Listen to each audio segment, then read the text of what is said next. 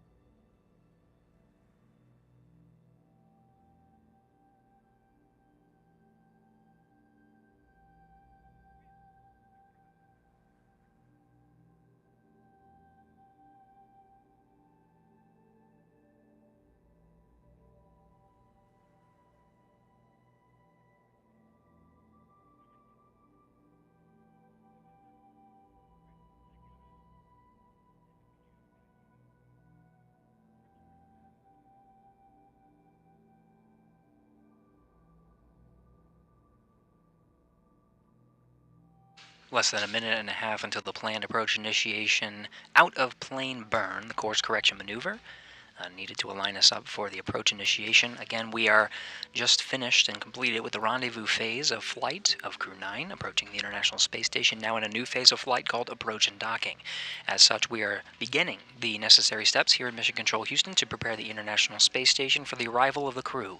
Our Attitude Determination and Control Officer is working on the necessary configuration of the ISS solar arrays, locking the solar alpha rotary joints in place.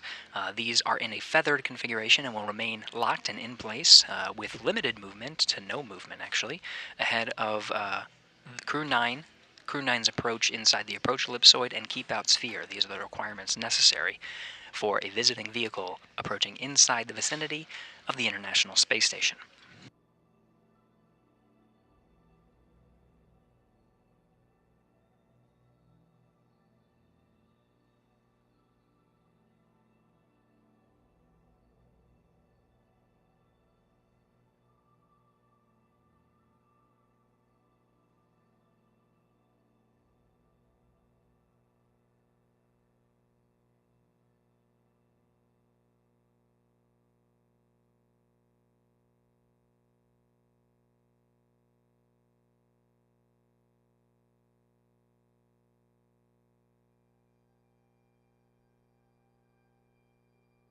We have confirmed that the approach OOP initiation burn is executed on time.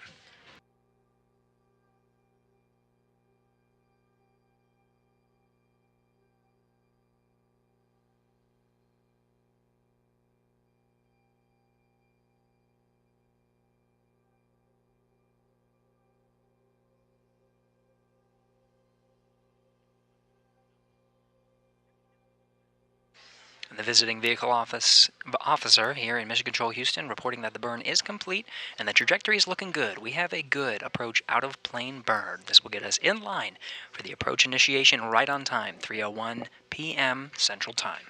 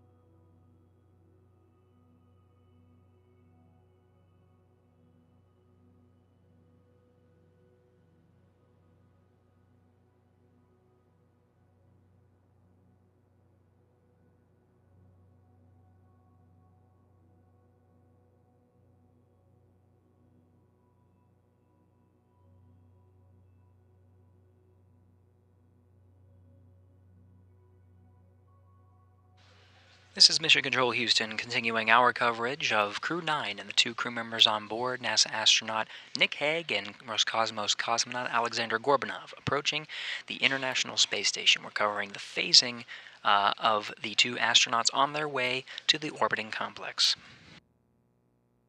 Quick recap of some of the events that occurred up until then. The crew, after launch yesterday, September 28th, launching at 12:17 p.m. Central Time, 1:17 p.m. Eastern, made their ascent through the atmosphere and had a successful orbital insertion, making their way around the Earth in a good orbit prior to the first of many phasing burns that occurred just within an hour after launch.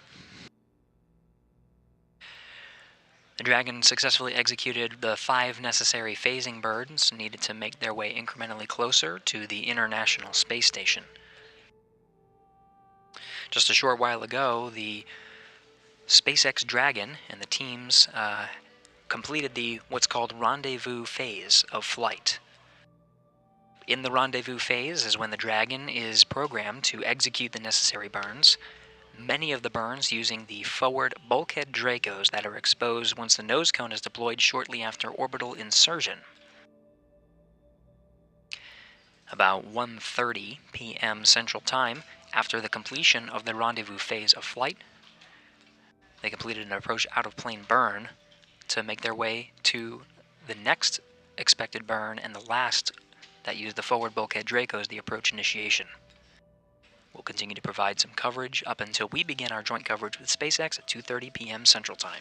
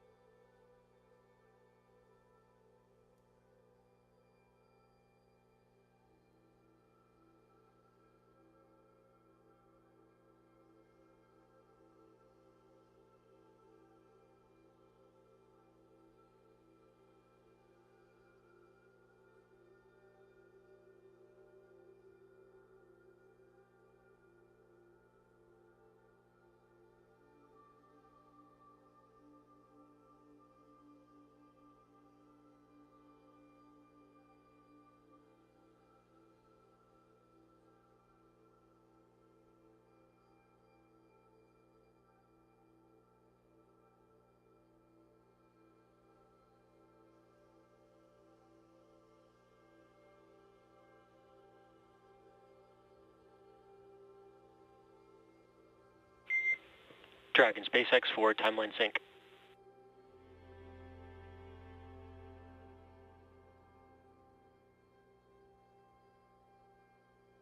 Freedom's with you.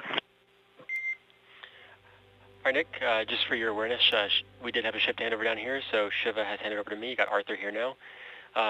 Just getting in line with you all in the cabin right now, I have us at making the call for less than 2.5 hours from our earliest docking time. Additionally, we're about 1 hour away from approach initiation, and that will put us at stepping into suit donning in just about 20 minutes from now. How copy?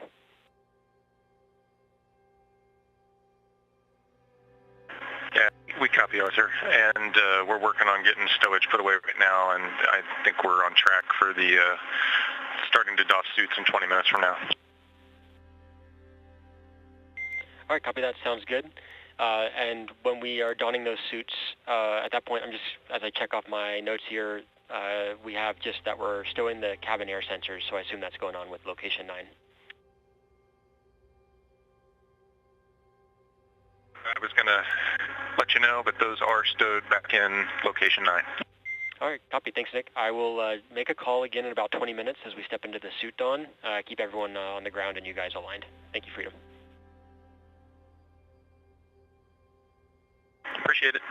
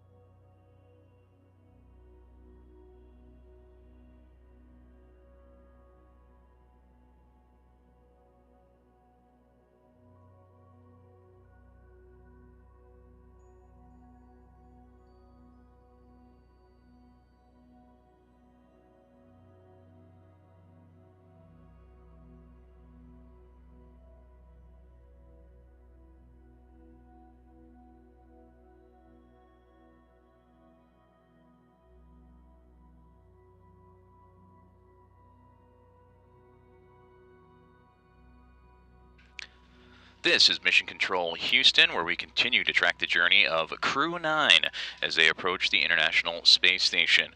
Here at Mission Control Houston, we just completed a handover in which Marcus Flores and his Argo flight now at the helm. And they have also exchanged a handover with their teams in Hawthorne and SpaceX. Currently tracking the next major milestone, the AI burn, about 43 minutes from now. But in about a little over 15 minutes, we will have joint coverage on NASA Plus from us here in Mission Control Houston, as well as the teams in Hawthorne. And again, you can follow along on NASA Plus. Crew 9, consisting of Commander Nick Hague and Alexander Gorbanov, continue to track its journey onto the International Space Station, where they will team up with the Expedition 72 crew.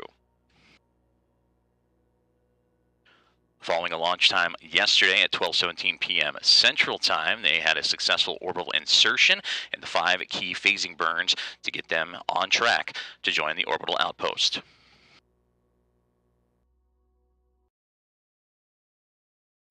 And good afternoon, everyone, and welcome here to the launch pad. If you're just joining us, welcome. My name is Zach. I'm the founder and host here at the launch pad, and you are looking at 2 incredible views from onboard the International Space Station in low Earth orbit. 1 day, 1 hour, 58 minutes ago, Crew 9 launched from here on the Space Coast from Slick 40 at Cape Canaveral Space Force Station in Florida, the first human flight from that pad. And in just over 2 hours, they will be docking to the International Space Station. But things are going to start picking up here very soon as the crew approaches that approach ellipsoid and the keep-out sphere of the International Space Station. The station now flying over the southwest of the United States on a ground pass here, so we should hold these views for a bit of time here. Always incredible to see what we can see from the International Space Station. We're going to be bringing you full live coverage from rendezvous to docking to hatch opening and the welcome ceremony all over the next 4.5 to 5 hours. So make sure you're staying with us here. If it's your first time here, though, here at the launch pad, it's our mission to inform and inspire the explorers of tomorrow, because we believe that space is better together, and we bring you full live launch, docking, undocking, and return to Earth coverage of every mission around the world if we can have a camera at it, as well as space news updates on our second channel, the Launchpad News, and exclusive one-on-one interviews with your favorite CEOs, launch providers, and scientists from around the world. We do believe that space is better together, and we're glad to have so many of you joining us here. Take a moment, let us know in the chat where you're watching from, and while you do that, hit the like button and share out the stream. A big development last night. If you haven't been made aware of it, we're getting ready to put out an article on this on our website as well. SpaceX confirming that the Crew 9 second stage did have an off-nominal burn and re-entered outside of the designated splashdown zone late last night, early this morning. With that, they have grounded all Falcon 9 operations in the meantime. The schedules have all been paused on upcoming flights as they investigate. Now, this is the second stage issue in just a matter of months, the third Falcon 9 issue in 3 months, but we'll hopefully see them figure out what the issue is and have it a quick resolution, as we have some really mission-critical timeline launches coming up, specifically the Europa Clipper on Falcon Heavy. Its launch window opens October 10th, and they only have until Halloween to launch Europa Clipper on its mission, and if they miss that window, it'll be many months till they can go again. So SpaceX team's actively working on investigating that second stage, but at this time, all Falcon 9 missions are currently paused. The last time they had a second stage issue, it was only a matter really of days. We saw that landing failure, and that was a matter of a couple of weeks, so I don't expect this to be a very long pause to operations, but for the third time this year, Falcon 9 is grounded. We'll, of course, bring you launch coverage when they resume launching, all right here on the Launchpad Network. But in the meantime, we got lots of activity on the International Space Station. We have the approach and arrival of Crew 9. In about 7 to 10 days, we'll have the departure of Crew 8. We also have some other launches coming up, and if you want to stay up to date on the latest of the launch schedule, you can head over to tlpnetwork.com/launches, or just tlpnetwork.com and click on launches, and you can see our upcoming launch schedule. The next launch on the schedule is the next confirmed date launch is October 4th for the second certification flight of Vulcan Centaur, launching from Slick 41 here in Cape Canaveral. This will be a demonstration flight with inert payloads and stuff for the U.S. Space Force. That's currently scheduled to launch at 6 a.m. Eastern Time on October 4th, and we'll bring you full live launch coverage of that right here on the Launchpad Network. As we get ready to patch in NASA and SpaceX mission controllers for full docking coverage, we'll also be answering your guys' comments and questions. You can send those in the chat by tagging us at the launch pad, and we'll work on answering those live. We got people tuning in from all over the world. We got accounted for in Missouri. We got Aditya, I hope I said that right, in India. Welcome. We got Penny watching from North Carolina. I hope you guys are doing okay with the weather that's passed through. We got Jimbo, the racing capital in Indianapolis. Thomas is watching from your bed. Oh, that sounds comfortable. We got Nanook in Syracuse, New York. Welcome. We've got Nick watching from Romania, Bucharest. And Lightning Jack in Poland. Carmen's in Panama City, Florida. It's great having you all tuning in with us here. Julia is in D.C. And we have On the Clock with Eric in Tampa, Florida. I hope you guys are doing as well. All right, Hurricane Helene really devastating the west side of Florida, the Panhandle, and then all the way up through so many states. If you have been impacted, our thoughts and prayers are with you there. If you're just joining us, we are just over 2 hours and now under 10 minutes away from docking of Crew 9 to the International Space Station. That's the targeted time of docking. This is a dynamic phase of flight where that timeline can move up, but we have that there so you have an idea. But we will be getting live views from inside NASA SpaceX Mission Control and on board the International Space Station beginning in about 10 minutes time as we get ready to approach the docking operations. Crew 9 launching 1 day, 2 hours, 3 minutes ago from the Space Coast. 2 astronauts on board, 1 NASA astronaut, 1 Russian cosmonaut leaving space for NASA astronauts Butch Wilmore and Sonny Williams, who were left on the International Space Station without a ride home when the Boeing Starliner departed a couple of weeks ago. Butch and Sonny, I'm sure, eager to welcome the 2 new ones aboard the space station, but also to finally have a true way home. SpaceX does have 1 extra SpaceX spacesuit on the ISS. That one does fit Sonny Williams. She's tried it on and confirmed that it works. They, onboard Crew 9, have brought up an extra spacesuit for Butch Wilmore, so he will have a suit home as well. So once we have hatch opening, Butch Wilmore and Sonny Williams will officially both have spacesuits and a safe way back home. It's been a couple weeks of nerve-wrackingness, hoping nothing happens on station, and we've just got a few more hours, and then we're back to normal operations. Crew 9 will have its 2 new crew join, and they will all stay on board the International Space Station for about 5 to 5.5 months, scheduled to come back in February with the next crew change with Crew 10. Incredible that we're already saying Crew 10 with these SpaceX missions, and we haven't said Crew 1 yet with Starliner, but hopefully we will get to say that next year. As always, if you guys have questions, you can send those in the chat by tagging us at the launch pad. We'll work on answering those live while we continue through docking coverage. It's always amazing to watch just the speed the International Space Station travels. On the bottom right side of your screen is a live ground track of this ISS's location. On the left side of your screen is a live track of Dragon. That is coming down from Dragon telemetry. SpaceX uses an interesting tracking system that doesn't actually track the Dragon. The Earth stays steady and the Dragon goes around it. So that's why we have those 3 Earths to give you an idea where it's passing. Over the last day and 2 hours, we've been able to watch it launch, come up on the map, and then actually slowly approach the International Space Station, kind of chasing it down. But now it is right in line with the station, ready to approach that keep-out sphere. We got lots of people tuning in, and while we wait for those questions to be sent in, we got Jacob watching from Slovakia, Julie's in Northern Virginia. We've got T watching from rehab in New York. Well, welcome. We've got France, I see, Northern Ireland, Pennsylvania, Lincolnshire in the United Kingdom. We got Charleston in South Carolina, Long Island in New York. We got more Northern Ireland. It's great to have you all tuning here. If you haven't yet, take a moment, hit that like button and the subscribe button. They're both free to do and really do help us out. Catching up on your guys' questions in the chat. We'll work on answering those. Looks like we do have a ground station dropout there. Interestingly enough, they are over the U.S. and we have that dropout, but that's all right. We should get that back here actually over Canada. We should have that back here in just a moment's time.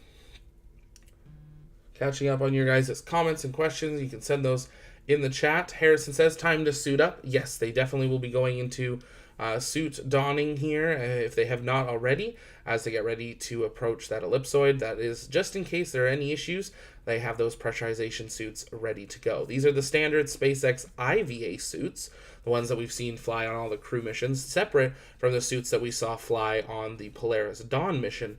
Those are designed for spacewalk and EVA activities.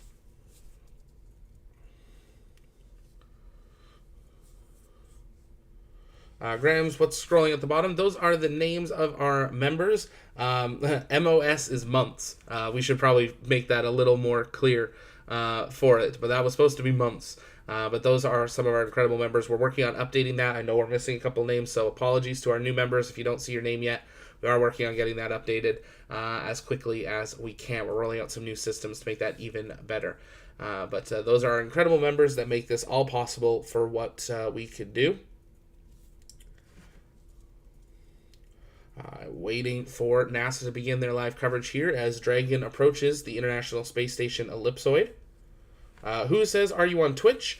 We do have one. We're getting that set back up. We just relocated our studios from Canada to here on the Space Coast in Florida. So we're working on getting some of our systems to bring us back onto broadcasting on other platforms as well. But our main channel is always going to be here on YouTube. 23XI asks, when was the ISS made? That's a really great question. Thanks for sending that in. It started being built in the early 90s. The first module was launched in the late 90s, and the last new module docked to the space station just a couple years prior to the 2020s, so the late 2010s. Was when the last new module docked. So the International Space Station currently set for retirement and disposal into one of the oceans at Point Nemo in the Atlantic in early 2031 is the current timeline. It was originally going to be retired in the early 2010s, but they've extended it numerous times, and the current timeline is 2030 retirement, 2031 disposal into the Atlantic Ocean in a designated zone called Point Nemo. This is the furthest point from any land mass, and it's the safest place to dispose of satellites and space stations. It is possible they can extend that longer, but at this time, that is their current plan and strategy, is to dispose into Point Nemo in 2031 with a custom SpaceX vehicle that is it's a cargo Dragon with a modified trunk section that'll be used as the American deorbit vehicle for the International Space Station.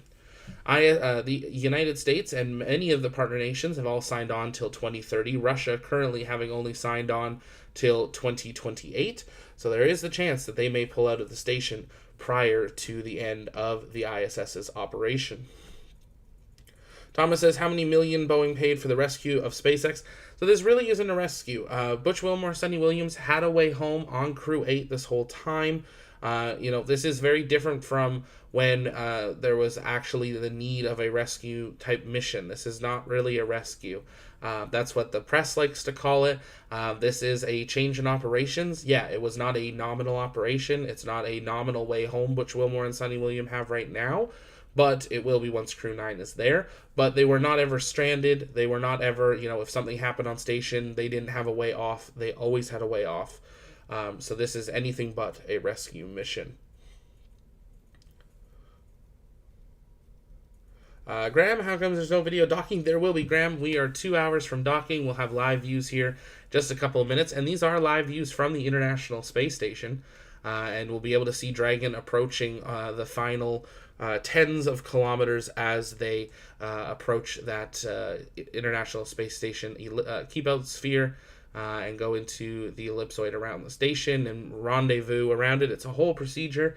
Takes about an hour and a half. And that is what we're going to see over the next 2 hours. We are waiting for NASA to begin their live coverage, and the moment that they do, we will patch them in and listen in to Mission Control for those live updates. We also have been listening in to live station-to-ground communications over the last hours as Dragon and Station have linked up with the Big Loop in preparation for docking. As always, if you guys have questions, you can keep sending those in the chat by tagging us at the launch pad, and we'll work on answering those live while we continue through the rendezvous and docking of Crew 9. One NASA astronaut, one Russian cosmonaut on board. beginning the next expedition here, Expedition 72, now underway on the ISS, and the first 2 crew members to launch under that program and that next expedition season. Russian Severe Weather says, cheers from Russia. What are your thoughts on the FAA actively hindering Musk's endeavors? I think SpaceX moves fast, and I think they have to make sure they're following the rules. I think the FAA moves slow and is trying to make sure everyone follows the rules, but also aren't advancing their rules and clearing the way for rapid innovation. So I think there's, I think if SpaceX broke rules, there should be penalties and fines, but I also think the FAA needs to be looking at SpaceX is changing the game in space exploration and technology advancement, and there needs to be looks at how we can advance that and support that. But we also have to make sure it's done safely. So I think both are needed. I think both have to work with each other, and I hope that we see that in the near future. We are standing by for the NASA link here in just 10 seconds from now. Once we have that, we will bring that up on screen. You can keep sending in your comments and questions throughout today's broadcast by sending your questions in by that tag that's at the launch pad, and we'll work on answering those live here. And we do have NASA getting ready to bring up their live broadcast, so we are going to transition our layout here to this new view here to have those incredible live views from the ISS on the left side of your screen, but the main broadcast on the right, and we'll go full screen when we go into that final docking. Now just under 2 hours away from that expected docking timeline to the International Space Station. If you're just joining us, Crew 9 approaching the ISS, and the crew on the International Space Station eagerly awaiting their arrival. If you haven't yet, take a moment, share out the stream, invite people to join us as we continue to follow along. Let's listen in to NASA and SpaceX. A little tease there. We got to see in Hawthorne for a minute. They'll run their little intro video, and then we will listen in to NASA and SpaceX mission control for rendezvous and docking of Crew Dragon Freedom. I believe they're flying for the 4th time to the International Space Station.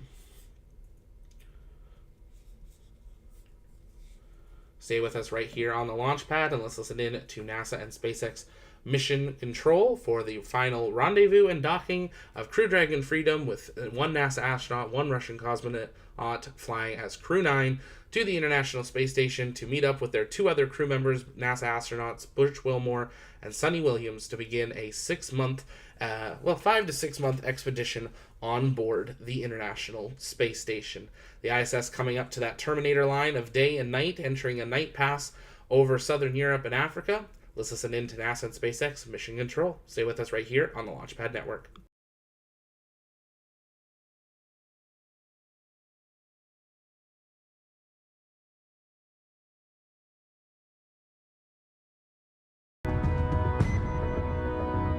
Hello, and thanks for tuning in to the NASA SpaceX Crew 9 mission, a long-duration rotational mission to the International Space Station for NASA astronaut Nick Hague and Roscosmos cosmonaut Alexander Gorbanov. I'm Ronnie Foreman, a senior commercial sales manager here at SpaceX, and I'm joined by NASA's Leah Cheshire. We are just under a couple hours away from the final approach and docking of Dragon to the International Space Station. Overall, this will be Dragon's 44th visit to the space station and its 13th human spaceflight mission to the orbiting lab. Looking back over the last 24 hours, launch day preparations started early for our crew members. About 4 hours prior to launch, the crew completed their final medical checks before joining the SpaceX team to get into those spacesuits. After suit up in the NASA Operations and Checkout building, the crew walked out, waving some final farewells to their family and friends waiting outside. That's always one of my favorite parts of the day. Of course, the next destination for the crew was the launch pad. It takes about 20 minutes to ride to Launch Complex 40, where the Falcon 9 and Dragon spacecraft were waiting for them. Of course, a reminder, this was the very first human launch from Launch Complex 40. About 2.5 hours prior to launch, the crew ingressed or entered the Dragon spacecraft, walking over that crew access arm and enjoying some last views of the Space Coast. Love that one of them taking in the rocket itself before they headed into the White Room, and then, as you can see here, into the spacecraft. Then at 10:17 a.m. Pacific Time, 1:17 p.m. Eastern Time, the 9 Merlin 1D engines ignited and Falcon 9 lifted off from the first time with crew on board from LC-40, marking the 15th time humans rode Dragon into orbit. With Falcon 9's first stage at full power, our crew began their journey to the International Space Station. Just about T+8 minutes into that mission, our first stage returned to Earth and landed at Landing Zone 1.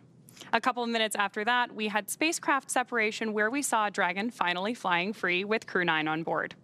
About 45 minutes after liftoff at 11:03 a.m. Pacific, Dragon executed the phase burn. This is the first of 5 major burns required to raise Dragon's orbit and position it for approach to the International Space Station. Dragon raised its orbit using the Draco thrusters over the last several hours as it continues to chase down its destination, the space station. And then just a few hours ago, the boost burn took place at 7:58 p.m. Pacific Time. The boost burn put our crew in an orbit where Dragon's apogee, or the highest point of the orbit, is about 10 kilometers lower than the station. But before we can approach the station, we need Dragon's entire orbit, not just that highest point, to be effectively shadowing the space station. So after that, we executed the close co-elliptic burn at 8:42 p.m. Pacific. The close burn placed Dragon on an orbit roughly co-elliptic with the space station, meaning that it's maintaining an orbit roughly 10 kilometers lower than the station the entire way around the Earth. Again, that's in contrast to only being 10 kilometers lower than the station during the apogee, or the highest point in the orbit, which is what was achieved by the boost burn beforehand. Now from there, this morning at 7:54 a.m. Pacific Time, we executed the 4th major maneuver known Freedom as... copies go, 2001 Zulu. And that was good news from the crew. It sounded like Commander Nick Hague aboard Dragon. They just got the go for the approach initiation burn. We're tracking that in a little less than 30 minutes now. However, let's rewind a little bit. This morning, we did execute the transfer burn, 7:54 a.m. Pacific Time. That's where we raised Dragon's apogee, or the highest point of its orbit, to just 2.5 kilometers lower than the station. Then we rounded everything out with the final co-elliptic burn at 8:41 a.m. Pacific to once again maintain that constant orbit lower than the station, this time just 2.5 kilometers below. That was a shorter burn lasting just over 30 seconds. And recently at 11:30 a.m. Pacific, we added in the approach out of plane burn to further refine Dragon's trajectory to the space station. During our approach, SpaceX flight controllers will work in tandem with the NASA team in Houston to maneuver Dragon Freedom to the proper altitude. They will initialize the navigation sensors used for this methodical approach to the space station.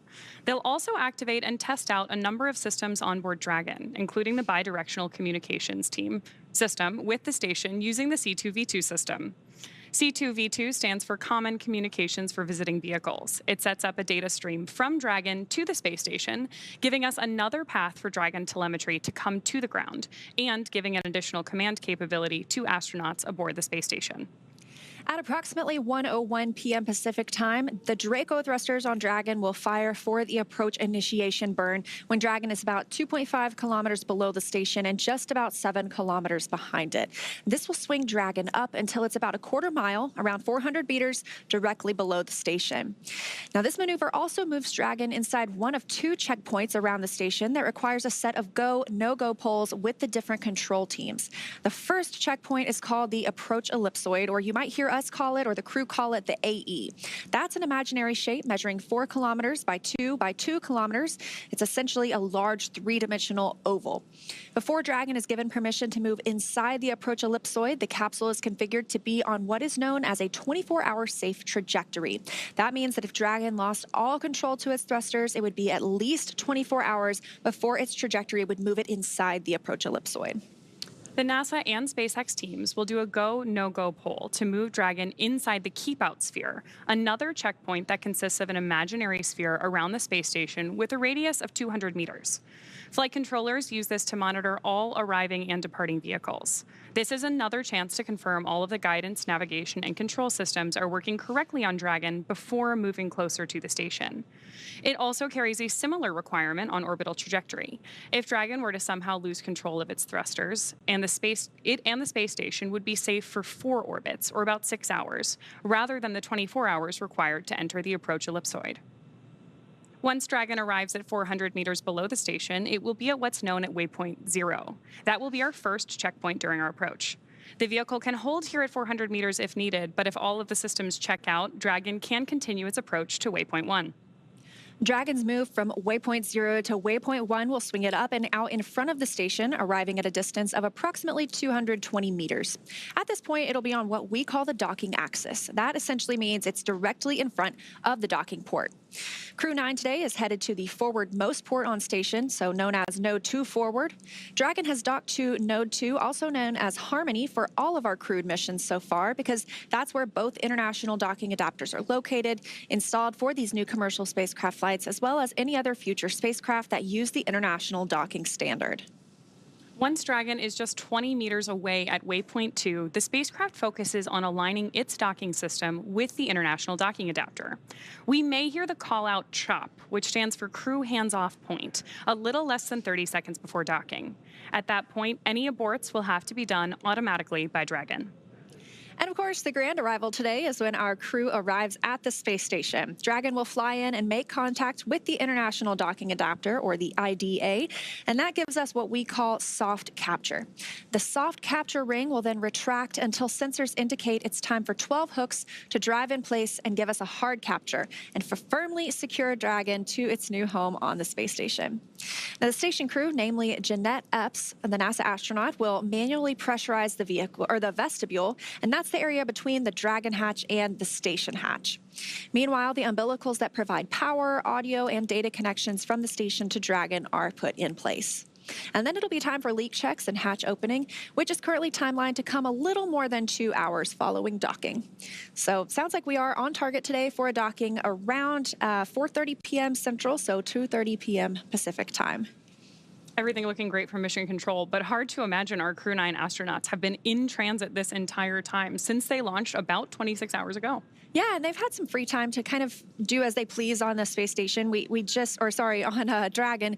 Now, they have the opportunity to eat some meals. They get out of those suits and the seats where we last saw them yesterday, get a little comfortable. You know, I heard they were looking out the window and enjoying the views, obviously, who wouldn't? They also have a sleep period, and so they woke up a little bit before 3 a.m. Pacific time today. So they are already shifting their schedule to be a little more aligned with the schedule on the International Space Station. That also would not be a bad view to wake up to. We're getting some of those early views on your screen right now of the light just coming over the edge of the Earth, which is pretty exciting to see.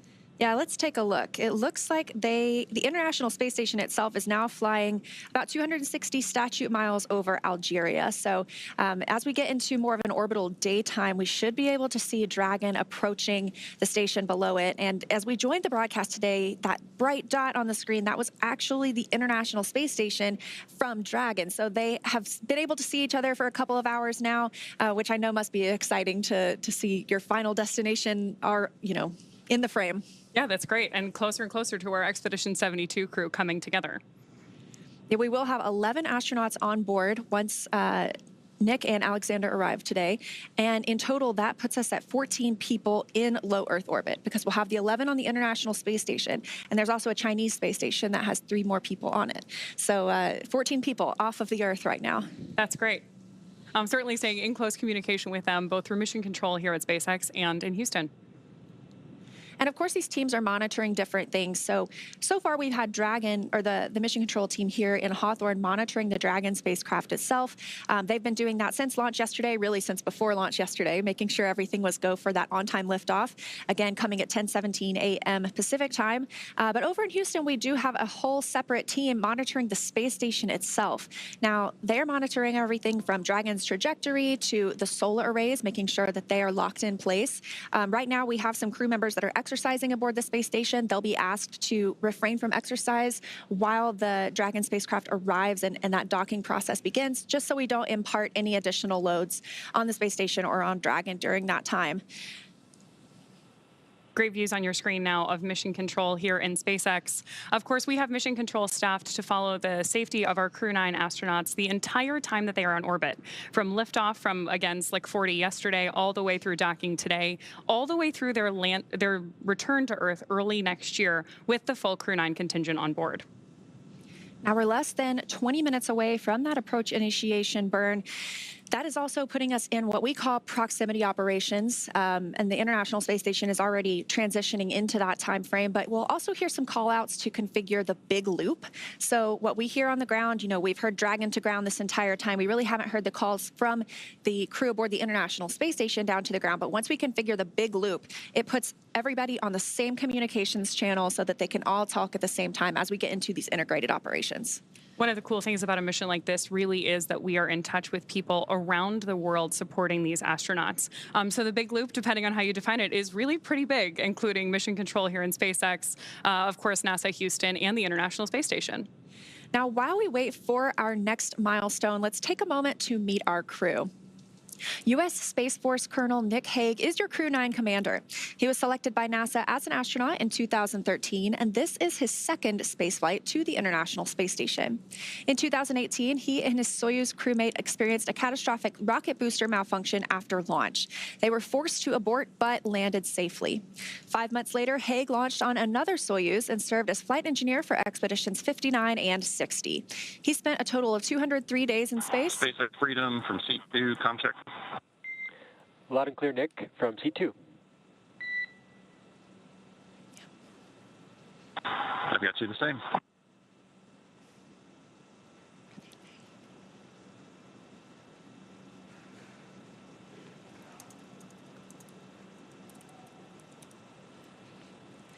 All right, a little bit more about Nick Hague. He spent a total of 203 days in space previously and performed 3 spacewalks. He's a Kansas native and a test pilot and a distinguished graduate of the United States Air Force Academy. Nick spent 5 months in Iraq with support of Operation Iraqi Freedom. He voluntarily transferred from the United States Air Force to U.S. Space Force in 2021 and is an active colonel. His wife, Katie, is a retired U.S. Air Force colonel as well, and they have 2 sons. To learn a little bit more about Nick, let's take a look at this video.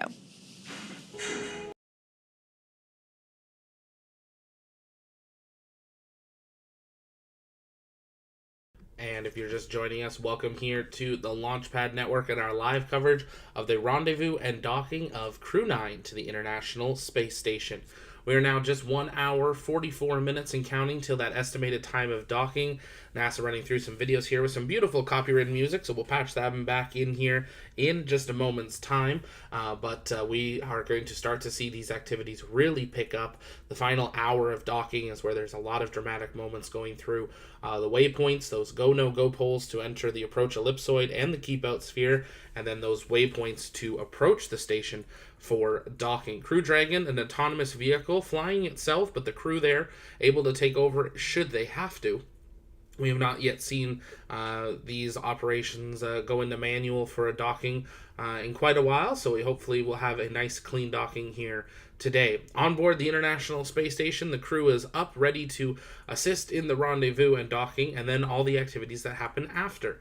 And once we have docking, make sure you stay with us for full coverage of the pressurization checks, the hatch opening, and the welcome ceremony of the 2 newest astronauts on board the International Space Station.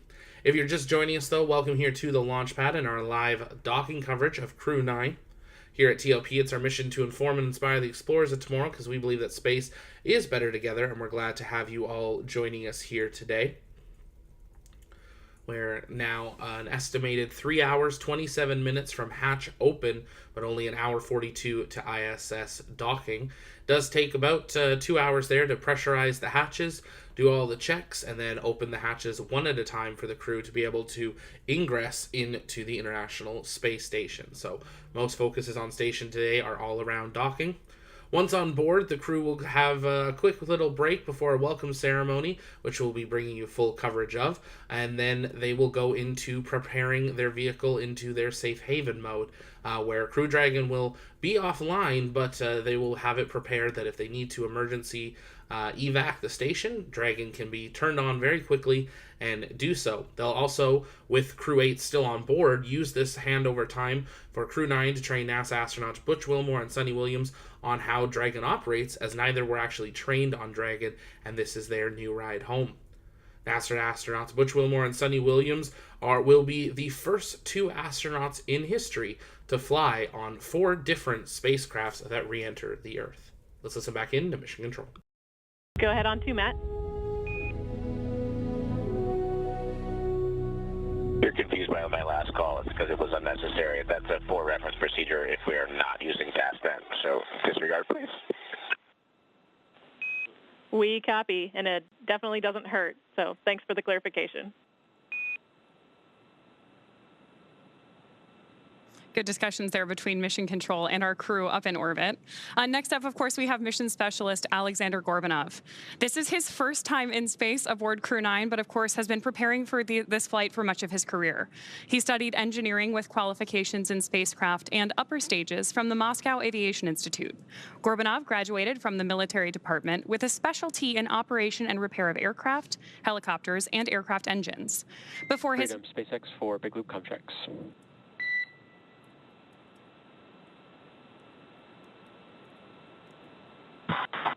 Freedom's with you. All right, I can confirm that the bidirectional link has been established. You are go to change your push-to-talk destination to ISS and initiate a comm check with SpaceX, Houston, and station.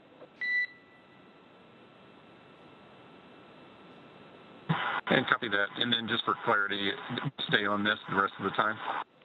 Affirm, I will be with you on space to ground the rest of the time through docking. Okay, copy.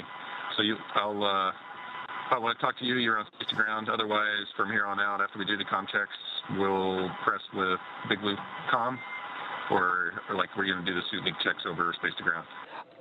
Space to ground. So everything will be Big Loop from now on, just so you don't have to switch back and forth. So we have Dragon to ground and space to ground. We'll use Big Loop, which is space to ground, so you can keep it configured to ISS as your push-to-talk destination for the remainder of approach. Okay, just making sure. All right, switching over.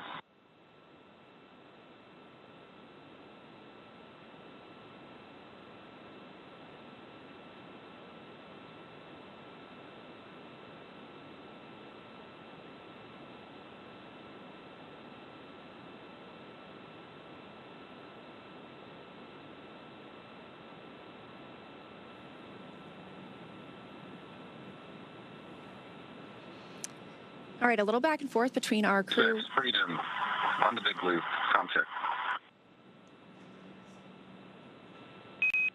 check. SpaceX has you loud and clear on the Big Loop. How me?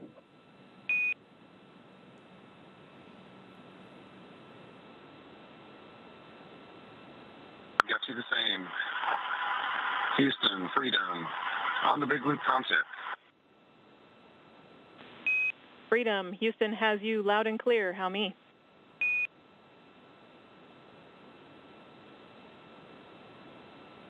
Can catch you loud and clear, Houston. And station, Freedom, comm check on the Big Loop. Freedom, this is station. We've got you loud and clear, Nick and Alex. We are waiting for you. Loud and clear. Can't wait to get there. And tally ho, we got you in the window.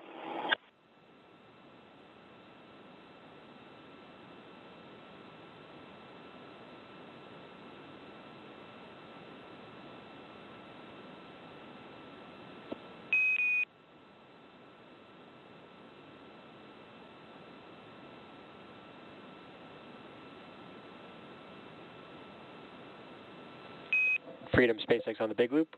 We'll call that comm checks complete. We will stay on this loop for the remainder of approach. All comms.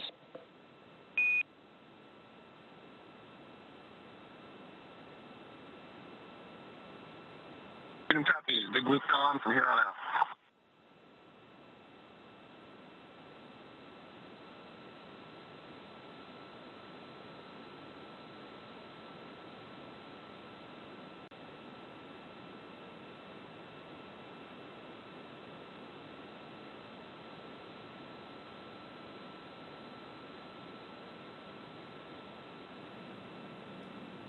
All right, we did hear those Big Loop communication checks complete. So we were just talking about the Big Loop.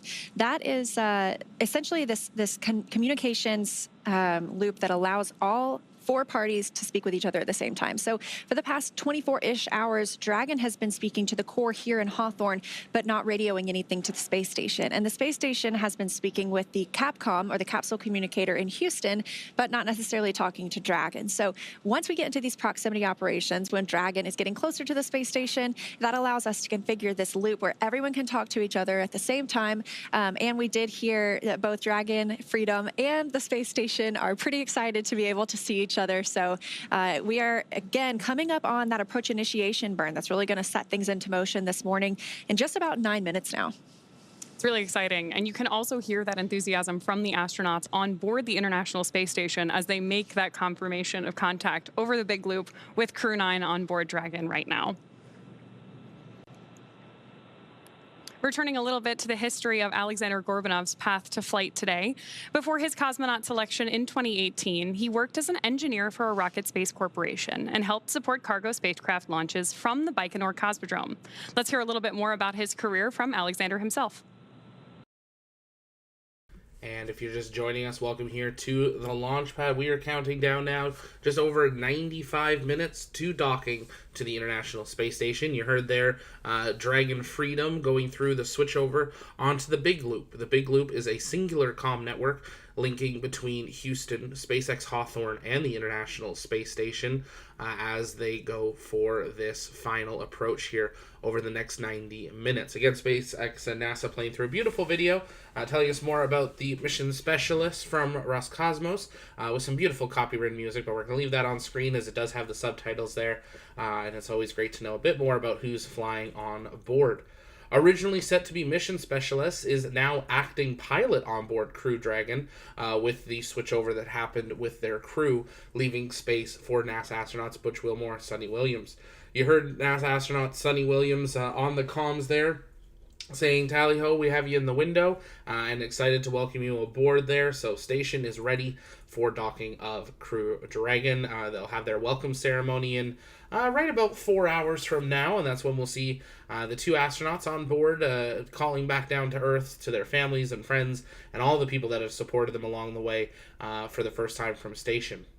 Commander of Dragon Freedom, this is his second space flight, but his third rocket launch. His first launch was on Soyuz, which had an in-flight abort, and they did not make it into orbit. They splashed down, or landed, in an emergency landing. He flew 6 months later on Soyuz to station for a long-duration 6-month mission, and now is flying here again and is eager to get back. The Russian cosmonaut, this is his first flight to the ISS, and he went from mission specialist to acting pilot for this mission, and will be up there for 6 months as one of the Roscosmos representatives. The International Space Station, a partnership between many nations, including the United States, many nations of Europe, and Russia, and will continue to be till the end of the ISS. If you have questions, though, you can send those in the chat by tagging us at the launch pad, and we'll work on answering those live while we continue through our live broadcast. Daniel saying NASA's not even live. NASA no longer broadcasts all of their stuff on YouTube. They do it all through their internal platforms, but as media, we do get access to that, and that's why we're broadcasting it here today. Let's listen back into NASA and SpaceX mission controls. We're just over 90 minutes from docking of Freedom to the ISS. Period. This morning, the crew got right into preparing for Dragon arrival. NASA astronauts Matt Dominic and Mike Barrett will be in the station's cupola, that bay window looking down on Earth, using special software to track Dragon's approach and make sure it's staying in the expected zones. Once Dragon is docked, Jeanette Epps will be primed to move right into hatch operations. She'll start by opening the large hatch at Node 2 forward, giving her access inside the pressurized mating adapter. The crew will then have to pressurize the vestibule. That's the small space between the hatches on Dragon and the space station. That vestibule is exposed to vacuum prior to docking, so the crew will need to fill it with air and make sure its pressure is nearly equal with the atmospheric pressures on Dragon and on the station. Epps will use a small valve on the station's hatch to slowly introduce air into the vestibule.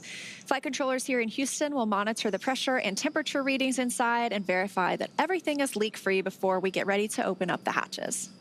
Of course, preparation began prior to crew arrival to make sure they have somewhere to stay. The astronauts have available temporary campout locations, known as casas, that they can stay in until we're back to our usual 7 people living and working on station. Yeah, so we're excited to get those 2 new crew members aboard and bring Expedition 72 up to 11 crew members for handover. So this is what Expedition 72 will look like once we have our Crew 8 return next week. These crew members arrived, obviously, we have Butch and Sunny who arrived on Starliner. We have Nick and Alexander who are arriving today on Dragon. And then we have our other 3 crew members, including NASA astronaut Don Pettit, who arrived just a couple of weeks ago on a Soyuz spacecraft, and they are part of Expedition 72. I can't believe we're already up to 72 expeditions now, but we have had humans living and working in space for over 23 years continuously now. So if you are under 23 years old, there has never been a day of your life when all humans have been on the Earth at the same time, which sounds like, that's awesome. It's so sci-fi. It sounds like the future, really cool. But it's now. So right now, that Expedition 72 crew aboard the station is awake, and they are preparing for Dragon's approach, and they sound pretty excited about it, too. Yeah, they do. Speaking of Dragon, development of Dragon for crew started with Dragon carrying cargo. Dragon was designed from the beginning for flying humans to space, so much so that even the first Dragon had a window. Before we could fly humans, teams implemented a number of design upgrades to make sure both Dragon and Falcon 9 are suitable for flying people. Then we put both vehicles through thousands of tests to prove their safety. Dragon is capable of carrying up to 7 passengers to and from Earth orbit and beyond. It is the only spacecraft currently flying that is capable of returning significant amounts of cargo to Earth, and is the first private spacecraft to take humans to the space station. Dragon is fully autonomous, which means it can basically fly itself, but also features full manual override capabilities in case of an emergency. Now, we did just hear that the approach initiation burn just started, so that is about a 90-second burn. It did come a couple of minutes earlier than we were expecting it today, but so far it seems like everything is going well, and we are standing by for the burn completion. Again, this is really going to set things into motion for us today. This approach initiation burn moves, it happens when Dragon is about 2.5 kilometers below the station, just about 7 kilometers behind it, and that'll swing Dragon up until it's about quarter mile, which is about 400 meters directly below the station. And of course, each one of these maneuvers are about very gradually approaching station with Dragon, just to make sure that we approach slowly and carefully. Even though these vehicles look like they're moving quite slowly relative to each other, each one is traveling more than 17,000 miles an hour. Freedom SpaceX on the big loop. Nominal approach initiation maneuver complete.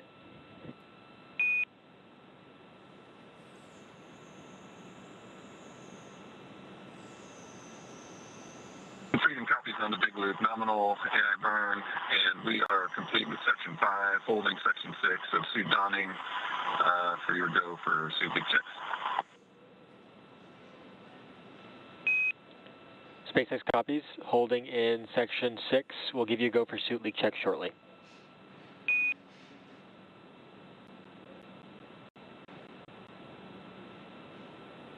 Freedom copies. All right, we love that word nominal.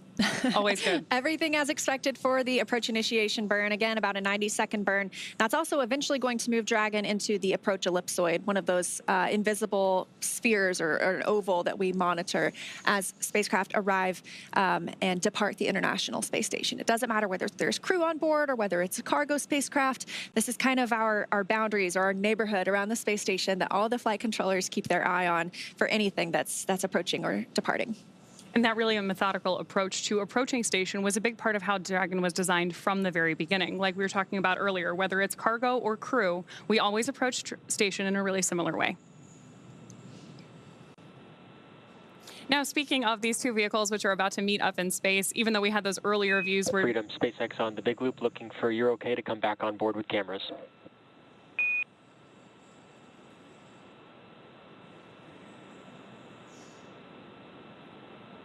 Freedom. Yeah, we're good with that. Apologies for not having you come on board earlier, but welcome aboard.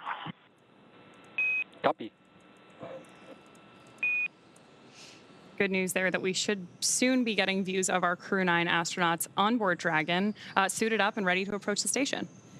Yeah, I'm pretty excited that we did hear they were putting their suits back on earlier, and so they're going to get into some leak checks and make sure that everything is safe. They'll keep those suits on for the remainder of the approach to the International Space Station, all throughout docking. And then once we complete the docking and we're successfully attached to the space station, they'll have a chance to get out of those suits and probably into their flight suits or something else while we work to pressurize that vestibule and before we open the hatch. So again, we're targeting docking today around, let's see, I believe 1:30 p.m. Pacific time. Getting close. I'm trying to work on my time zones, but I feel like I'm in a bunch of different places. Well, we're communicating with a bunch of different places between here, Houston. Obviously, we've got the station on Greenwich Mean Time, so we're jumping around across the world a little bit. But the good news is that for our Expedition 72 crew, Dragon is getting bigger in the window as it gets ever closer to the ISS. But Dragon's actually pretty big to begin with. The Dragon spacecraft and its trunk stand over 26 feet tall. There are 2 windows on the spacecraft, plus 1 under the nose cone. The nose cone opened shortly after launch, so if you were with us yesterday, you heard us call out that major milestone, which allows us to expose the forward bulkhead thrusters and docking mechanism that will connect with the International Space Station. Dragon's trunk holds solar cells, which power Dragon while it's in free flight, and the trunk can also carry unpressurized cargo to the station. Now, Dragon has 16 Draco thrusters that can be used in space to help navigate the spacecraft to its destination, each providing 90 pounds of force, which really takes you a long way once you're in the vacuum of space. That doesn't include the 8 Super Draco thrusters used for an abort, which are no longer active once the crew is in orbit. Dragon has played a significant role in advancing our future in space by safely transporting crew to and from the space station. There are currently 4 Dragon spacecraft supporting human spaceflight missions that have docked to the station: Endeavour, Resilience, Endurance, and Freedom. Crew 9 are on board Freedom today, which previously flew NASA's SpaceX Crew 4, in addition to the commercial Axiom missions AX-2 and AX-3. Altogether, the reusable Dragon spacecraft have completed 8 human spaceflight missions on behalf of NASA and visited the station 42 times under NASA's commercial resupply and commercial crew programs so far. As we mentioned earlier, Crew 9 is Dragon's 15th human spaceflight mission since 2020. Now, that includes these commercial crew program missions for NASA, as well as the private astronaut missions with Axiom, Inspiration 4, and Polaris Dawn, which recently launched. And that is when Dragon became the first private spacecraft to take humans to the International Space Station with Demonstration Mission 2 in 2020. Now, you might be wondering, what do the astronauts do once they get to the International Space Station? And I can tell you they stay extremely busy. So over the last 23 years, crews aboard the space station have completed thousands of scientific and educational experiments, and Crew 9 is prepared to add to that growing number. Crew 9 will conduct hundreds of science experiments and technology demonstrations during their mission, and they will spend several months, I think about 5 months, working on the orbital laboratory. Yeah. Of course, having more crew members on board significantly expands the amount of research that we can conduct, and this crew will conduct new scientific research to prepare for human exploration beyond where we're at now in low Earth orbit and benefit humanity on Earth. Experiments include studies of blood clotting, effects of moisture on plants grown in space. SpaceX on the big loop for suit leak checks. We're going to wait to perform the suit leak checks until the other side of an upcoming TDRS handover, so I'll be back with you in about 6 minutes to step into suit leak checks.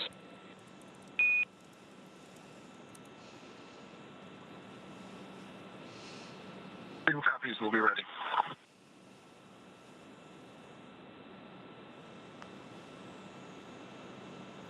Good news for Mission Control there that we are about to step into those suit leak checks, but we are expecting a slight communications gap in our TDRS coverage. That's the call out you heard, that we're expecting a little bit of a handover with that system.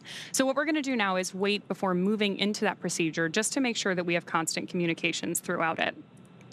Speaking of things that are happening constantly, back to our experiments on board the station, we're also going to be studying vision changes in astronauts.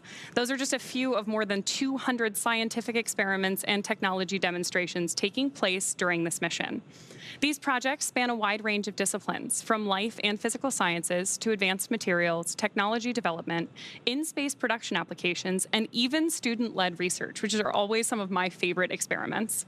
Results from those studies will bring value to humanity both on Earth and in space, further our ability to explore, and enable a robust market in low Earth orbit. So let's break it down a little bit more and talk specifically about some of the experiments that will be happening while Crew 9 is aboard the space station. The megakaryocytes orbiting in outer space and near-Earth research experiment investigates how environmental conditions affect the development and function of megakaryocytes and platelets. I had no idea what megakaryocytes were, but they are large cells found in bone marrow and platelets, and pieces of these cells play important roles in blood clotting and immune response. Results could provide critical knowledge about the risk of changes in inflammation, immune responses, and clot formation in spaceflight, but also here on the ground. It is amazing to me how different the microgravity environment is, and that it gives us the opportunity to study these Earth-based processes in a way that help our astronauts, but also people here on Earth. Yeah. In addition to a lot of those biologically oriented experiments, the Neutron Star Interior Composition Explorer, or NICER telescope for short, on the exterior of the space station measures X-rays emitted by neutron stars and other cosmic objects. Through that, they're helping to answer questions about matter and gravity. In May of 2023, NICER developed a light leak, which is allowing sunlight to interfere with daytime measurements. Special patches have been designed to cover some of that damage, and those will be installed during a future spacewalk, returning the instrument to around-the-clock operations. And that's a plug for me. If you've never watched a spacewalk, if you've always gotten to watch a launch or a docking, but you've never taken the time to tune in when we have 2 crew members outside of the hatch, I have to encourage it. It is some of the most incredible work from the teams on the ground to the teams on the space station and, of course, the crew members outside. So it sounds like we're going to have some of those coming up to conduct that experiment and that installation. So keep an eye on blogs.nasa.gov or just nasa.gov in general for when you can look to watch any spacewalks. Back to some of the research. Some astronauts experience vision changes, and it's a condition that we call SANS, or spaceflight-associated neuroocular syndrome. There's a B complex investigation testing whether just a daily B vitamin supplement can prevent or mitigate this problem and assess how genetics may influence individual response. Now, one of those variations could be related to a metabolic pathway that requires B vitamins to function properly. And when we have inefficiencies in this pathway, it can affect the inner lining of blood vessels, and that can result in leaks that actually may contribute to vision changes. So providing B vitamins that are known to affect blood vessel function positively could minimize issues in who we find to be genetically at-risk astronauts. As people travel farther from Earth for longer, growing food also becomes increasingly important. Scientists conducted many plant growth experiments on the space station using its veggie hardware, including Veg01B, which demonstrated that outrageous red romaine lettuce is suitable for crop production in space. Plant Habitat 07 uses this lettuce to examine how moisture conditions affect the nutritional quality and microbial safety of plants. The advanced plant habitat controls humidity, temperature, air, light, and soil moisture, creating the precise conditions needed for this experiment. I absolutely love the veggie experiments. I think they're some of the most visual experiments that we have on the International Space Station. We have grown everything from zinnias. I don't know if you recall when... Those are beautiful photos, too. They're so beautiful. If you haven't seen them yet, astronaut Scott Kelly, he spent about a year in space, and he grew some zinnias and took some beautiful pictures in the cupola. And it's just such an amazing contrast of, Earth and space, and it's so... You can hardly, you can't live in just outer space, and here are these beautiful zinnias inside our beautiful habitat of the space station. So those are amazing, and they've also grown some chili peppers, Hatch chilies are my favorite. So this is my favorite experiment that's ever been done on space station, just because I think it would be fun to get to grow something and then eat it in space. Yeah, and of course the lettuce too. Everybody loves a fresh salad, so. Oh yeah. I won't say everybody, but I do. Now, there are currently nine astronauts and cosmonauts living aboard the International Space Station. They are Expedition 72. Of course, that includes the 4 Crew 8 members. They arrived in March 2024, and we expect them to return sometime next week. We're still looking at dates and weather and things like that. But stay tuned to nasa.gov for the latest updates on their return. That includes NASA astronauts Matt Dominic, Michael Barrett, and Jeanette Epps, as well as Roscosmos cosmonaut Alexander Gopyankin. So when Alexander Gorbanov gets there today, we'll have 2 Alexanders on board. And of course, on the Soyuz spacecraft that launched just a couple of weeks ago, we have NASA astronaut Don Pettit, and then Roscosmos cosmonauts Alexei Ovchinin and Ivan Wagner. And a really fun fact about Alexei. Freedom SpaceX on the big loop for suit leak checks.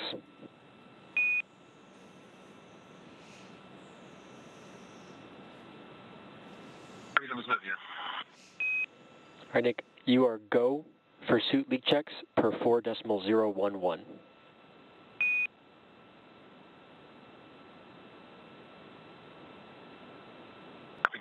the big checks.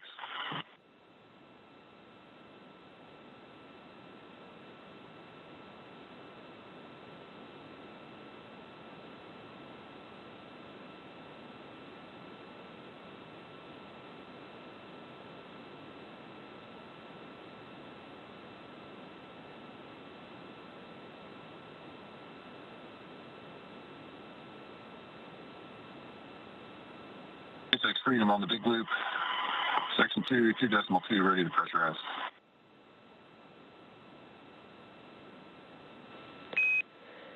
SpaceX is with you. You are go for commanding 2.3. Initiate suit leak check.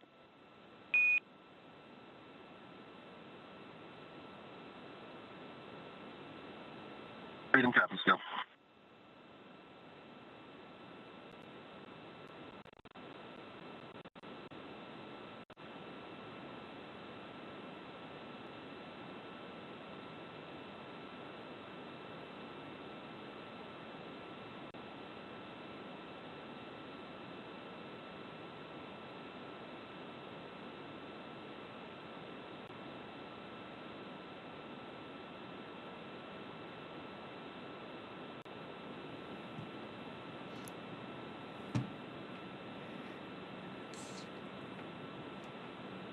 Good news there that our suit leak checks are well underway. Yeah, again, they do wear these suits. These are still considered dynamic portions of the mission. Like you talked about, these are really moving, the space station and Dragon are moving pretty slowly in relation to one another because you have to have a very slow and methodical approach to the space station. But in reality, they are moving at orbital velocity, so right. 17,500 miles around Earth. And so during these dynamic phases of flight, we just had the approach initiation burn, and we're getting into docking when we're bringing two spacecraft together, 260 miles above Earth. We keep our crew suited up and in their seats just in case they needed to take any actions like retreating or breaking out from the space station. But it seems like everything's going pretty smoothly so far. Yeah, everything is going well today, but one of the cool things about the suits that the astronauts are putting on right now and doing those leak checks on is that they really are designed to keep the astronauts safe in the event of an emergency. The material and everything on board the suits is designed for the off-nominal case so that even though hopefully everything goes the way it is today, really nice and smooth, we're ready for those off-nominal scenarios if they were to occur. And those suits are custom tailored for each crew member. And they also provide different things. So there's an umbilical on the suit that connects to the seat itself. And when they were getting suited up yesterday, there's kind of a little briefcase that it can help connect to as well. And that provides them things like cooling. That's also their communications outlet. So they have the ability to get in those suits and have communications through their helmet. When they are floating around the spacecraft, there is a microphone that they can grab and use at any time. So they don't have to stick their head in the helmet really quickly if they want to talk to somebody. But it does allow continuous communication for the crew with anybody here on the ground. Which is great because that's how we're able to hear them through the big loop right now. But once they get to the space station, those IVA suits, which stands for intervehicular activity suits, won't be needed anymore. So once they're out of their suits and ready to go on board the ISS, those Dragon spacesuits will stay on board Dragon for the remainder of the mission. Yeah, and it's very interesting. There's quite a difference between the IVA or intervehicular activity suit, like you mentioned, and the EMU, the extravehicular mobility unit. An EMU is when you think of a spacewalk, a NASA astronauts out on a spacewalk and the International Space Station, you see a bigger, a bulkier suit. That's an EMU. But of course, we did see just a couple of weeks ago the first commercial spacewalk with a new developed spacesuit, and that was still considered an IVA suit. Is that correct, or is it considered? That's an EVA suit. Okay. So that's basically an evolution of SpaceX's IVA suit that was designed specifically for the Polaris Dawn mission in support of that first commercial astronaut spacewalk that has ever been done, which was just, to me, so exciting to see. Because like you mentioned earlier, the spacewalks are, to me, the most exciting part of human spaceflight. You have this amazing communication between the astronauts outside of either the ISS or the capsule, working together, communicating with the ground. And it was great to see that not just on station, like we've seen it many times before and hopefully many times in the future, but also on board Dragon. Now, again, we did lift off on time yesterday. Just on the big loop, 2 good suits. SpaceX copies and concurs. At this point, we'll consider 4.011 complete, and that should also mean 4.010 complete. We're tracking the same. All right, good news. 2 good suit leak checks, that coming from NASA astronaut Nick Hague, who's the commander aboard Dragon right now. Again, 2 suits. It's he and Roscosmos cosmonaut Alexander Gorbanov. So we're bringing the station residents up to 11 today. I feel like that's going to make station kind of a party for at least the next couple of days. Yeah, absolutely. Wow, check it out. That's the International Space Station, our home in low Earth orbit, and the destination of Dragon today. This point of view coming from Dragon itself. Now, we did hear earlier that the crew aboard the space station can also see Dragon at this time. So as we get a little bit closer, we might be able to see Dragon from the station as well. And we're getting great views right now inside of Dragon, looking up at those screens as our 2 crew members begin to approach the ISS.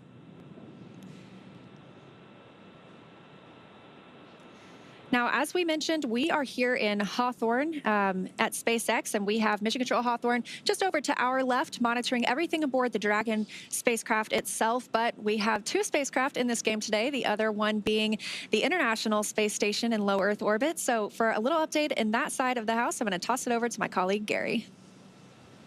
Hey, Leah and Ronnie, it is so great to be with you. We're over here at NASA's Mission Control Center in Houston, Texas, following along with the operations of Crew 9, Nick Hague and Alexander Gorbanov on the way to the International Space Station. We just heard an update that they had a great suit leak check, and we are counting down to the approach initiation mid-course maneuver. This is a maneuver that allows the Dragon spacecraft any course correction maneuvers necessary to align ourselves with the next waypoint, waypoint 0, right underneath the International Space Station. That allows for the next series of maneuvers, which Leah, you and Ronnie have both went over beautifully to sweep out right in front of the International Space Station in preparation for docking.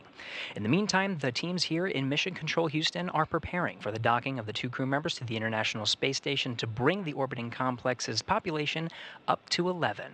So in the past couple of hours, NASA astronaut Butch Wilmore got a head start on preparing some of the monitoring tools that are necessary from the inside of the International Space Station. While the 2 crew members are approaching the International Space Station, they're going to have help from across the United States, but also from aboard the orbiting complex.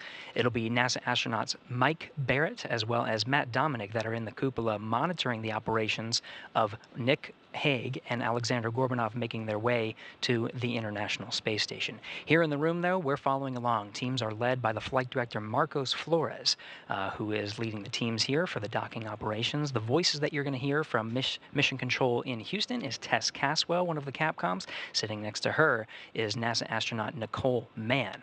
Some of the voices you'll be hearing from here in the room. The space station has to be prepared in such a way to receive the Crew 9 Dragon Freedom, and so the ISS itself is being configured for its docking attitude. In fact, some of the SARJs, the Solar Alpha Rotary Joints, are locked and in a feathered position. They need to be maintained in a position for the docking operations, and in fact, there will be attitude control maneuvers to make sure that Nick Hague and Alexander Gorbanov make their way safely to the International Space Station. Everything's looking well on our side, and we're counting down to that approach initiation mid-course maneuver, and we're following along with the operations all along the way. Very soon we'll be entering inside the approach ellipsoid. Right now we've been undergoing joint operations, but once we're inside the approach ellipsoid, we're operating by joint flight rules, and we'll make those incremental steps to get those 2 crew members docked and on board the orbiting complex. With that, everything's looking good from here in Mission Control Houston, so I'll send it back over to you both in Hawthorne. Thanks, Gary. Great to see how things are going in Houston, and it does sound like things are pretty smooth this morning. So again, standing by for that mid-course maneuver coming up in about 9 minutes. This view on the right side of your screen from Dragon itself, and that one from Dragon of the space station. That's where we're heading today. It's really looking great. It has to be exciting after this whole journey. Again, beginning yesterday, if you happen to join us for yesterday's webcast, we did lift off from Space Launch Complex 40 at Cape Canaveral Space Force Station just about 27 hours ago now. And our Crew 9 astronauts have been making their way to the International Space Station. Right now, everything is looking good, and we are tracking an initial contact between Dragon and the space station, which is expected here in just a little bit more than an hour. If you take a look inside, you can see those 3 crew displays. That's how the crew is monitoring their approach to the International Space Station. They were able to watch the launch and rendezvous all the same way. they do not need to take command over anything during this time. They do have the ability, though, if needed, to take command, but it is a fully autonomous ride. And then on the left, you can see Dragon from the International Space Station. Let's take a look. It looks like they are flying 269 statute miles over the Tasman Sea in an orbital daytime. Great views here of both vehicles on your screen. Again, if you are just joining us, that is Dragon on the left-hand side and the ISS on the right. Of course, as we get a little bit closer to docking, Dragon is actually going to swing up in front of the station to approach the Harmony module, which means that as great as this view of Dragon with the Earth in the background is, we are not going to have it as we get closer to docking because we are going to move up into that approach axis. And once Dragon gets to the Harmony module, it'll be docking on the Node 2 forward port. That's the most forward port on the International Space Station. There is another that is the Zenith port, or that's the space-facing port, and that is where the Crew 8 Dragon is docked right now. So there'll be 2 Dragons for our crew members on the space station once Crew 9 arrives today. However, not for long, because we are expecting this handover period to take just about a week. That allows the Crew 8 astronauts to bring the Crew 9 crew members up to speed, make sure that they are ready to take over everything that they've been working on over the last several months. So once that handover period is complete, obviously we also have to take a look at what the weather looks like here on Earth, because this is a splashdown. Need to make sure everything is good around the coast of Florida, whether that's on the Gulf side or the Atlantic side, whatever we choose to target for the return of Crew 8 before we send 4 crew members home. And that'll bring us back down to 7 people living and working on the space station. Now, we've had 9 most of the summer with Butch and Sunny joining the space station crew, but once we say farewell to Crew 8, we'll be back down to 7, and we consider that typically like an average number or an average complement. I'm sure that if they wind up with any extra days for their handover there, depending on weather for splashdown conditions, that will be welcome for the crew on board, in no small part because, as you mentioned, we've had a couple of additional people above that standard contingent on station all summer, meaning there's a lot of scientific research that's been going on, and I'm sure a lot of very detailed handoff operations that need to take place.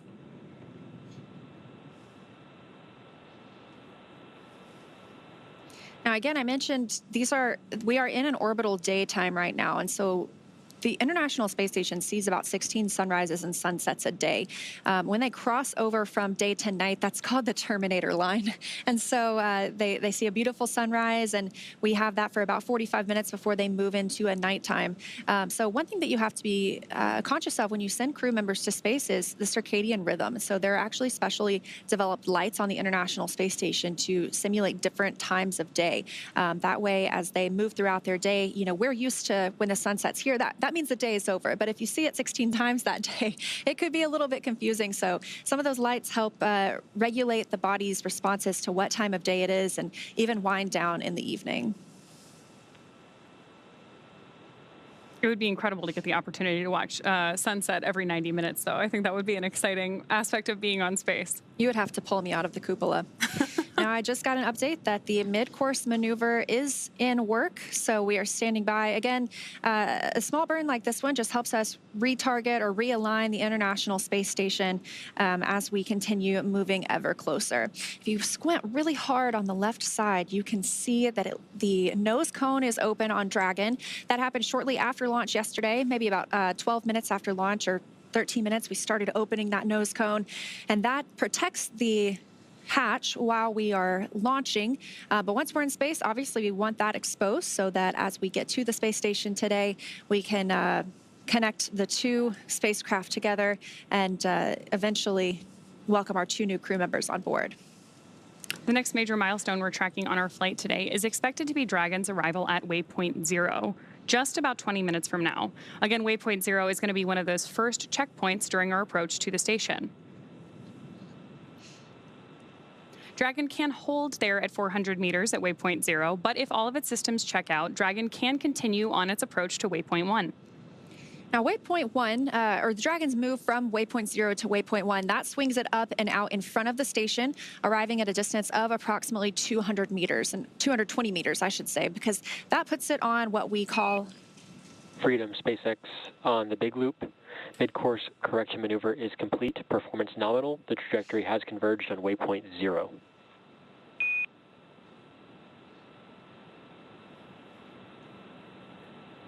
skid turn and converge to waypoint 0.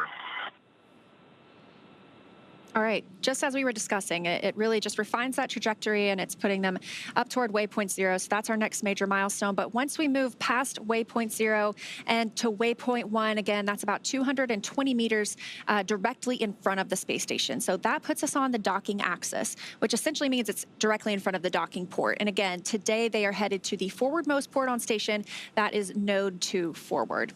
So again, Dragon is docked to node 2. We call it Harmony for all of our crewed missions so far, because that's where both international docking adapters are located. And these are installed for new commercial spacecraft flights, as well as any other future spacecraft that use the international docking standard. These views we're getting of Dragon right now are incredible, with the clouds on Earth in the background. Yeah, let's take a look. It looks like they are actually flying 264 statute miles just north of New Zealand. So if we didn't have those clouds, we might have gotten a really beautiful look at New Zealand below. I'm sure they'll get plenty of chances over the next 5 months as they look out the cupola. Moving forward in our timeline today, once Dragon is only 20 meters away at waypoint 2, the spacecraft focuses on aligning its docking system with the International Docking Adapter, or IDA for short. We may hear the call out CHOP over the nets, which stands for Crew Hands Off Point, a little less than 30 seconds before docking. At that point, any aborts would have to be done automatically by Dragon. Of course, once we get that close to the space station, the next major milestone is crew arrival, so docking. Dragon will fly in and make contact with the International Docking Adapter, and that's what we call soft capture. That soft capture ring will then retract until sensors indicate it's time for 12 hooks to drive in place and give us the hard capture that will firmly secure Dragon to its new home on the International Space Station. The space station crew, it'll be mainly NASA astronaut Jeanette Epps, will manually pressurize the vestibule, or the area between the Dragon hatch and the station hatch. But I feel like we always see a handful of crew members floating in and out, helping out with that effort. I think it's a pretty exciting time for everyone when new folks arrive at the station. So while they're pressurizing that vestibule, the umbilicals that provide power, audio, and data communications and connections from the station to Dragon are put in place. And then it's time for the leak checks and the hatch opening, which is currently timelined to come a little more than 2 hours after docking. Again, targeting docking today around 2:30 p.m. Pacific time, so just about an hour from now.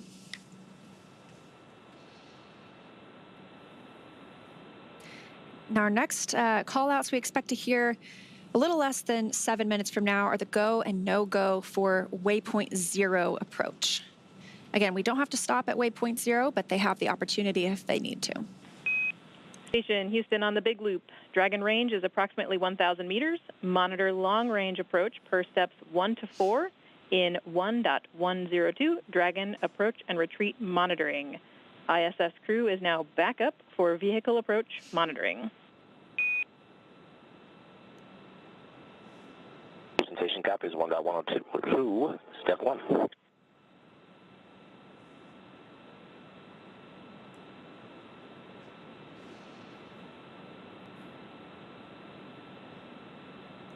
Currently aboard the International Space Station itself, it's about 8 p.m. because they use GMT or Greenwich Mean Time.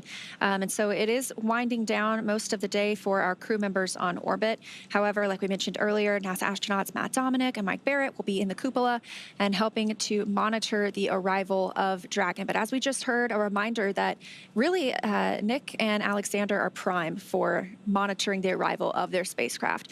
The crew on the space station could send any retreat commands to Dragon if they absolutely needed to, but we expect that our crew members inside the spacecraft itself would be primed for that.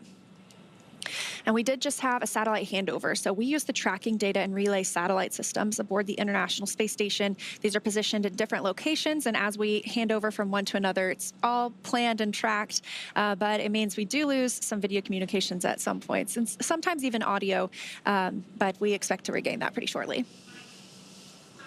Right on time. They're back, yeah. We are, of course, tracking Dragon with a camera at the moment, so that means we're adjusting it manually periodically. So you may see it move around a little bit on your screen. But when Dragon does come back into view, you'll have a really good view of that forward, there we go, that forward nose cone open so that we can see that docking adapter, which is what, of course, we will use to mate to the ISS, first through that soft capture, then that hard capture. And then when we open up the hatch a couple of hours later, that is the section of the spacecraft that our two astronauts will move through as they join the Expedition 72 crew. I did just get a notification that we are inside the AE, or the approach ellipsoid.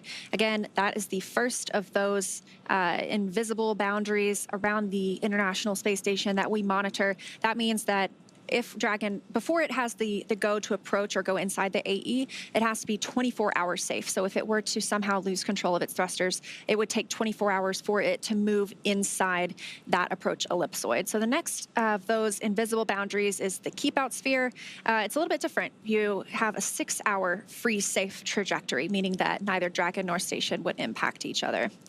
These views are pretty amazing, and they are coming to us from Cronus in Houston. That's one of our flight control team members in Mission Control itself. And so they are tracking Dragon, and you can see them moving the camera as they keep up with the spacecraft continuing to approach the space station. We've said it already on this particular webcast, but it's worth repeating that the approach ellipsoid is significant in large part because these vehicles are both moving so fast.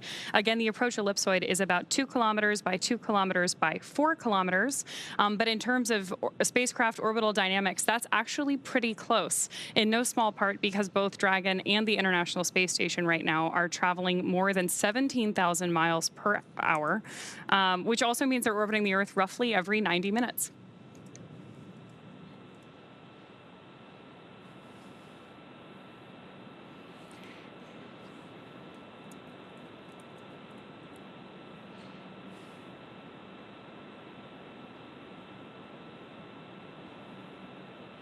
And again, I just mentioned that these views are coming from the Cronus console. I have the full definition now. That one's always hard for me to remember, but it stands for Communication Radio Frequency Onboard Network Utilization Specialist. So you can't blame me if I can't spat it out right away. But yes, our team members at that console are providing us great views of Dragon and usually do such a great job. Freedom, SpaceX on the big loop. Ground is go for approach 0, and we'll be enabling the maneuver shortly.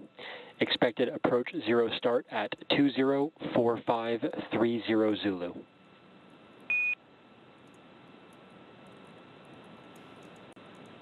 Copies 204530 Zulu, and we see the flag.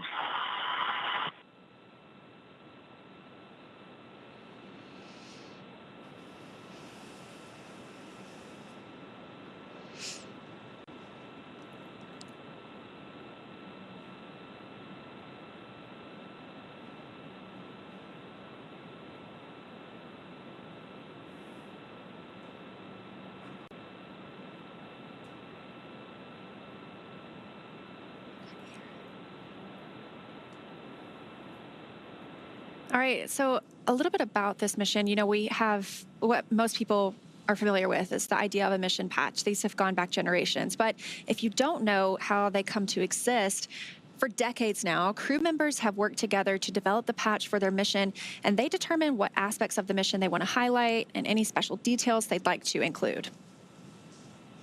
Now, the crew themselves can design their patch, or they can share their design ideas with an artist who make it come to life. The Crew 9 mission patch, which you have a great view of on your screen right now, depicts the trail of a rocket launching en route to the International Space Station, which will be home for long-duration expedition dedicated to service, science, and collaboration. Coastal waves are inspired by the historic Florida launch site and on a larger scale represent our blue planet, the global ocean, which you get a live view of right now, connecting all the continents. And then a falcon with the number 9 as its beak and a crescent moon as its eye is a nod to the Falcon 9 rocket, while the constellation Draco honors the Dragon spacecraft that is taking Crew 9 to their destination and that we are watching live from space right now. The Delta symbol, which was first used in 1961, evokes historic ties to the earliest days of space endeavors. Human exploration of space is built on international collaboration and depends on the support of multitudes across the globe whose efforts honor that heritage. I love mission patches. I love looking back at some of my favorites, but I love the colors in this one. It's definitely been a favorite. So yesterday, we saw a look at the zero-G indicator, which is always a surprise for us, too. I had no idea what to expect.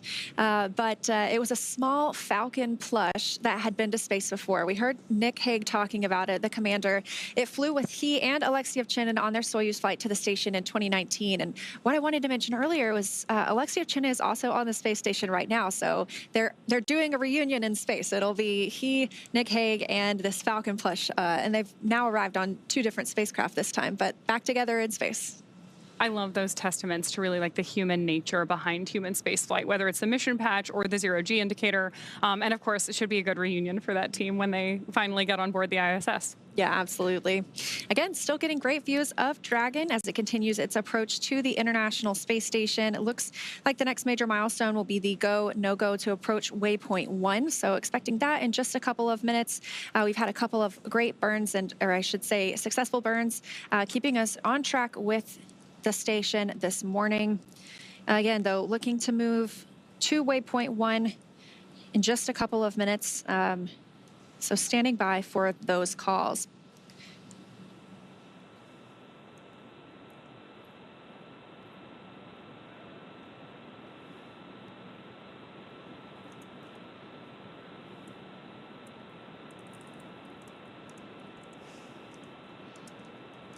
The zoom out we're getting on Dragon right now is really putting in perspective the size of the capsule relative to the Earth behind it. Yeah, absolutely. When you're zoomed in so close, and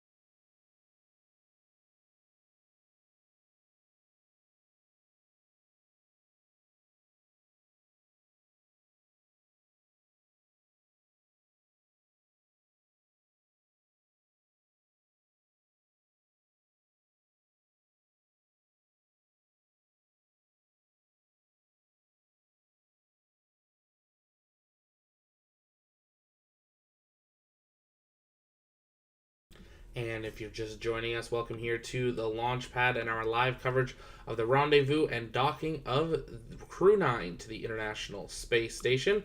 Looks like the NASA feed dropped out there for a moment, just one moment, and we will patch that back in here and listen back in to Mission Control. If it's your first time here, though, welcome. My name's Zach. I'm the founder and host here at the launch pad and here at TLP. It's our mission to inform and inspire the explorers of tomorrow because we believe that space is better together. Looks like we have got the NASA feed back, so let's listen back in and see those incredible views from the International Space Station. I'm always impressed when I see the ISS go over. It is much brighter than you would expect it to be, so there's no mistaking it for a plane or anything like that. And obviously the Spot the Station app is really helpful in making sure that you don't miss it when you can see it. Truly, it is unmistakable. Once you see it coming over the horizon, you're like, that is definitely it. And part of that, really, the reason you can see it so well is because of the size of the solar arrays on it. So you can only see it in dusk and dawn when it is dark outside, but the sun is still reflecting on those solar arrays. So it is just like a bright, beautiful star coming across the sky. And like you mentioned, there's no blinking light on it. So when you see it, you know it's not a plane. This is where we will have, once these two arrive today, we will have 11 people living and working aboard the station.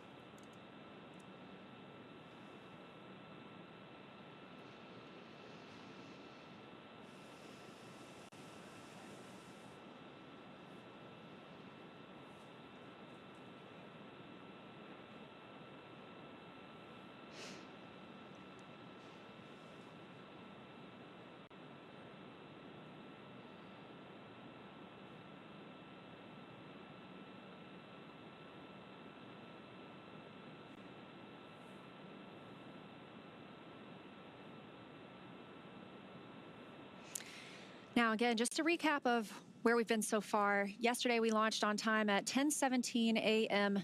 Pacific time, and about 45 minutes after liftoff at 11:03 a.m. Pacific, Dragon executed the phase burn. That was the first of 5 major burns required to raise Dragon's orbit and position it for approach to the International Space Station. Dragon raised its orbit using those Draco thrusters over the last several hours as it chases down its destination. And then shortly after that, the boost burn took place at 7:58 p.m. Pacific.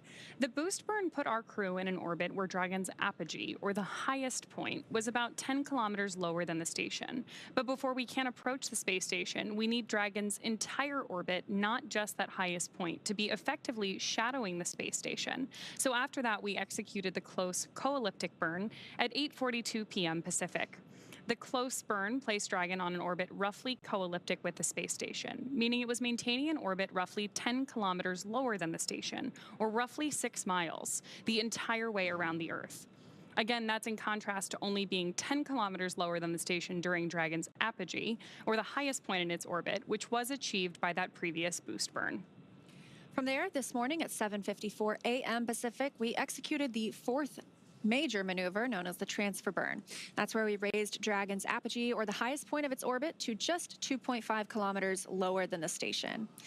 Then we conducted the final co-elliptic burn at 8:41 a.m. Pacific to once again maintain a constant orbit lower than the station all the way around. Again, that time just 2.5 kilometers below. That burn lasted just over 30 seconds.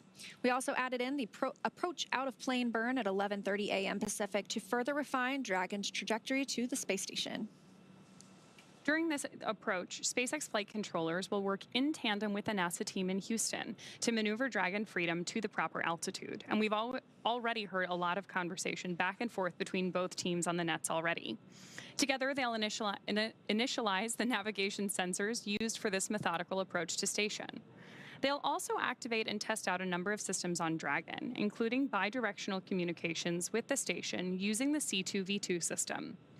C2V2 stands for Common Communications for Visiting Vehicles, and it sets up a data stream from Dragon to the station, giving us another path for Dragon telemetry to come to the ground and giving an additional command capability to astronauts aboard the station. At approximately 1:01 p.m. Pacific, we saw Dragon fire the approach initiation burn when we were about 2.5 kilometers below the station and about 7 kilometers behind it. That is swinging Dragon up until it's about a quarter mile directly below the station. That's also moving Dragon inside the approach ellipsoid. So we did hear a confirmation of that shortly earlier. That's also called the AE, an imaginary shape measuring 4 by 2 by 2 kilometers and essentially a large 3-dimensional oval. The capsule was considered to be on what we call a 24-hour safe trajectory. That means if Dragon somehow lost control to all its thrusters, it would be at least 24 hours before its trajectory would move inside the approach ellipsoid. Next up, we're standing by to hear the NASA and SpaceX teams do a go, no-go poll to move Dragon inside of the keep-out sphere, another checkpoint that consists of an imaginary sphere around the station, this time with a radius of just 200 meters.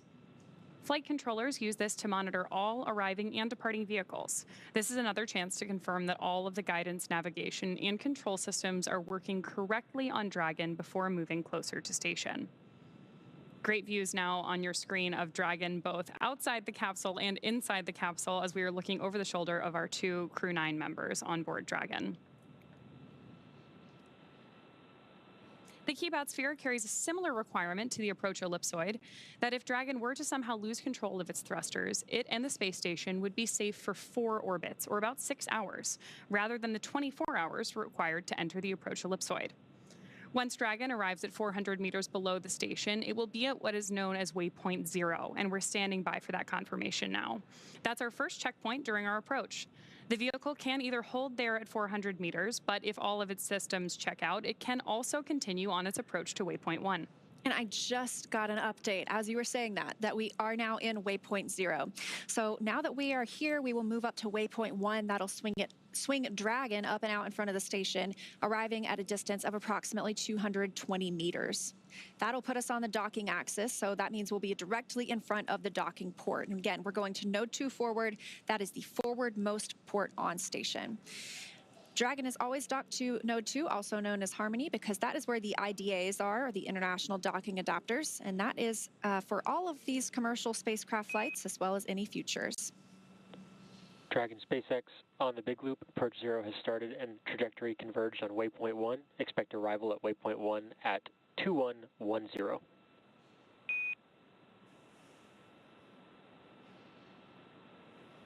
Copies.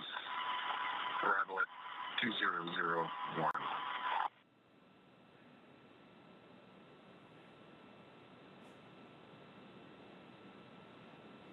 All right, confirmation from the Corps, the Crew Operations and Resource Engineer here in Hawthorne, to the crew aboard Dragon that they are indeed now at waypoint 0 and will begin moving up to waypoint 1. And Dragon, that our waypoint 1 arrival time is 2110. 2110.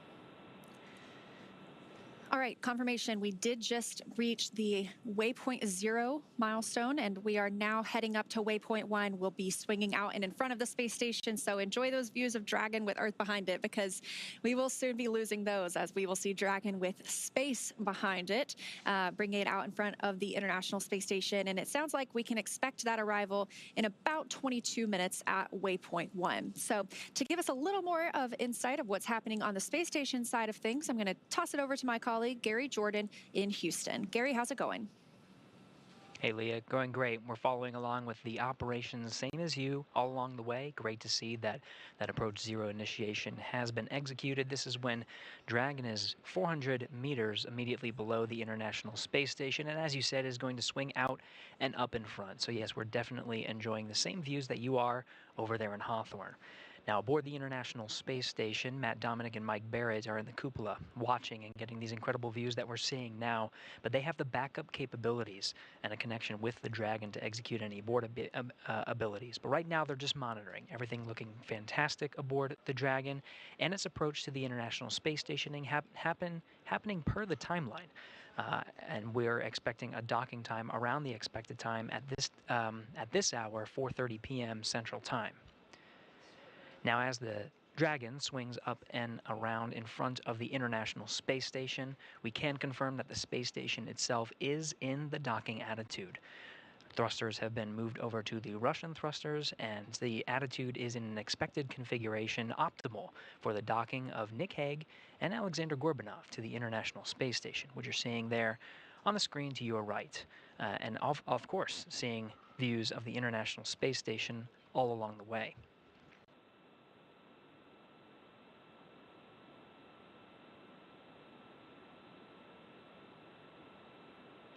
Now, a little bit more about what to expect once the Dragon moves in front of the docking axis. That waypoint 1 is right outside an area that's called the Keep Out Sphere. Now, outside of that, you're hearing these go, no-go polls, and we're providing updates of the joint teams that are working together to make sure that the crew is safely approaching the International Space Station, and all requirements are being passed before proceeding to go to the next milestone.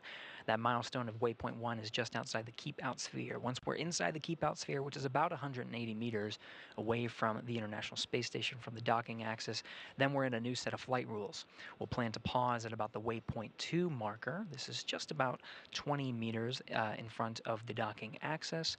If everything looks good, it'll just be a short changeover in the mode to enable the final approach for contact and capture with the forward port of the International Space Station. From there, we'll say farewell to our colleagues over that you are covering over there in Hawthorne, in SpaceX Mission Control with Leah and Ronnie, and we'll take the coverage here in Mission Control Houston to oversee the hatch opening and welcome ceremony operations. There's a few hatches on board the International Space Station that we need to pass. There's the Dragon hatch itself, of course, but there's also an 8-pass hatch that's on the other side of that hatch, as well as the Node 2 hatch. 3 hatches to get through until the 2 crew members aboard Crew 9 can be welcomed by the 9 crew members aboard the International Space Station. But as mentioned, the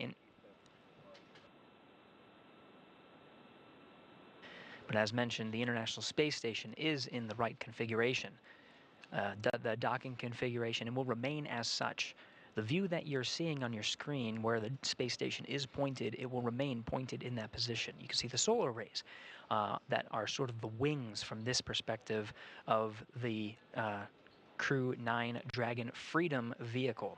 Those solar alpha rotary joints that control the solar arrays on the International Space Station have been locked, and they'll be in that position to avoid any uninterrupted communication and maximize our TDRS coverage views and the beautiful views we're getting from both the station as well as the Crew 9 Dragon, and minimize any interference with any of the thrusters that are on board. Now in these, the dual view you'll see the views from the station and the Dragon get incrementally interrupted. That's expected as both vehicles are traveling 17,500 miles per hour. Dragon cabin views are enabled by ground stations positioned strategically around the Earth, so we'll be sharing some of the views from inside the Dragon cabin as we get them, as they are beautiful views, and it's wonderful to see over the shoulders of Nick Hague and Alexander Gorbanov the views of the from the International Space Station that we're seeing now as Crew 9 Dragon passes over the Earth are covered by the tracking data and relay satellites. These are satellites that are positioned in a geosynchronous orbit approximately 23,000 miles from the Earth, whereas the vehicles we're seeing now are approximately 250 miles. Now you see we'll be having some intermittent loss of that video coverage. That's expected. As we orbit the Earth, the antennas will be hopping from one of the TDRS satellites to the other, and we'll be providing as much coverage as we can. During docking operations, we do make sure that our KU band frequency capabilities to provide the beautiful video that we see is maximized, but we will have incremental loss, and so we're experiencing that now as we continue with ground station coverage from the Dragon itself, providing these views of the International Space Station. As Dragon swings out and up in front of the International Space Station, we're starting to get views of that Zenith port, where the other Crew Dragon is docked. That's Dragon Endeavour docked to the Zenith port of the International Space Station. The Crew 8 astronauts on board will be welcoming Nick Hague and Alexander Gorbanov soon after docking, but they'll begin a 7-day handover period until they undock at approximately October 7th is the date that we're currently tracking for the earliest opportunity for Crew 8 to undock and splash down off the coast of Florida, returning the 4 astronauts home and cosmonauts. Freedom SpaceX on the Big Loop. We're going to be commanding an increase to our C2V2 rate. We'll have a temporary drop in C2V2 return from Dragon for a little bit. Freedom copies.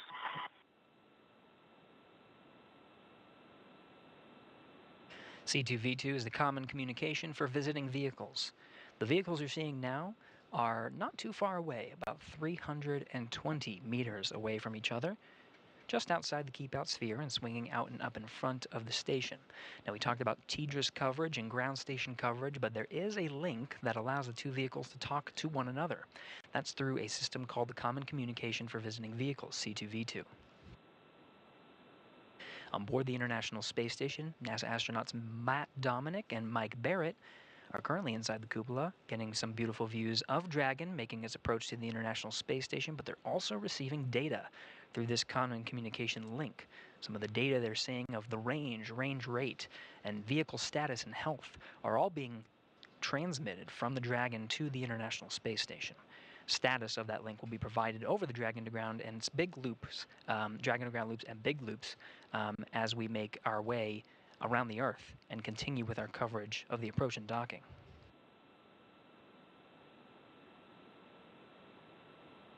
We're now over the continental United States, about 260 statute miles over the northern continental United States, getting some great views as Dragon makes its way towards the docking axis.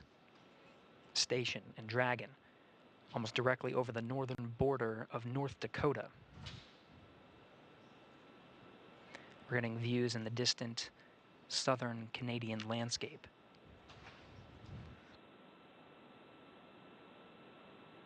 You can see Dragon moving sort of up from this view. These views provided by the external cameras that are mounted on the outside of the International Space Station.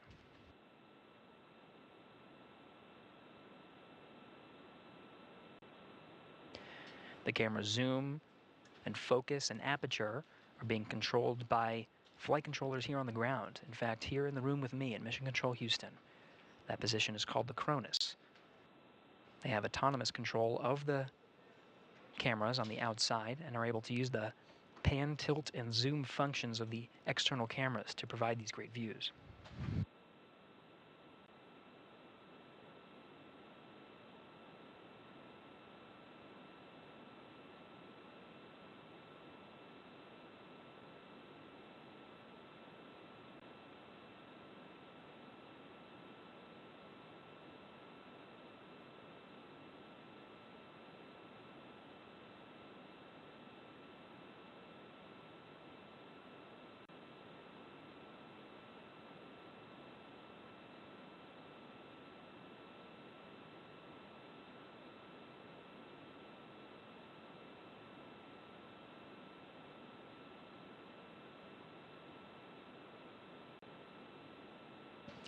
We're closing in on 4 p.m. Central Time, 2 p.m. over there in the Pacific Coast, continuing to track Dragon's approach to the International Space Station.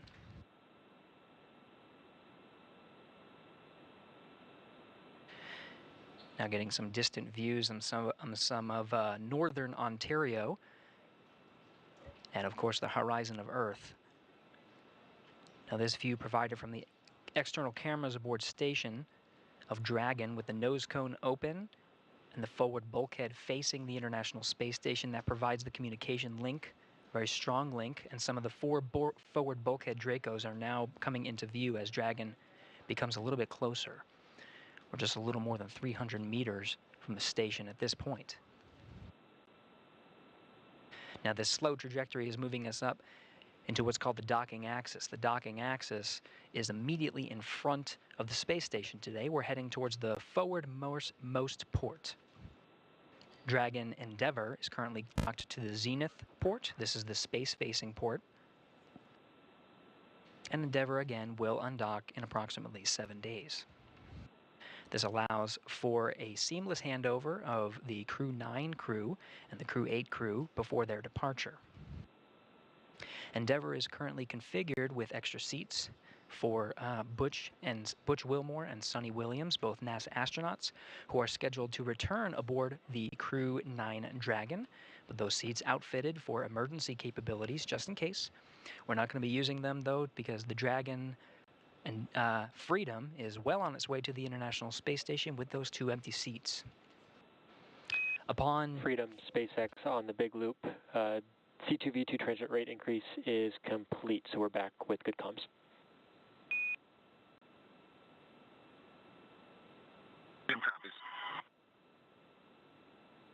C2V2, again, that communications channel that is a link between the Dragon and the International Space Station. Back to a nominal config.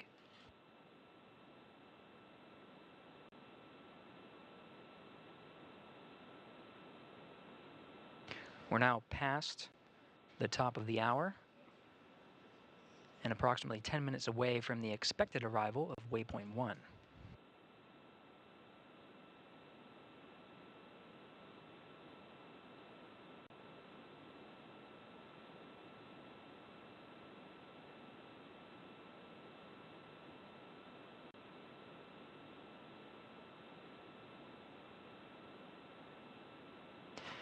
The views you're seeing from the International Space Station illuminating the capsule of Dragon Freedom there are covered by the setting sun, and whereas we approach an orbital nighttime. As the station and Dragon Freedom pass over the western border of Quebec, the terminator line that separates daytime from nighttime is over the Atlantic Ocean. It'll be just a few minutes until the expected sunset, and we'll lose some of the views that we have currently of Dragon Freedom.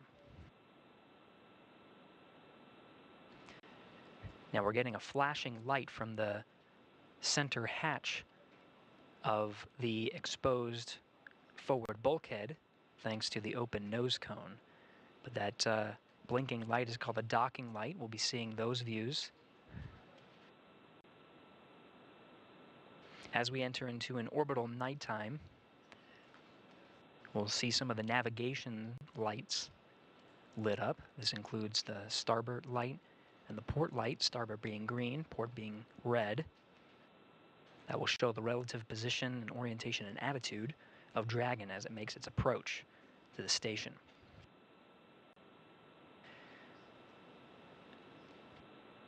Now getting some camera views from inside Dragon Freedom, covered by some of the ground stations strategically positioned around the Earth.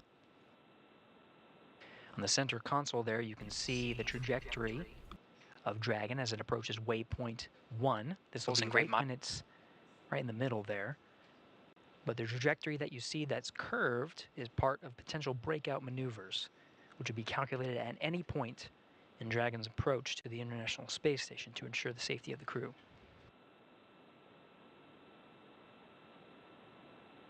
We have passed several go, no-go checkpoints, everything looking healthy aboard Dragon and station. Ground teams in Houston and Hawthorne in position. Tracking good health on both of the vehicles and great milestones, good trajectory. Everything's looking good to proceed past waypoint 1 inside the keep-out sphere.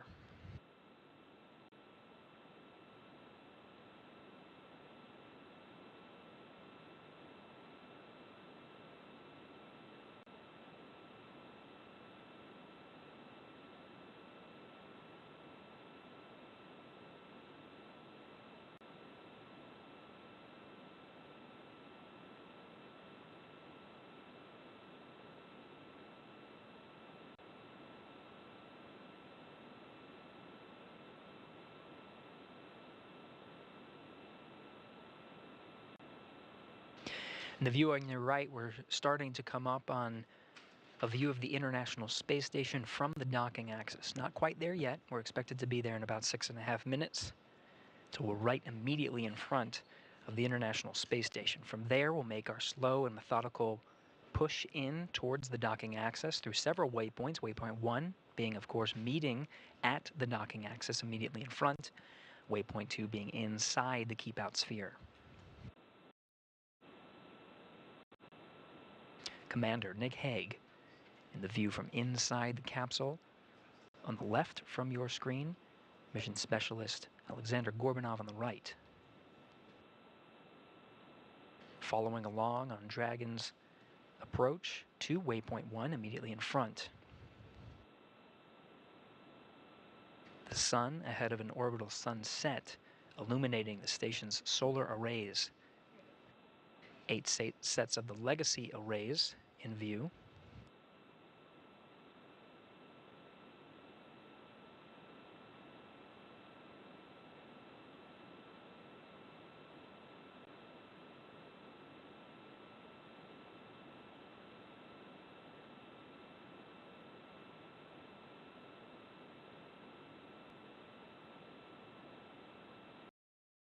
And if you're just joining us, welcome here to the launch pad. You are looking at some incredible live views from the International Space Station as Crew Dragon Freedom approaches the orbiting laboratory. If it's your first time here, though, welcome. My name's Zach. I'm the founder and host here at the Launchpad Network, and here at TLP, it's our mission to inform and inspire the explorers of tomorrow, because we believe that space is better together, and you're joining us for our live full from launch to docking coverage of Crew 9 on a mission to the ISS. On board, one NASA astronaut, one Russian cosmonaut with 2 spaces for NASA astronauts Butch Wilmore and Sonny Williams of the Starliner mission to have a ride home. We're just now under 23 minutes away from that estimated time of docking, but we'll be staying live all the way through pressure checks, hatch opening, and welcome ceremony, so we hope that you'll stay with us. As always, take a moment, let us know in the chat where you're watching from, though. We'll do some shout-outs in a little bit, and make sure you've hit that like button. It really does help us out and shares out to invite more people to watch as we continue to watch history of the orbiting laboratory evolve right in front of us. The ISS now coming into a night pass, passing over the Atlantic Ocean, so it'll be interesting to watch the dynamics of the lighting around Dragon through this final bit of the approach, but hopefully we will have live views at the moment of docking. If you're interested in helping inspire that next generation of explorers, consider sending in an application. We are looking at bringing on some moderators onto our team for here on YouTube and Discord, as well as journalists and researchers as we launch our new TLP network platform. Super excited for that. We'd love to have some of you join us on our team. If you're over 18 from anywhere in the world with an internet connection, we'd love to see an application from you. Even if you don't want to apply, consider joining us over on our Discord. That's where our community hangs out in between streams, and we'd love to see you there. We also hang out in there around launches as well. I'll jump into Space Comms in a little bit for kind of a post-docking hangout with all of you. But yeah, we'd love to see you in there. That's enough of the YouTuber stuff out of the way. We're here to listen into Space Station to Ground and Mission Control. We are 21 and a half minutes till docking of Crew Dragon Freedom to the International Space Station. Stay with us right here on the Launchpad Network. Which does meet the necessary lighting conditions for docking.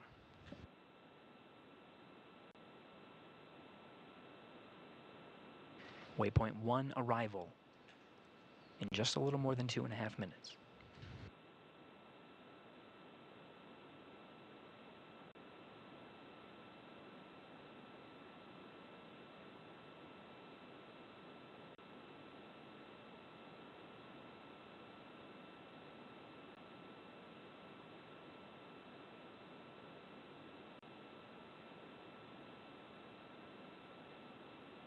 We're continuing to follow along in the journey of Commander Nick Hague, NASA astronaut, and mission specialist Alexander Gorbanov, Roscosmos cosmonaut, on their way to the International Space Station. From here, Freedom SpaceX on the Big Loop.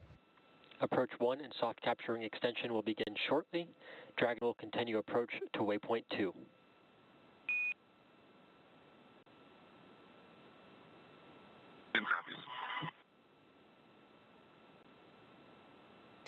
That call from the ground confirms that all teams are go to proceed past waypoint 1. There will be no stopping at the waypoint 1. Dragon will execute its approach 1 maneuver burn and does have a go to enter inside the keep out sphere. This is at the 180 mark. Waypoint 2, though, is just 20 meters in front of the docking axis. We'll be proceeding in very shortly. All teams are go, everything looking good here from the International Space Station Flight Control Room in Houston, Texas. With that, as we continue to follow along, I'll toss it back to my colleagues over in Hawthorne, Leah and Ronnie. Take it away. Awesome. Thanks, Gary. So one of the things that's really interesting as we move up to waypoint 1 is that in a lot of ways, the trajectory we're on today, even though we've done these additional burns with Dragon's Draco thrusters, was set yesterday when we lifted off from Space Launch Complex 40. And that's part of the reason that we had an instantaneous launch window yesterday.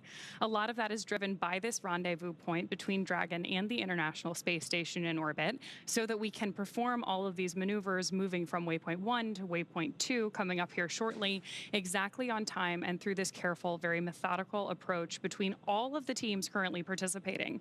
Here at SpaceX Hawthorne, obviously our crew on board Dragon, the International Space Station, and Mission Control in Houston. We are still expecting initial contact between Dragon and the International Space Station at about 2:30 p.m. Pacific time or 5:30 p.m. Eastern time. And before reaching waypoint 1, which again is coming up here very shortly, mission operators conducted a go, no-go poll, which we just heard, to allow Dragon to begin its approach to waypoint 2. That's, of course, located inside of the keep-out sphere, about 20 meters away from the space station.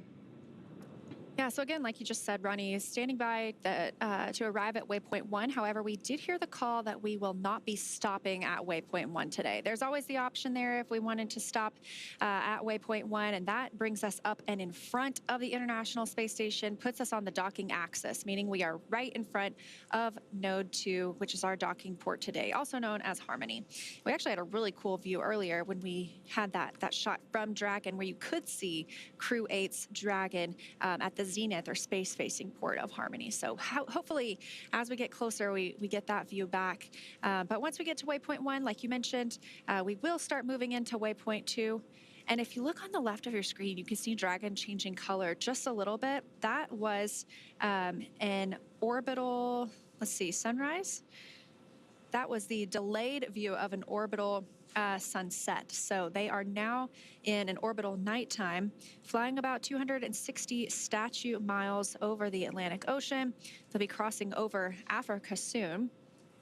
And if you see all those little colorful dots on your screen, not the ones on Dragon, but all of those other little specks, that is due to radiation hits on the camera. So those are not colorful stars in the background. I wish they were. That'd be very cool. But that is actually just a little bit of damage to the camera itself from being in the space environment. Of course, the colorful dots on board Dragon are actually a pullover from the aviation industry, being used to indicate the port and starboard sides of Dragon itself.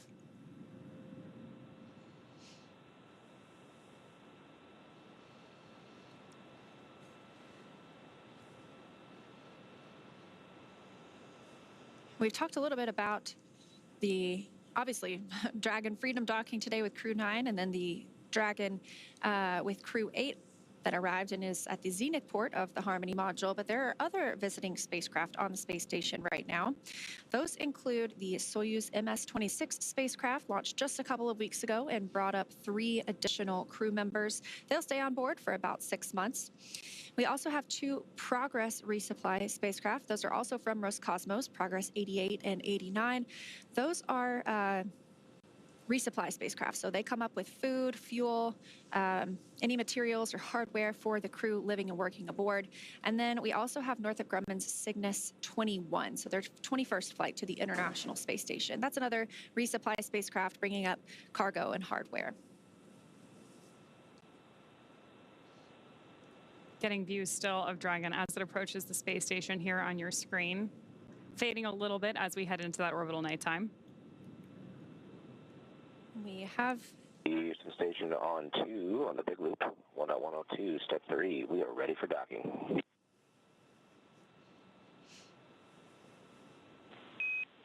Houston copies, and at waypoint 2, Dragon will hold for approximately 5 minutes. Station copies. In correction on previous call, we're in step 3 on step 2. Houston copies. That sounds like NASA astronaut Matt Dominic. He is monitoring from inside the cupola.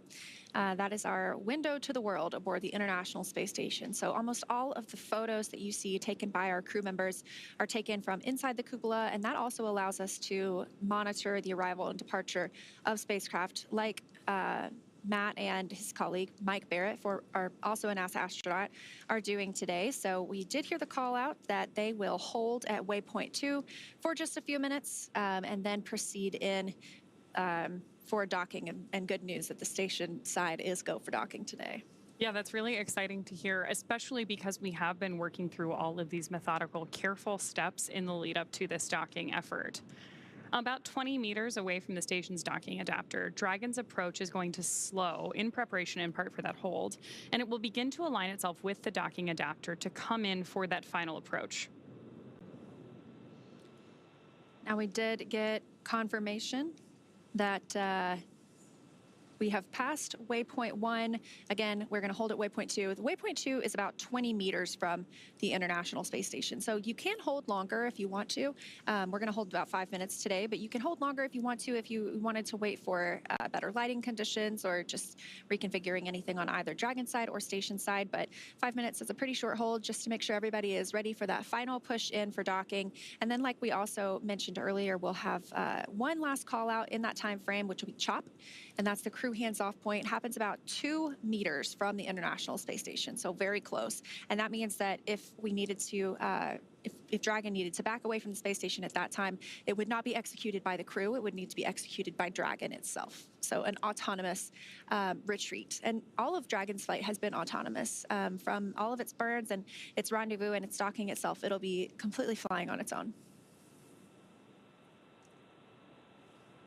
Now, this view on the right side of your screen from Mission Control Hawthorne, they have been on console for the last 26 hours, actually almost 28 hours now, monitoring the flight of Dragon up to the International Space Station. Just a couple of hours ago, we heard that big loop configured, meaning that Hawthorne, Dragon, the International Space Station, and Mission Control in Houston are all able to talk to each other. Freedom, SpaceX on the big loop, self-capturing extension complete.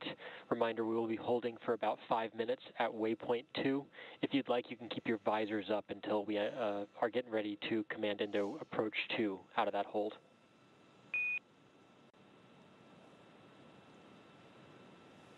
Freedom copies, good sub-duck ring extension.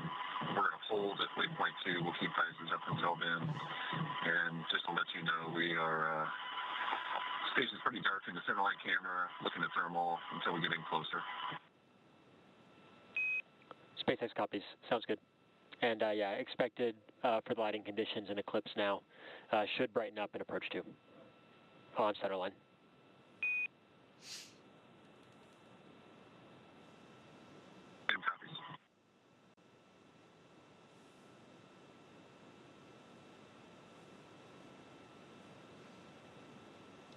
Good confirmation there from Mission Control that we obviously have our Crew 9 astronauts suited up and waiting to approach that waypoint 2. We also heard the call out from Mission Control there that the astronauts are welcome to leave their visors up.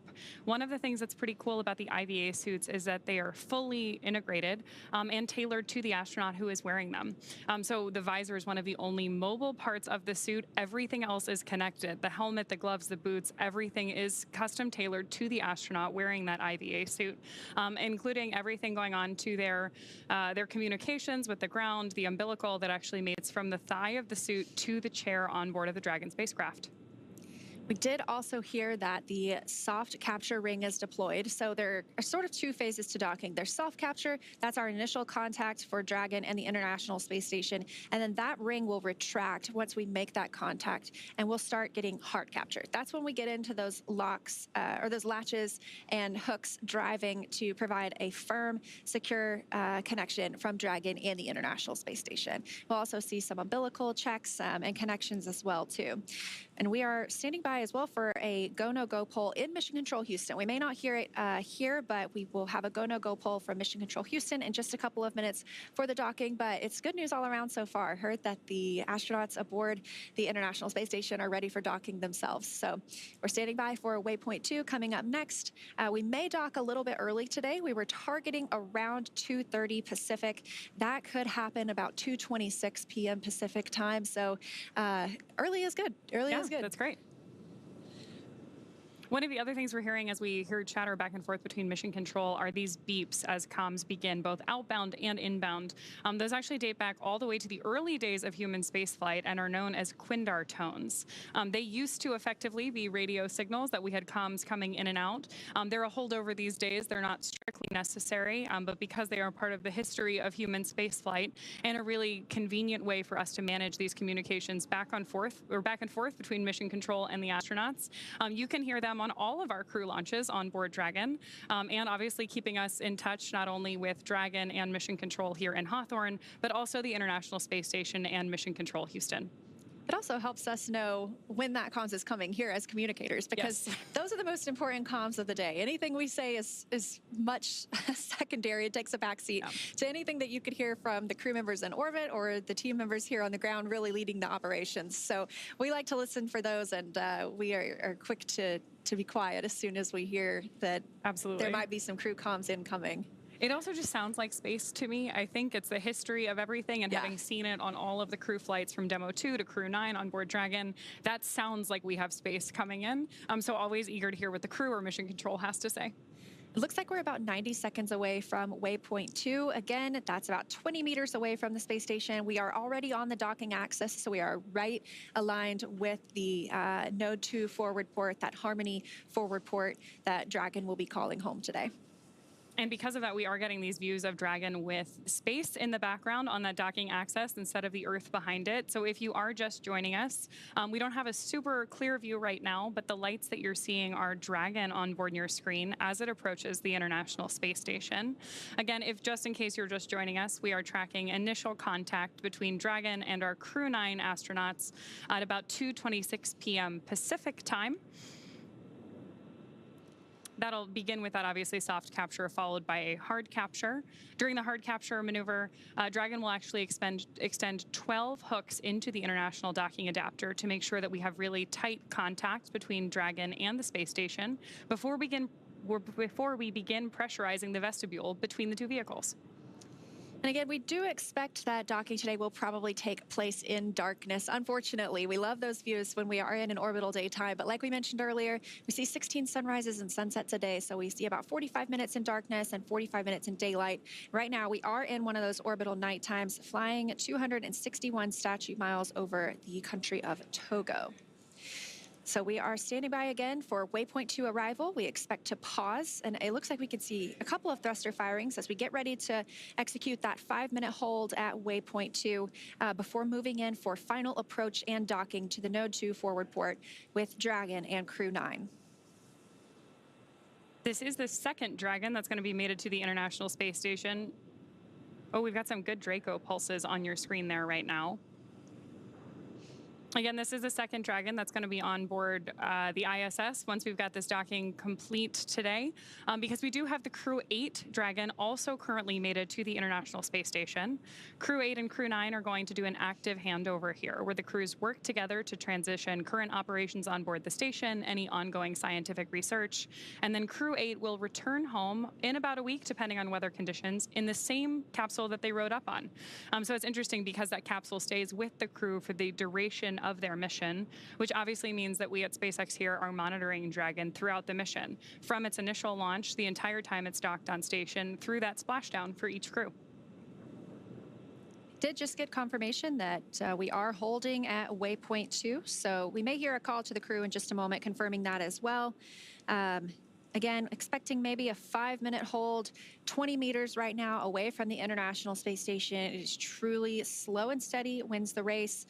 With that 5-minute hold, we talked about maybe a 2:26 p.m. docking, a 2:30 p.m. docking. It's nebulous a little bit at this point. We just take the time that we need at this hold, and so we may be back a little bit closer to the 2:30 docking. But we will make sure to let you know exactly where the International Space Station and Dragon are flying and the time of docking as soon as that happens. So this is the final hold in the mission before we welcome Dragon and Crew 9 to the station itself. This really is a dynamic phase of flight, too. Part of the reason that we're monitoring these things and listening in on mission control is that we have a lot of teams working together to assess the situation as it unfolds. So the good news is that we've had a really smooth flight so far for our Crew 9 astronauts who did lift off yesterday from Space Launch Complex 40 at Cape Canaveral Space Force Station in Florida.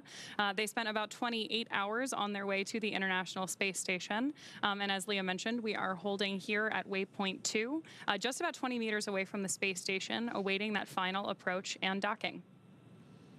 Currently, Mission Control Houston is conducting their poll to ensure that we are go for final approach and docking when we depart waypoint 2. Again, final hold point for today's mission. So this is really game time. We are getting close to seeing these 2 new crew members arrive at the space station.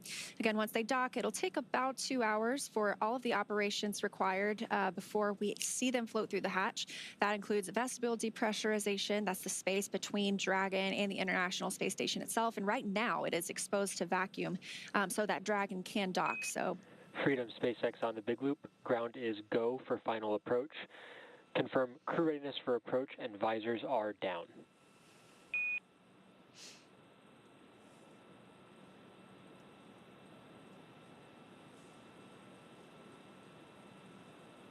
And SpaceX Freedom, visors down, we are go for docking. SpaceX copies. As a reminder, once Dragon is inside the crew hands-off point, retreat and breakout are not permitted.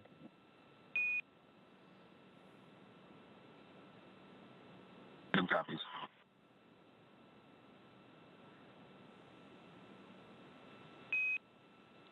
And Freedom SpaceX, we are resuming approach. Freedom copies.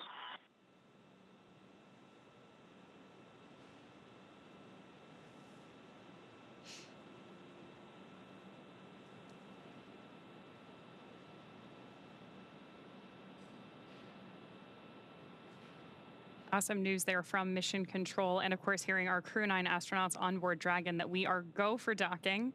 If you're watching closely, you're also seeing some great pulses from those Draco thrusters on board as Dragon approaches the ISS for that final docking maneuver.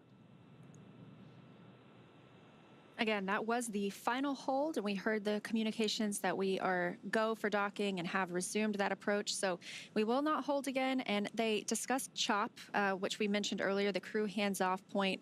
That's within 2 meters from the International Space Station. Station Houston on the big loop. Dragon is on final approach and is go for docking. Monitor per steps 5 and 6 in 1.102. Dragon approach and retreat monitoring. Station copies, step 5 and 6. So those sound like similar communications, but the first was to the crew on Dragon. The second is to our crew monitoring in the cupola, and you heard them reference what they should be looking at, any procedures that they're referencing during this dynamic phase. And we're continuing to see Dragon get closer to the International Space Station, now about 17 meters away from the docking port. Again, we do expect to be in an orbital nighttime during docking, but this is a pretty cool view, as you can see a camera coming from Dragon and focusing on the docking port itself. So it looks like we are properly aligned with that Node 2 forward port as we continue to approach, now just 15 meters away.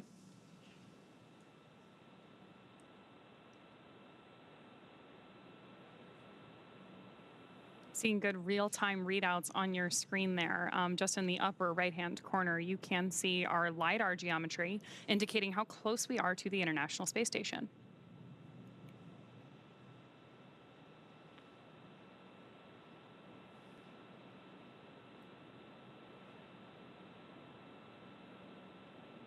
LiDAR, of course, stands for light radar, and it is used in maneuvers like this in space to help two spacecraft meet each other.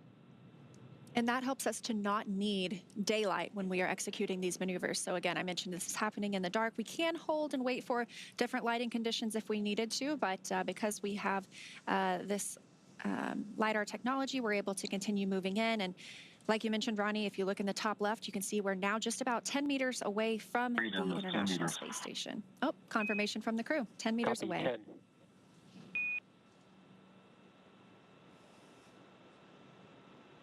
Of course, now we're also within that crew hands-off point, in large part because the autonomous systems on board Dragon, which we're getting kind of a representation of on your screen right now, are completing this final docking maneuver.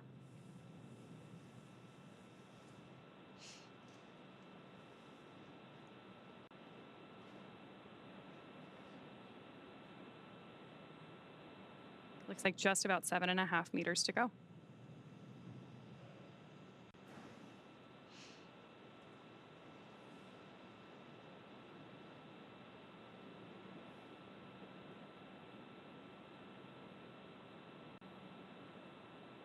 Again, first, we will be holding for soft capture. When that soft capture ring makes contact with the space station, that will then retract and begin hard capture. But docking for us is called at the time of soft capture. 5 meters.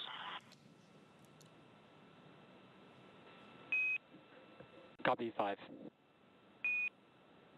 Standing by for the arrival of Crew 9 to the International Space Station. We are also getting some pretty good views here of Dragon approaching station, even though we are in an orbital nighttime and it's pretty dark. That's exciting to see how close these spacecraft are to each other. Yeah, now just about 4 meters away. Standing by for the call for CHOP, crew hands-off point.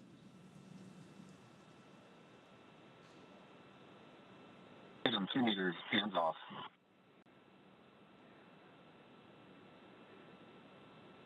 Less than 2 meters away, standing by for docking.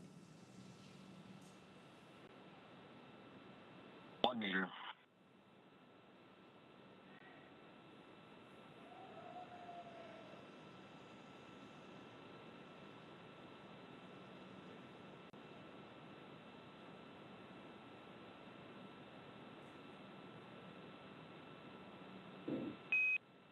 Freedom, SpaceX on the big loop, soft capture confirmed.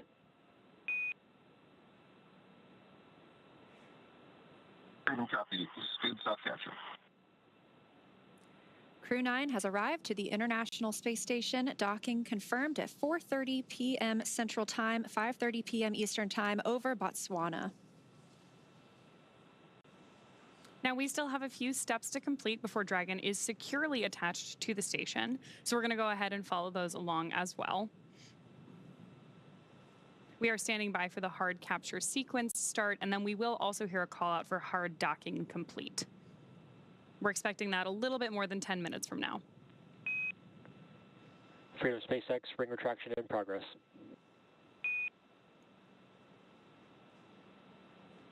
Freedom copies. Retraction in progress.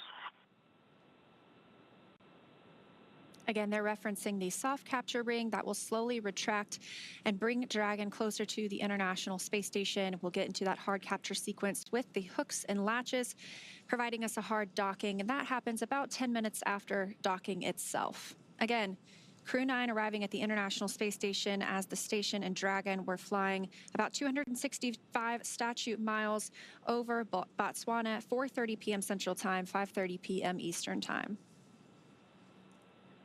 Of course, those hard capture rings aren't the only thing that we're going to attach between Dragon and the space station. We also have a series of umbilicals and other systems that really help integrate Dragon to the space station once both vehicles are mated together.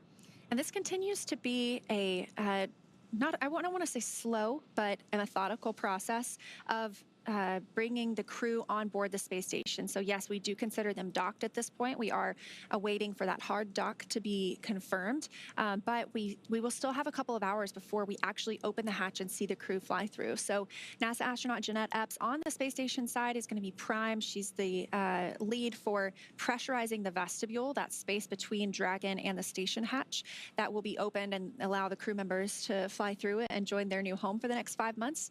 So we will stand by for that. But that does take a couple of hours, and then we will finally have 11 people aboard the International Space Station for about the next week.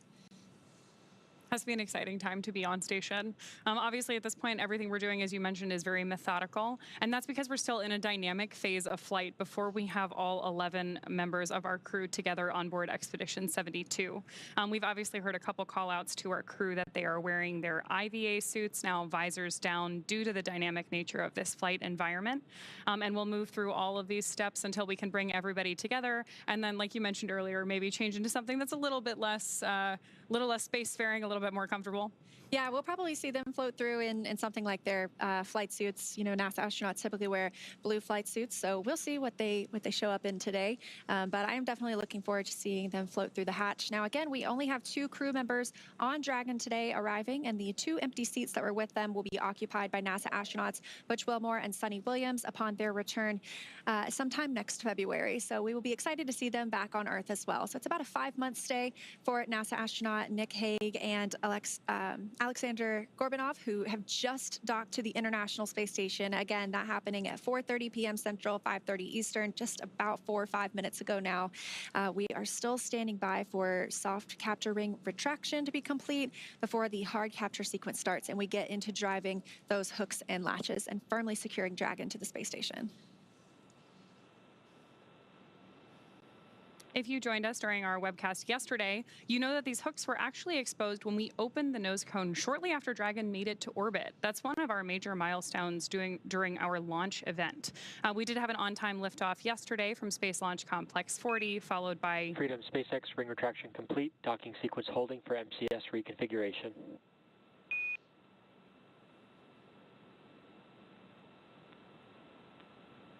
Copy is holding for MCS reconfig.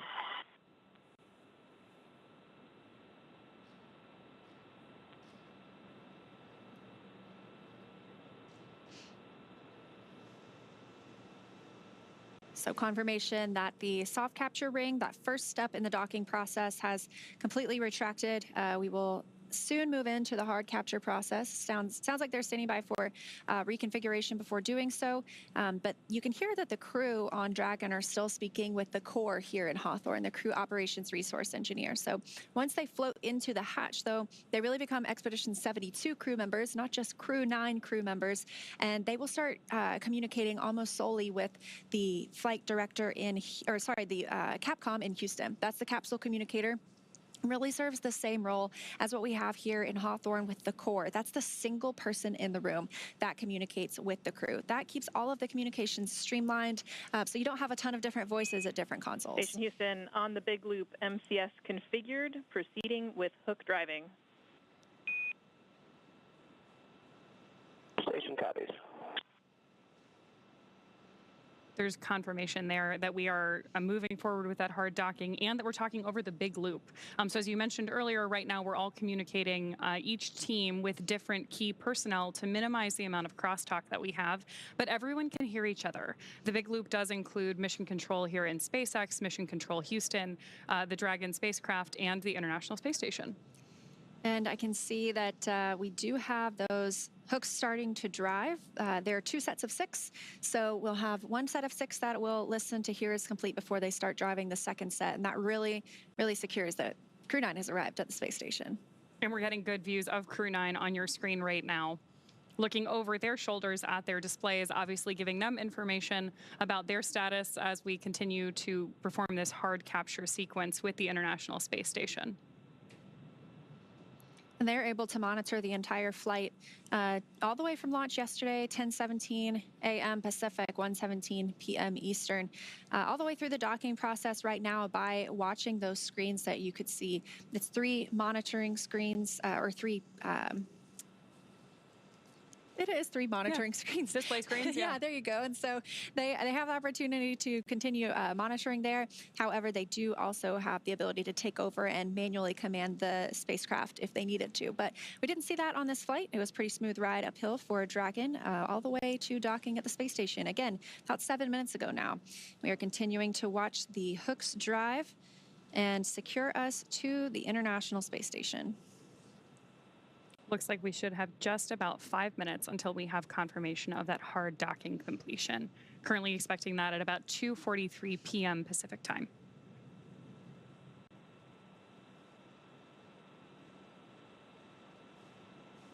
Like I mentioned earlier, during this time, we keep any of the crew members that are on the space station from exercising. So any exercise that happens in space can impart loads on the spacecraft itself. So those might be very small, but this is a pretty specific sequence. We want to make sure all those hooks and latches go in the right place. And so they have to hold off from exercising for the time being. Crew members on the space station exercise for about 2 hours every day. That helps keep their bones and muscles strong. That way, when they get back to Earth, they can recover much faster and are able to walk almost immediately. That's incredible. There's a lot of very cool exercise-focused research going on board the International Space Station, as I understand it, including both a treadmill, a stationary bike, lots of different ways to keep them strong, even in microgravity, before they make it back down to Earth. Yeah, absolutely. And I think it's another one of those things that proves how important what we do on the space station also is for benefits here on Earth, because what we've learned is also kind of a look into people who deal with osteoporosis or their bones, deteriorating because without lack of exercise in orbit, we're using our bones and muscles just to stand here right now, but you really don't when you're in space. So you have to do that continued exercise. And so what we're able to learn in space about exercise and the importance of it, we can also look to apply back here down on Earth from people who struggle with osteoporosis as well. There's a huge amount of crosstalk, actually, between microgravity research that's done both on board Dragon, whether it's through one of our NASA missions or our commercial missions, and the International Space Station, all that benefit life here on Earth, whether that's things like focused on bone health or even very specific disease pathways. It's interesting to give us that opportunity to look at different types of research that we can do for whether it's biological or nutrition. We talked a little bit earlier today about the number of plant experiments that are currently ongoing on board the ISS, all to study how we can all studying how we can deliver different amounts of nutrition to our astronauts on those future long-duration exploration missions. And of course, then there are parallels for that on Earth as well. It's been 10 minutes since our docking today, and I see the first set of 6 hooks are now fully driven into the International Space Station, and the second set is now driving. So we are in the process of hard docking. Again, that takes about 10 minutes after docking, so we anticipate seeing that complete soon. But we did dock today, really right on the target time, 2:30 p.m. Pacific time, 5:30 p.m. Eastern time. That's really incredible, too, because even though we mentioned it earlier, it bears repeating. We hit that 2:30 p.m. today because we had an on-time liftoff yesterday during an instantaneous launch window. This entire approach to the International Space Station is carefully... SpaceX, hard capture complete. Oh, confirmation of hard capture. That's great. Standing by for umbilicals as well. Copy, hard capture complete. Welcome aboard, Freedom. Of course, now that Dragon has completed the docking sequence, the spacecraft needs to undergo a handful of checks, including hooking up that umbilical. I know you've been waiting a while.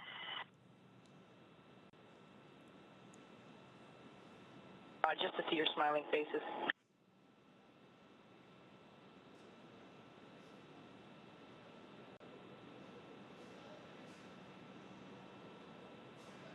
Once we get those checks complete, we'll obviously be able to get those crew members united on either side of Dragon and the ISS right now.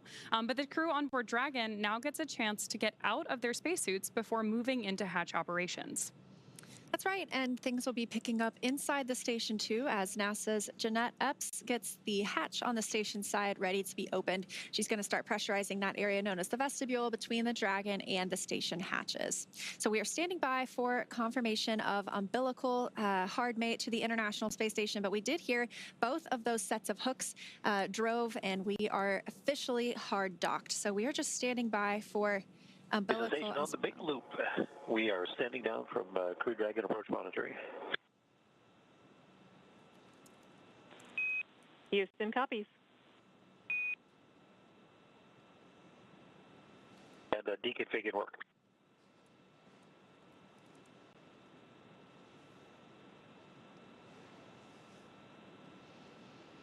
All right, again, we docked right on time here at 4:30 p.m. Central Time, 5:30 p.m. Eastern Time as Dragon and the International Space Station were flying over Botswana. And our teams in Mission Control Houston are continuing to monitor the arrival. So with Dragon docked, that's going to do it for us here in Hawthorne, but our coverage for Crew 9 will not stop here. In a minute, we're going to toss it to Gary in Mission Control Houston to take us through that vestibule depressurization effort and hatch opening, when we'll see NASA astronaut Nick Hague and Roscosmos astronaut Alexander Gorbanov float into the International Space Station. But first, let's quickly recap how they got here. First, of course, we began with suit up with both of our astronauts and Crew 9 members putting on their IVA suits. Then they rode out to the launch pad for vehicle ingress. We had an on-time liftoff from Kennedy Space Center, pad 40, yesterday at 1:17 p.m. Freedom, SpaceX on the big loop. Docking sequence complete. Ground will be enabling hardline power and comm connection shortly.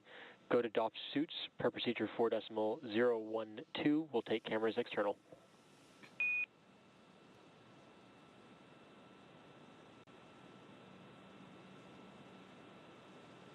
SpaceX Freedom copies. A little bit broken there, but you're putting in hardline comm. You gave us a go for suit doffing. A firm, Nick. Docking sequence is complete. We are enabling hardline power and comm connections.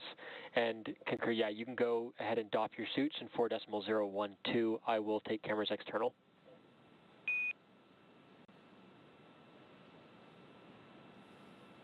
Okay, copy that. We're starting to doff our suits, and you'll go external. Thanks.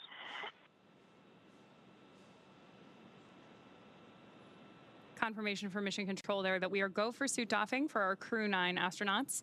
Again, we are following up from a successful on-time launch yesterday from Space Launch Complex 40 at 1:17 p.m. Eastern. That was followed by a Stage 1 landing of our booster on Landing Zone 1. So that was a return to launch site landing, which we had great coverage of on our webcast if you want to take a look at that. That, of course, was followed by Dragon separation into a nominal orbit to set our Crew 9 team on their 28-hour journey to the International Space Station. We saw 5 major burns on board Dragon and then confirmed docking just a couple of minutes ago at 2:30 p.m. Pacific, 5:30 p.m. Eastern today, Sunday, September 29th. And now that Crew 9 has arrived, we're turning our focus and looking ahead to the return of Crew 8. They're going to be taking you, or will be taking you along, as they return home after their long-duration stay aboard the space station. We're still looking at the return dates. That involves especially weather and at our splashdown location. So those will be announced on nasa.gov. Be sure to tune in as NASA and SpaceX bring you live coverage every step of their journey. You can also follow SpaceX and NASA on social media for real-time updates. Thanks again for watching. Go NASA, go SpaceX, and go Crew 9 and Crew 8. And for those of you watching on X, please head over to NASA Plus to follow the coverage live. Really appreciate you being with us here in Hawthorne today, Leah. It's always good to have NASA on site. And of course, thank you all for tuning in to follow our coverage today. It's a great day for spaceflight, so I'm going to turn it over to my colleague Gary Jordan at NASA's Johnson Space Center in Houston to continue sharing the mission as the crew prepares to board their home for the next 5 months. That's the International Space Station. Thank you.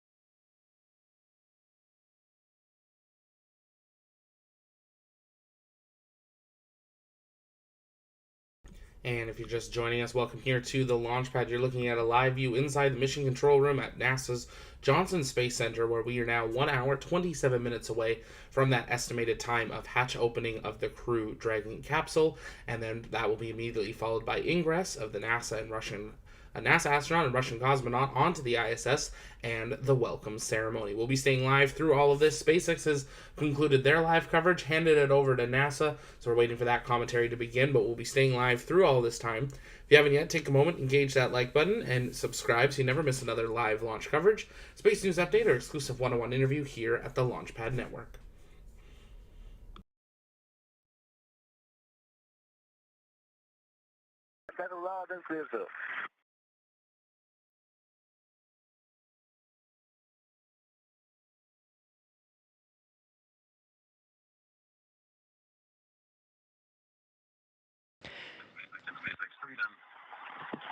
With that, I'm going to detach, and Alex and I will be both away from the displays, dolphin suits, and working on getting ready to open that hatch. All right, SpaceX copies that, Nick. For awareness, we're going to continue with our docking procedures, and upcoming will be vestibule pressurization. Recommend you also, following suit doffing, you step into 4.400 for docked cabin configuration. I'll keep you up to date when we do start vestibule press, but you can monitor vestibule pressurization and leak checks in section 4 of 4.400. How copy? Copy all. You guys are going to start with vestibule pressurization here shortly. We're good to also step into the arrival config procedure, and we'll just run those in parallel with suit doffing. All right, that's a good readback, Nick. And just let us know when you're done with suit doffing and if we are allowed to come back on board with cameras at any point in this docking sequence. Will do. Thank you. This is Mission Control Houston, continuing our commentary after the docking of Crew 9 Dragon Freedom to the International Space Station. Nick Hague and Alexander Gorbanov, Hague of NASA, Gorbanov of Roscosmos, both docked to the International Space Station right on time, 4:30 p.m. Central Time, 2:30 p.m. Pacific. At the time, this station was flying 265 statute miles over Botswana. The crew on board Freedom now is going through the remaining procedures to get ready for hatch opening. Through the entire docking sequence, since docking is considered a dynamic event, as an extra set of precautions, the crew wears their launch and entry suits through the dynamic phase of flight of docking. The suits are a protective measure just in case of any pressure loss in the cabin throughout the entire sequence. Station Houston on the big loop for pressurization and ingress part 1.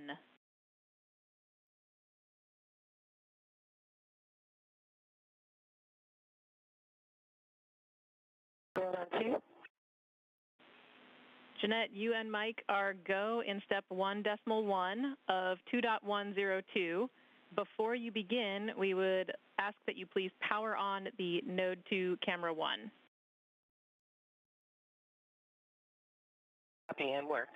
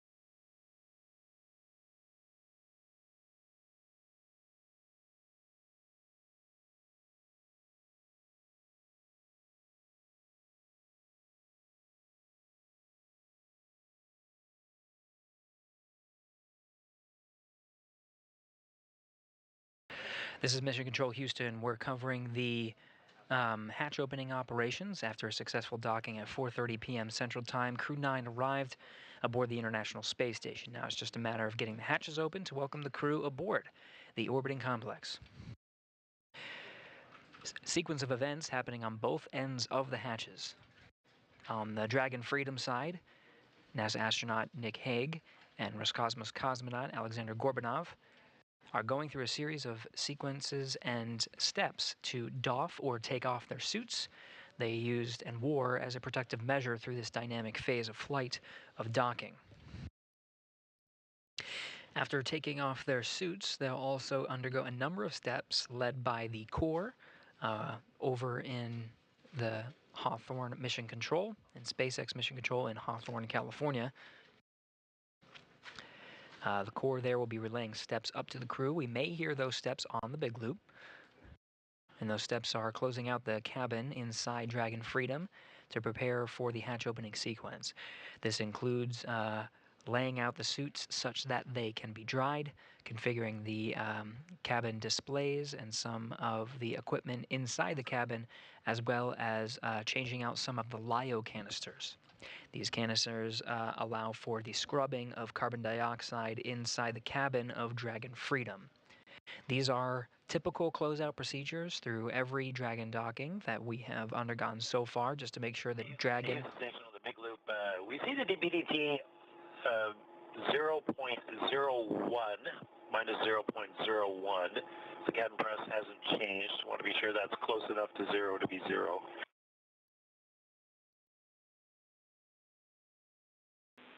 We concur. That is close enough to zero to be zero. I will quote you on that. Thank you. Capcom Tess Caswell here in Mission Control Houston. That's the voice you heard, talking with NASA astronaut Matt Dominic aboard the International Space Station. It takes a team to open up the hatches, and we do have quite a crew on board. Jeanette Epps, NASA astronaut, as well as NASA astronaut Mike Barrett, working with Dominic, will all be working on the hatch opening procedures. Butch Wilmore, ahead of our coverage today, did set up the Rendezvous operations panel that allowed for telemetry to be received by the crew on board the International Space Station and monitor Dragon's approach to the station. Now moving past the monitoring operations after the docking sequence is complete, the crew is focused on hatch opening operations. Now these hatch opening operations can take some time. The docking port on the forward end of the International Space Station with the International Docking Adapter before Crew 9's arrival has been exposed to vacuum, including the sun and the sun shining directly on the docking interface, as well as shade and orbital nighttime. These can introduce some significant temperature swings inside the docking ring or inside the International Docking Adapter. So upon docking, whenever the Station on the big loop, node 2 forward hatch is open. We copy, Mike, and when you get there, you are go in step 2.2.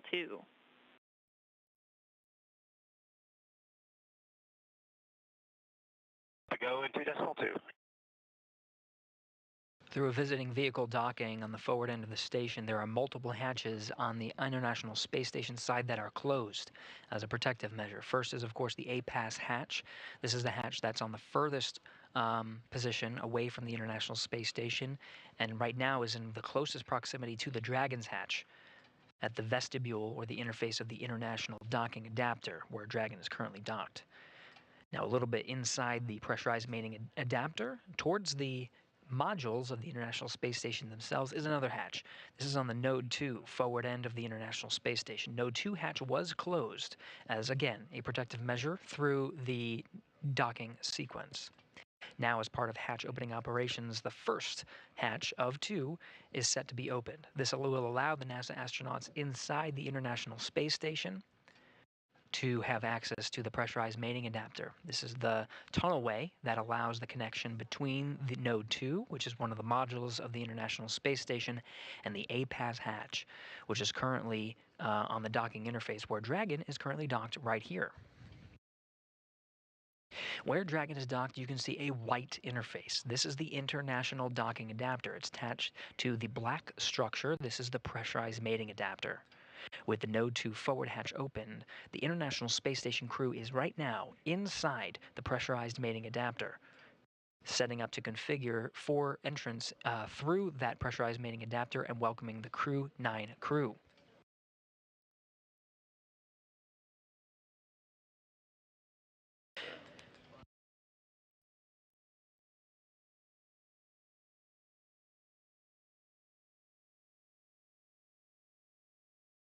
There's a couple of sequences that the International Space Station crew are undergoing right now.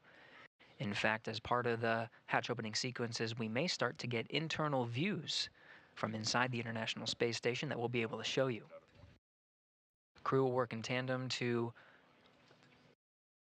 start outfitting the hatch itself, as well as they'll run some tubes inside the pressurized mating adapter. They'll be orange, and what those do is they allow for the circulation of air. With the hatch closed, sometimes there can be pockets of carbon dioxide that you just want to filter out as part of the hatch opening sequences, again as a safety measure.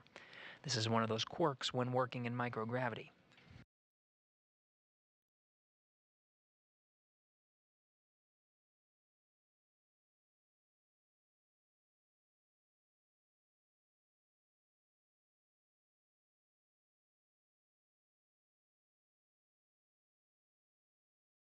Now getting views from inside the International Space Station, you can see the crew now working together to open up the A-Pass hatch. The view you're looking at is from the Node 2 Harmony module, looking inside the pressurized mating adapter. This is NASA astronaut Jeanette Epps, one of the NASA astronauts assigned with the hatch opening operations. Station on the big loop, as step 2.4 A-Pass equalization valve closed at 21:58. Houston copies 21:58.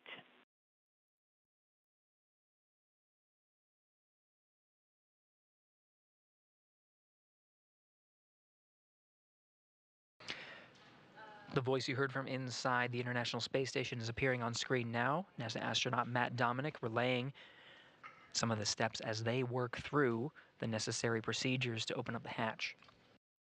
Now, what we didn't talk about so far is on the other side of the A-Pass hatch is what's called a vestibule. It's a gap between the two hatches of the International Space Station and Dragon. This is inside the interface of the International Docking Adapter. It's just a gap, but that gap right now is a vacuum, is at vacuum. The sequence now that the astronauts will undergo is pressurizing that vestibule up to match that of the cabins of the International Space Station as well as Dragon Freedom. The pressure inside each of those vehicles matches that of the pressure of Earth at sea level, 14.9 pounds per square inch. Appearing on the left side of your screen, another NASA astronaut, Butch Wilmore, who again, earlier today helped out with setting up the rendezvous, and monitoring tools needed for Matt Dominic and Mike Barrett today to monitor Crew 9's approach and docking to the International Space Station.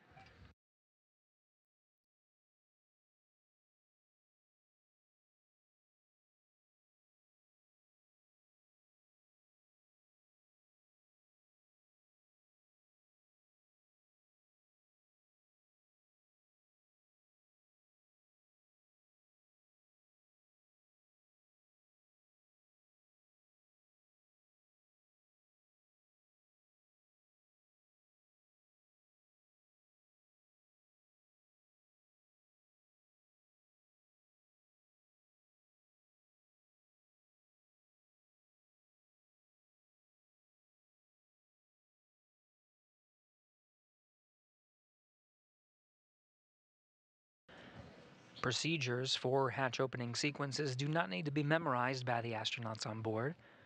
They do have reference material. NASA astronaut Jeanette Epps holding a tablet and referencing some of the step-by-step sequences that need to be followed to ensure a safe pressurization of the vestibule and the hatch opening sequence needed to welcome the Crew 9 astronaut and cosmonaut aboard the International Space Station.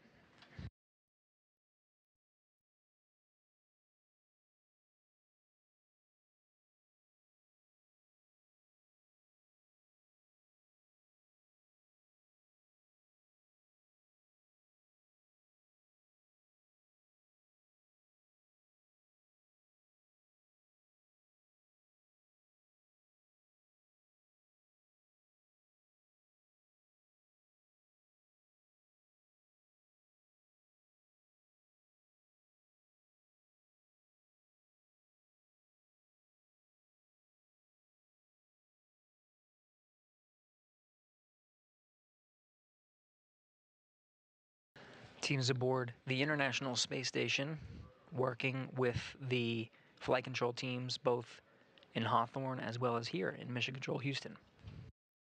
Through a docking sequence, the attitude control of the International Space Station itself is changed at various increments and spots through the docking sequence. As a visiting vehicle approaches the International Space Station, some of the thrusters and what are called desats, which allow the dampening of a control moment gyro to reset it once it reaches maximum rotation velocity, are disabled. And prior to a hard dock, the station is on control moment gyros only. The attitude determination control officer here in Mission Control Houston is reconfiguring the station's attitude control such that some of the attitude control assets are being re-enabled, including some of the desats and thrusters.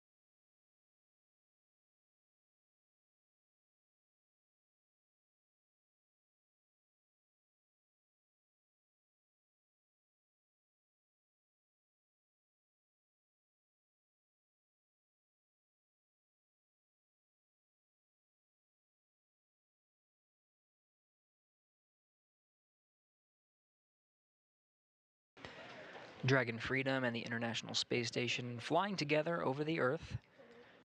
We're now over an orbital daytime. Station and Dragon are approximately 260 statute miles northeast off the coast of Australia, just over the Coral Sea.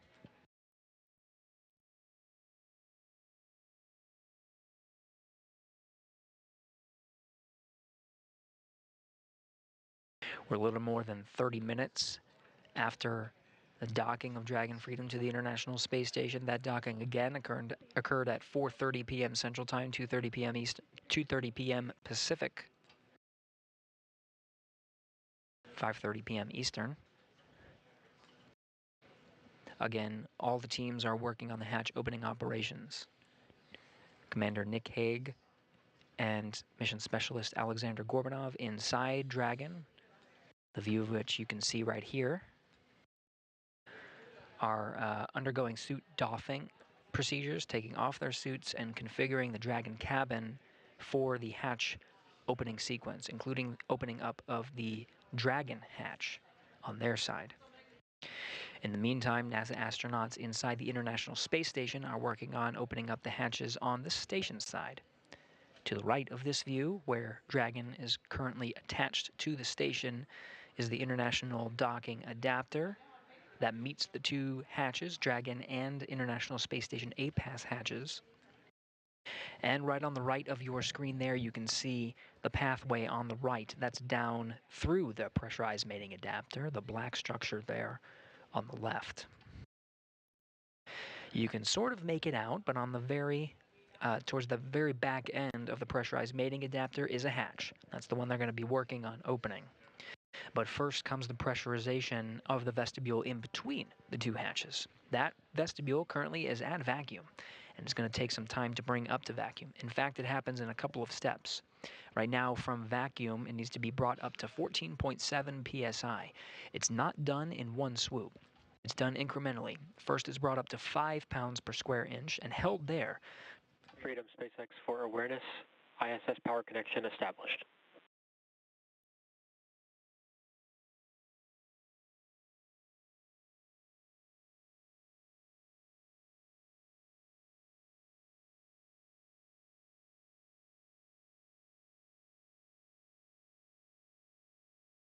As part of the docking sequence, the very last step prior to the docking sequence being completed is the deployment of an umbilical from the Dragon to the International Space Station. That umbilical connects the Dragon to pull from the power and connect the data through a hard wire in between the International Space Station and the Dragon Freedom.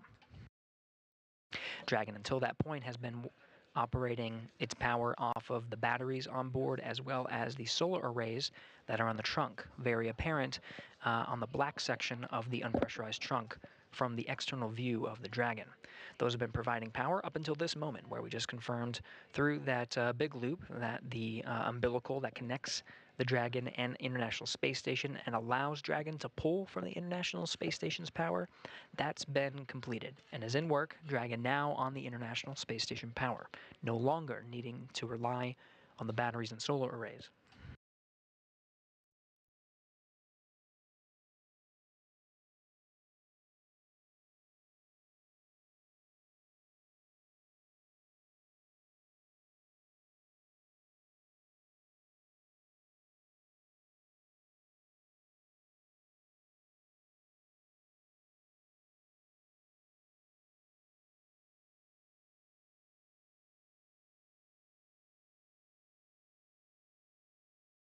We're getting live views from the International Space Station as it flies 257 statute miles over the Pacific Ocean. These views are cameras being set up and configured inside Node 2 by the NASA astronauts themselves to provide views from the station to us down here on the ground to monitor the operations. Of course, aside from opening up the hatches, will be a welcoming ceremony. We'll see the smiling faces of Nick Hague and Alexander Gorbanov enter into the International Space Station and be welcomed. Freedom for a status. Ready to copy.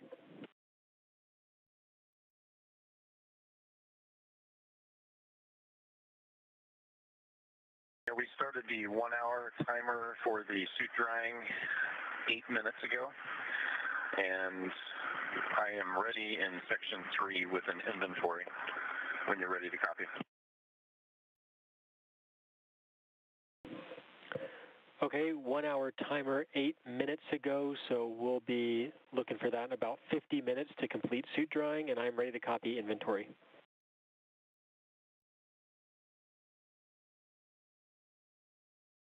Okay, for water, in bag 201, consumed 2 bottles. In 202, consumed all 5 bottles. In 204, consumed 5 bottles. All 5 bottles.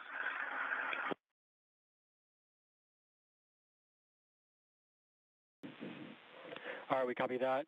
2 bottles from 201, all 5 from 202, all 5 from 204. A good readback, and that includes the flush bottle we're going to use here shortly. For food, we consumed everything in 303, 304, and 1 meal from 308. All right, SpaceX copies. The water includes flush bottle, and then all food 303, all food 304, 1 meal 308. That's a good readback. We're going to do the flush on the commode, and then I'll call down and let you guys come aboard. SpaceX copies.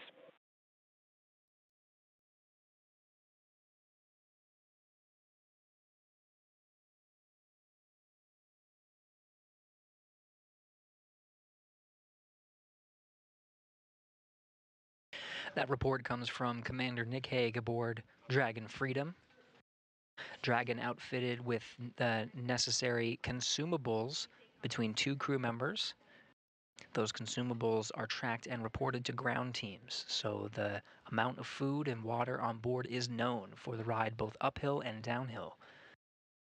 The teams want to make sure that the astronauts have what they need, both for nominal situations and situations in which additional orbits may be necessary for a returning crew to Earth. That is carefully tracked by the ground teams in order to make sure the astronauts have what they need.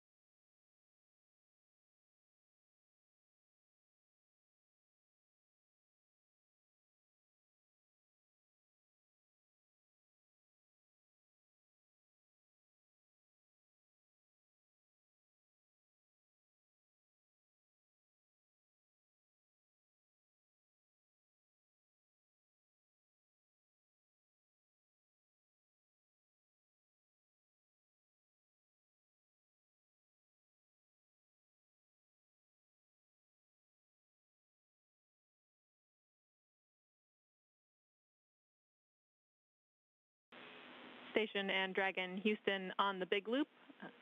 For awareness, we are configuring Dragon for hardline audio.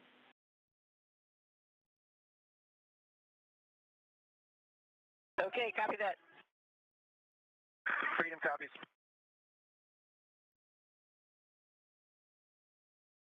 Now again, there is an umbilical that connects Dragon Freedom to the International Space Station. We did talk about the power. That power connection is confirmed.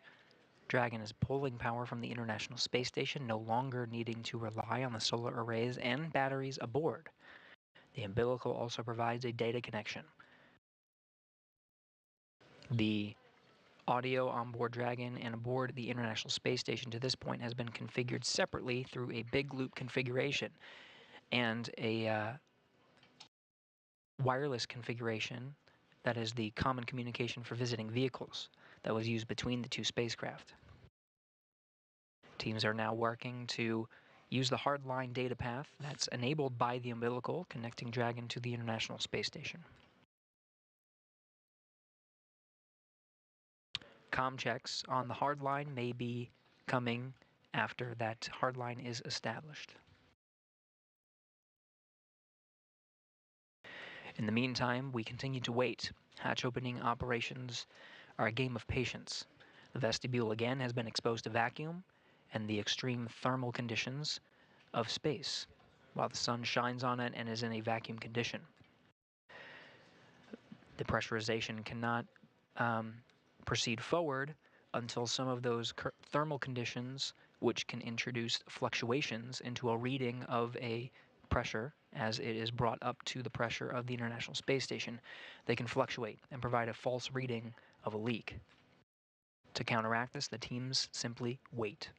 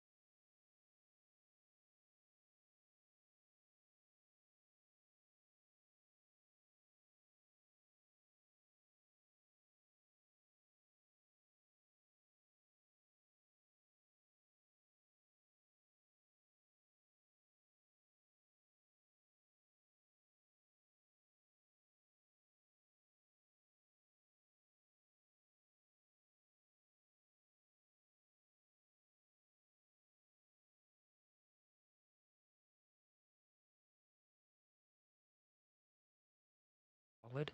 It's just a matter of waiting.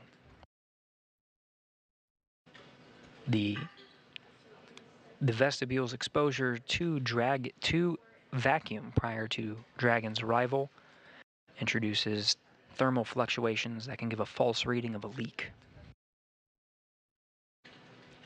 So when the vestibule is being pressurized, simply waiting can allow some of those thermal fluctuations to dampen out and get a very good reading of whether or not there is a leak on board. This is standard procedure with every docking to the International Space Station, of course, to this forward port.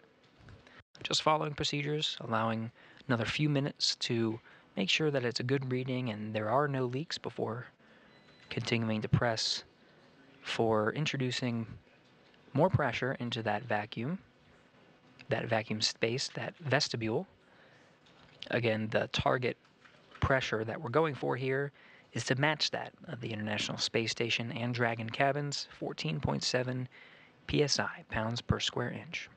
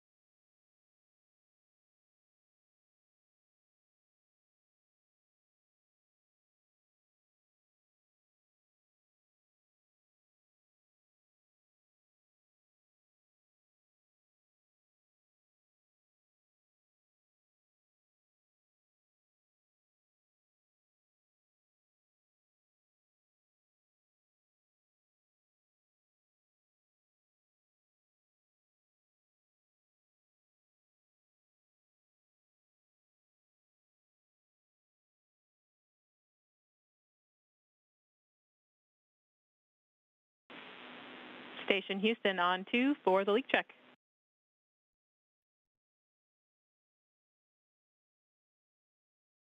Yeah, 2. We have a good leak check. You are go to step into step 3.1 of 2.102. Copy 3.1 of 2.102 inward.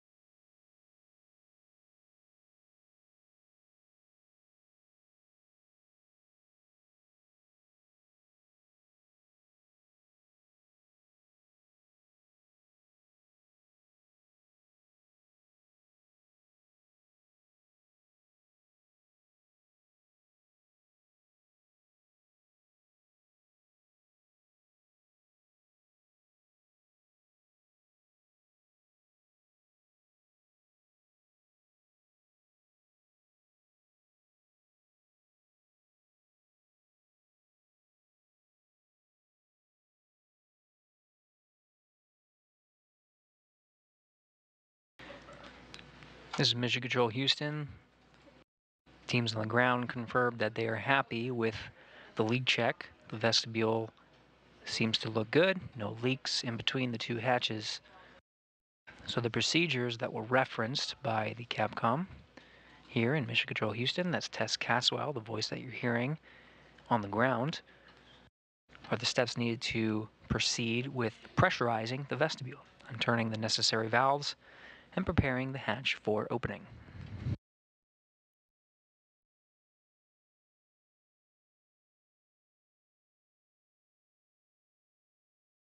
Houston Station on 2, if you're happy with our DPDT, which we're showing 0.02, we'll proceed on your go.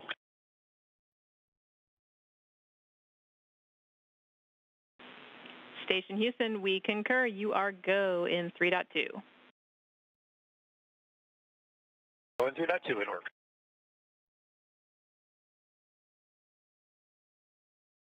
NASA astronaut Matt and Dominic providing a read of what they're seeing inside the station of the pressure inside the vestibule. It's supposed to be pretty close to zero.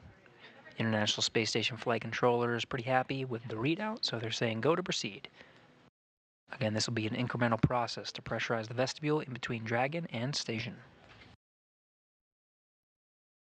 And SpaceX Freedom in 4.400, we're complete through Section 5, standing by Section 6. You can come aboard. All right, SpaceX copies that, Freedom. Complete through Section 5, standing by in Section 6, 4.400. Brings cameras on board.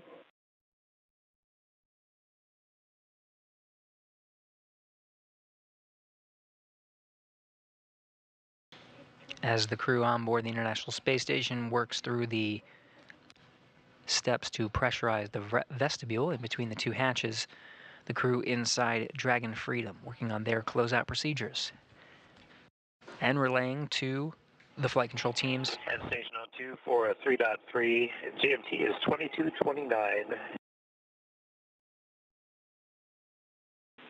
Copy 2229.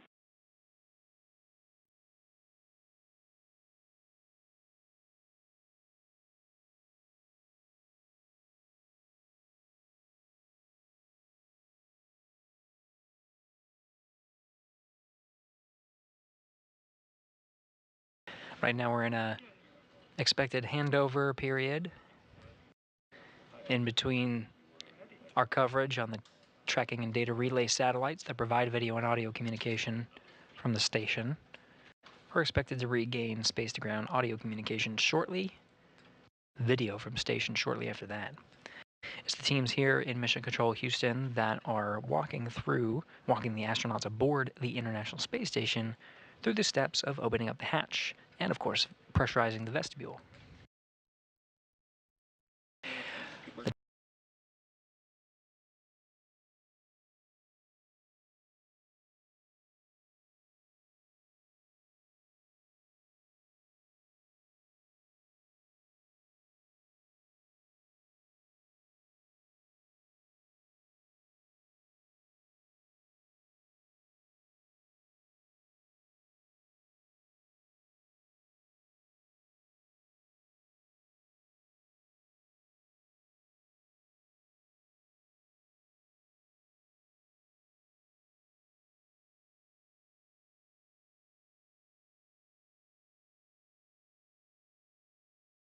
Our coverage of the hatch opening sequence.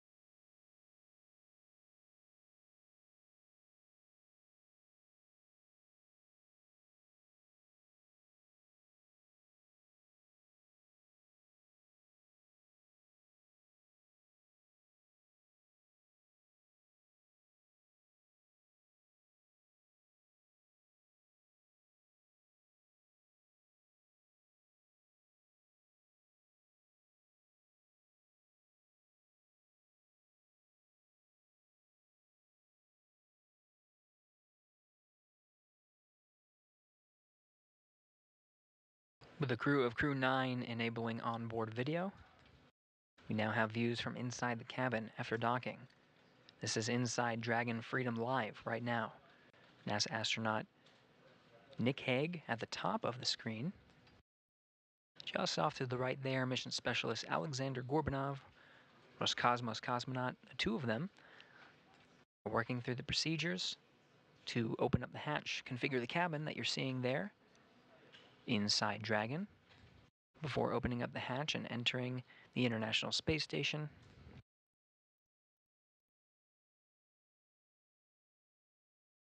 You see the suits that they wore for launch as well as docking are in the seated positions. Right now they're in a configuration such that they can be dried in between use. Aside from the next dynamic operation, which will be undocking for the Crew 9 crew, they may perform a series of tests with the suits, but otherwise their mission now will be converted from Crew 9, the transit from Earth to the International Space Station, to join the mission of Expedition 72, which is continued science, research, and discovery aboard the International Space Station.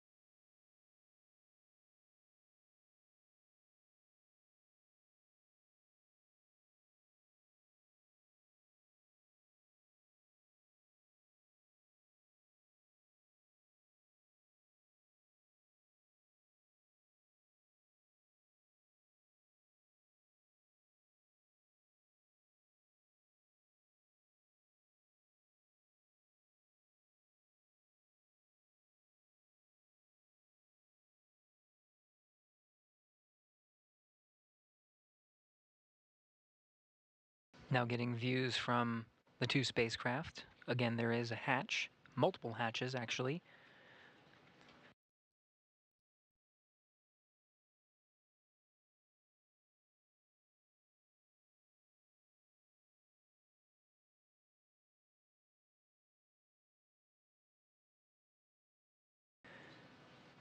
We are seeing that the A-Pass hatch is open on the International Space Station side.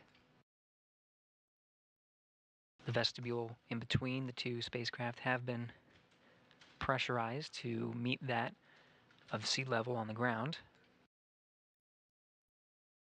The position where Hague and Gorbanov currently are very close to the Dragon hatch. Now with the A-Pass hatch opened, some of the flashes you were seeing from inside the pressurized mating adapter or cameras and the flashes of the cameras to inspect the hatch, make sure there's no foreign object debris, just a safety measure and precaution to make sure that nothing is in the way. That will be documented and relayed to the ground for inspection, make sure everything's good. Some of the many steps of these hatch opening procedures that we've been referencing.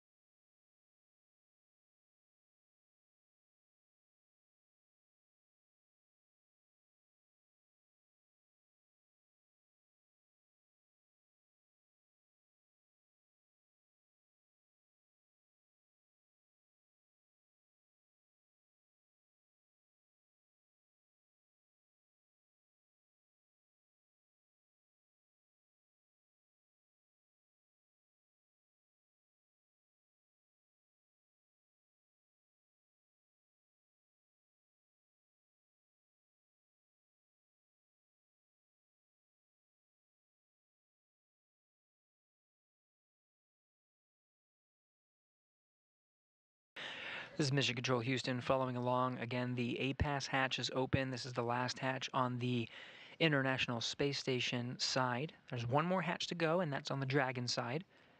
Nick Hague and Alexander Gorbanov currently waiting patiently inside Dragon Freedom, going through their incremental steps to make sure the hatches can be opened at a safe time. You saw the NASA astronauts in the pressurized mating adapter bring in white cloth. This is part of the procedures of outfitting the hatch for ingress. The hatch itself is metallic and has been exposed to vacuum. As a safety measure, the hatch itself is being covered with this white cloth. There's also a docking fixture that's used. It's sort of a pole that sticks out from the back end of the APAS hatch.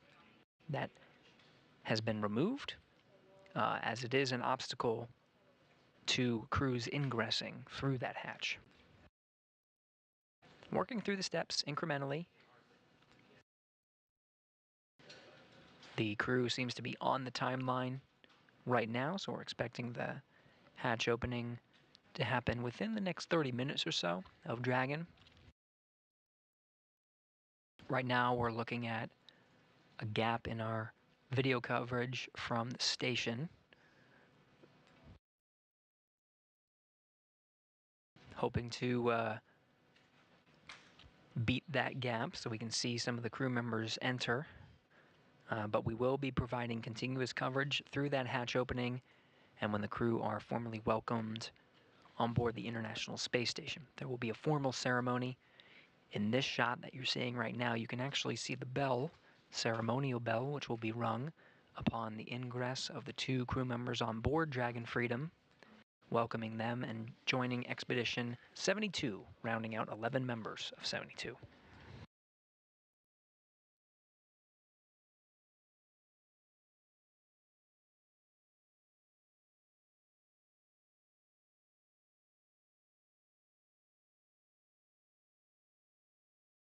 Three-box view that you're seeing from inside the station on the bottom right, inside Dragon, bottom left. Again, NASA astronaut Nick Hague on the top right corner of the screen. From that Dragon cabin view, Gorbanov you see behind some of the seats on the view from the bottom left. And we are seeing Dragon illuminated by the sun a little bit until an orbital sunset. As expected just minutes from now, the views on the outside of station will become a little darker as the station and Dragon pass 260 statute miles over the northern Atlantic Ocean.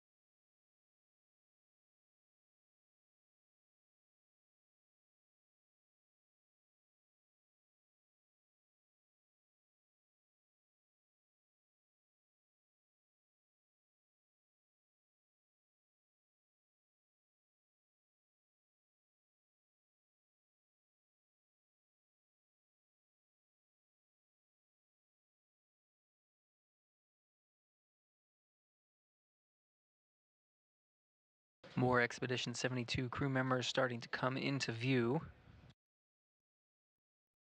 In the red shirt there on the left, Roscosmos cosmonaut Alexei Ovchinin,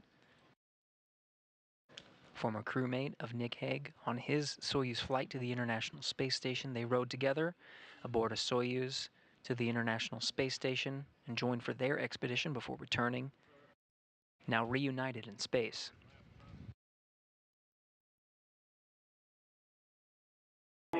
Station on the big loop. Step 4.8 is complete. Step 4.9 station is ready for Dragon hatch equalization.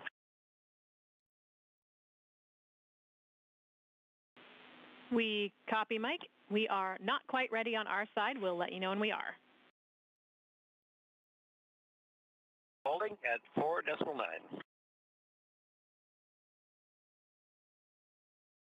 Mike Barrett relaying that the crew is ready for hatch equalization, doing a few things on the ground. SpaceX Freedom on the big loop. Crew's holding in 4.9. We're ready for the hatch to come open.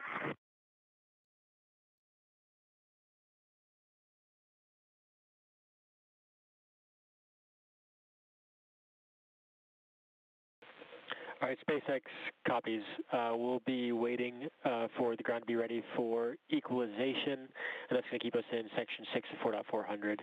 You'll see us take commands and the state change in step 6.2 when we're ready to go.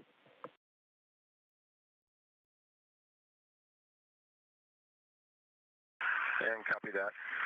And just a question on estimate on how long that'll take. We're coming up on our hour of drying time.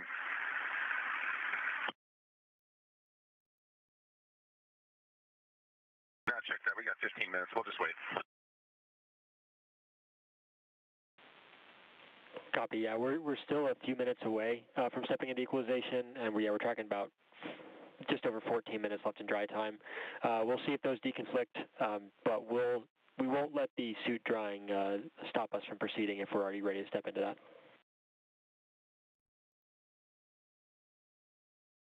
Okay, copy all. And Houston on the big loop, the APAS hatch seals look great, and no condensation noted. We did take a picture of the docking cross. That also looks great. Houston copies.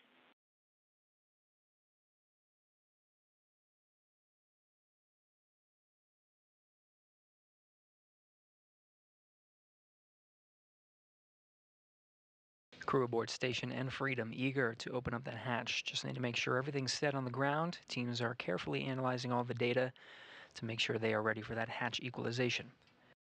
In the meantime, you saw the crew did an inspection of the A-Pass hatch, the one that's open there in the background, just on the far end of the pressurized mating adapter. That has again been outfitted for safety precautions with claws. The docking cross has been removed, an obstacle from egress.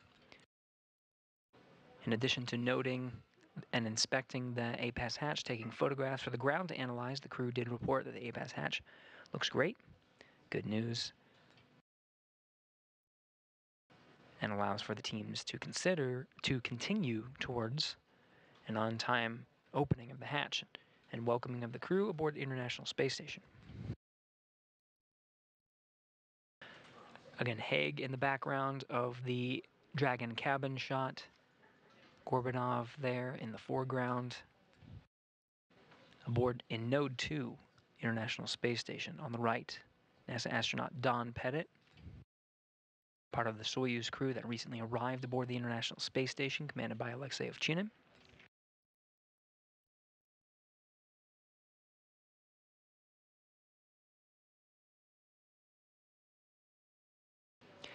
Ovchinin there, of course, former crewmate of Hague.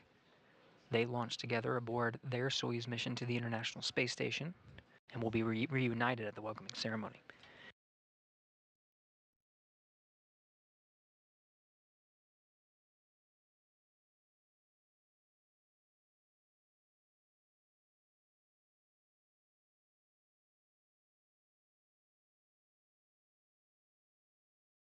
Hague and Ovchinin did, of course, have an abort after the launch of their Soyuz MS-10 mission. But both of them did get to go up and join the crews of Expedition 59 and 60, launching successfully aboard Soyuz MS-12 and completing their expedition aboard the International Space Station and safely returning to Earth. Again, the two reunited in space.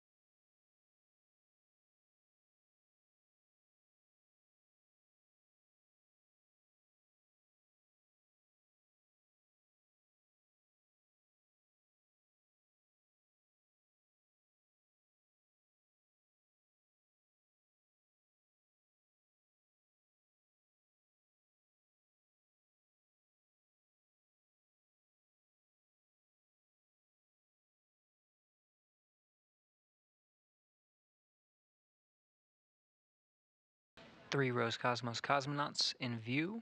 On this view on the right, who recently came through the pressurized mating adapter, was Ivan Wagner, Alexei Ovchinin, now making his way through pressurized mating adapter. Alexander Gurbankin currently taking the frame in the black shirt. All Expedition 72 crew members will be present when Nick Hague and Alexander Gorbanov ingress the International Space Station. It's part of a formal welcoming ceremony. We'll continue our coverage until the crew and the ground teams have an opportunity to provide remarks during that ceremony. Right now, again, the Node 2 hatch in the foreground of this view, as well as the APAS hatch, both on the International Space Station side that's in the background, much further into the pressurized mating adapter. Both of them are open. As the teams in space now, both on the International Space Station side as well as the Dragon side, both ready for opening up the final hatch.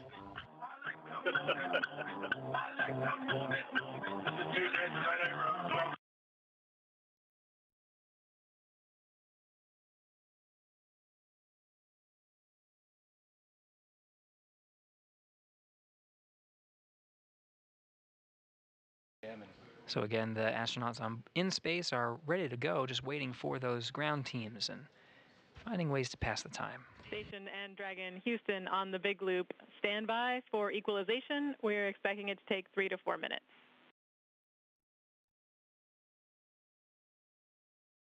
Hey, copy that. Jim copies.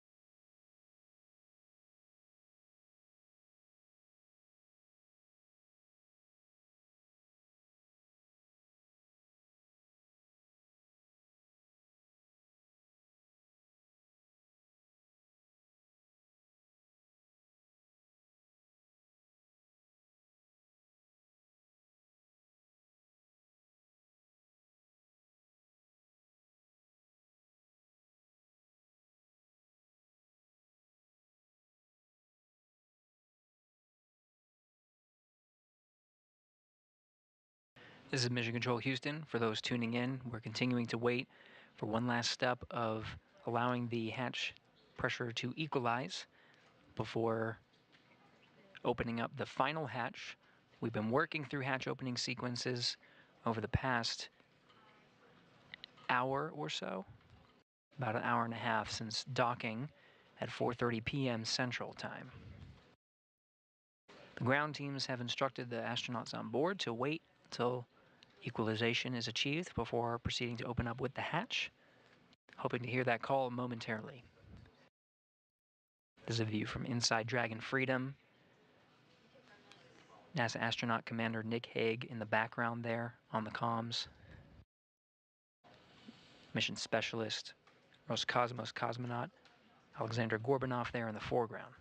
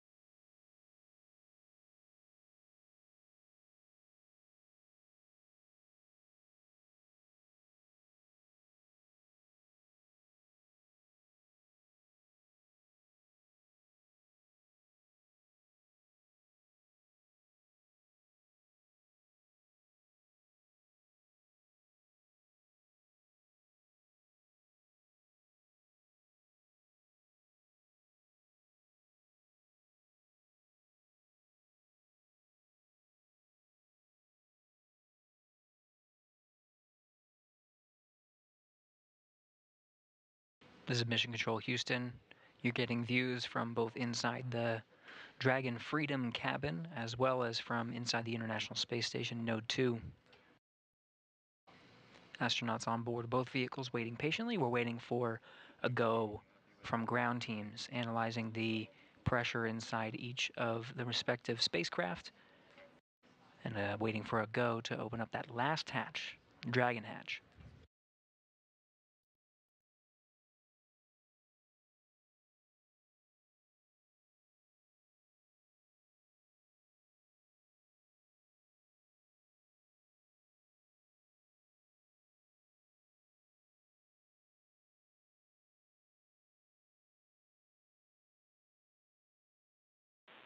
Freedom, SpaceX for suit dry.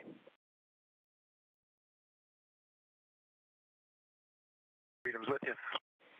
All right, we're happy with the suit dry timer now, so you are go for commanding the suit fan off before we step into hatch opening.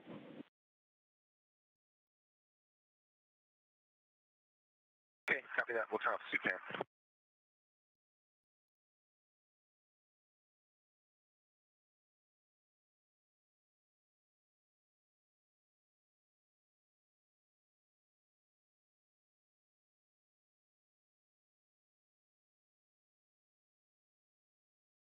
See NASA astronaut Nick Hague working on the displays, the console there inside Dragon Freedom.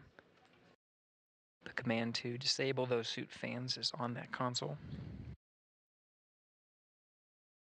Suit fan and suit drying procedures are done after doffing suits through various phases of spaceflight.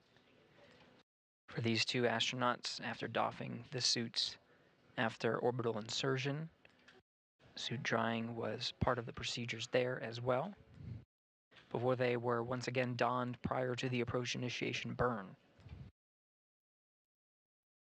Those suits were doffed again after the docking sequence was complete. That includes a soft capture. Freedom, SpaceX on the big loop.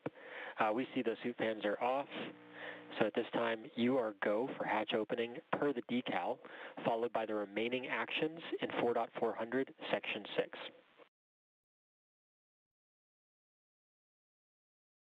copies. We're going to open the hatch per decal and then remaining steps in section 6, 4.400. Good, readback, and we'll just follow up after hatch open on the completion of 4.012 as well, but we can go ahead and step into the hatch hops. Okay, copy that.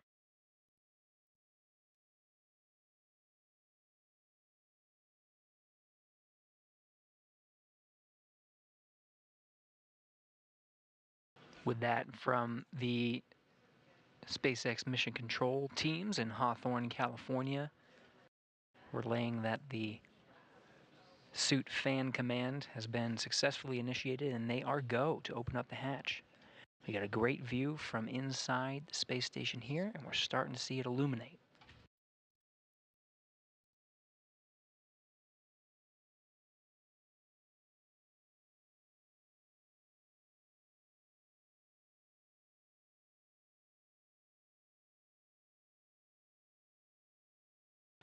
And now, with that, we confirm Dragon hatch is open. 6:04 p.m. Central.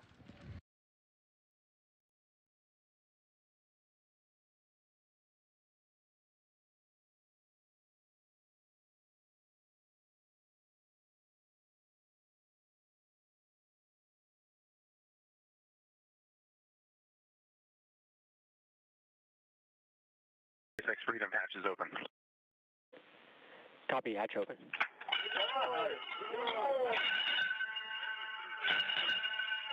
Freedom arriving.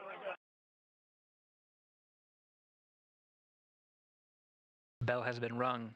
Alexander Gorbanov, the first through of Crew 9, being welcomed by Expedition 72. Next up is Crew 9 Commander Nick Hague.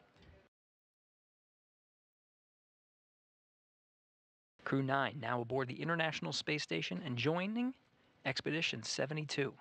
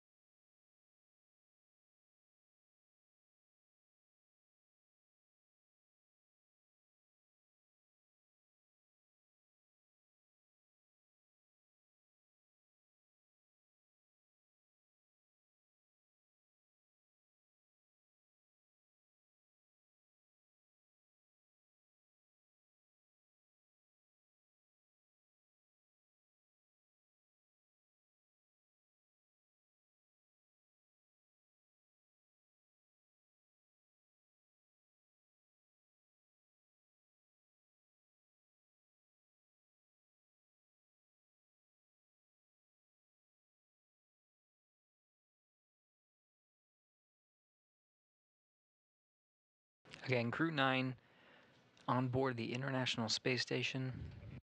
That ingress coming shortly after the hatches were opened at 6:04 p.m. Central Time, being welcomed by the crew of Expedition 72.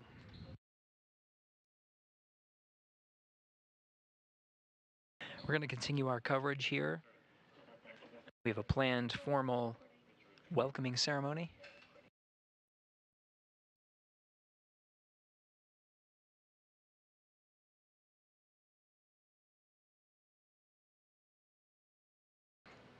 However, we are coming up on an expected gap in our video communications from the International Space Station. So just as the crew was patient with the hatch opening operations, we will be patient with the crew, setting up for the welcome ceremony when we recover that video just around shortly after 6:30 p.m. Central Time.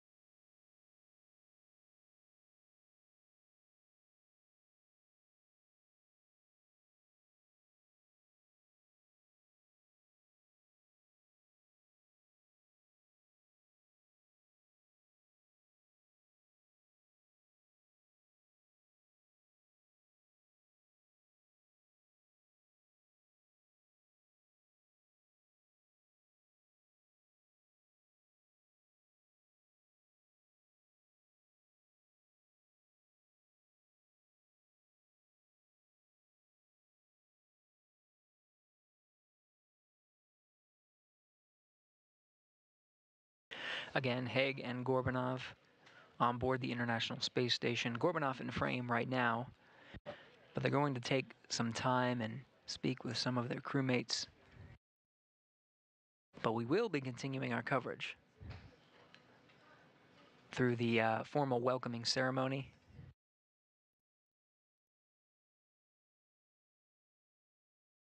There is an expected gap in our video communication from the International Space Station. So we'll continue our coverage until that video is regained. Begin our coverage of the welcome ceremony shortly after we regain that coverage, expected just around 6:30 p.m. It'll take some time for the crew to get set up and in position. We'll do a couple of technical checks and be right on our way. But in the meantime, stay tuned for the formal welcoming ceremony of Crew 9 to join Expedition 72.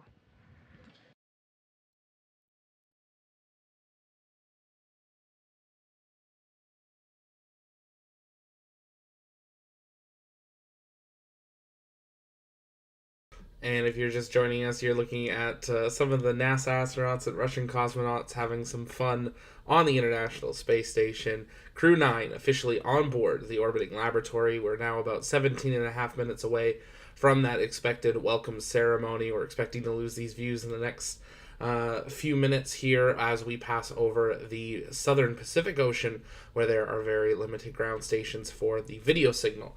The space station will always have communications through the TDRS system, but not for video downlink for events like this. So we're expecting that loss of signal shortly, and then they will come back and be ready, hopefully all lined up, ready for a family photo and that welcome ceremony. But I have a feeling, based on previous missions and the fact that everybody has left, they very quickly floated down the modules and are getting a look out of the cupola at this time. I mean, it's a night pass, but they'll be coming up on a day pass. Looks like some have boarded Dragon and are checking it out. That's interesting to see on board there. So you can see there the two suits from the NASA astronaut and the Russian cosmonaut that just flew up, who are currently on station. Two other crew on board Dragon Freedom. Maybe doing some work on it, some checkouts, but also just hanging out, waiting for the welcome ceremony. It really does show the kind of normalcy of this incredible orbiting laboratory and its operations. Looks like they might be checking some things with the hatch there, as Crew 9's Dragon Freedom will be put into kind of a sleep-ish mode, but it'll always be there on standby, ready to be activated in a moment's notice to operate as a safe haven for NASA astronaut and Russian cosmonaut that flew up today, as well as NASA astronauts Butch Wilmore and Sonny Williams from Starliner. They officially have a way home. We can all breathe easy now. They have spacesuits and they have a way home.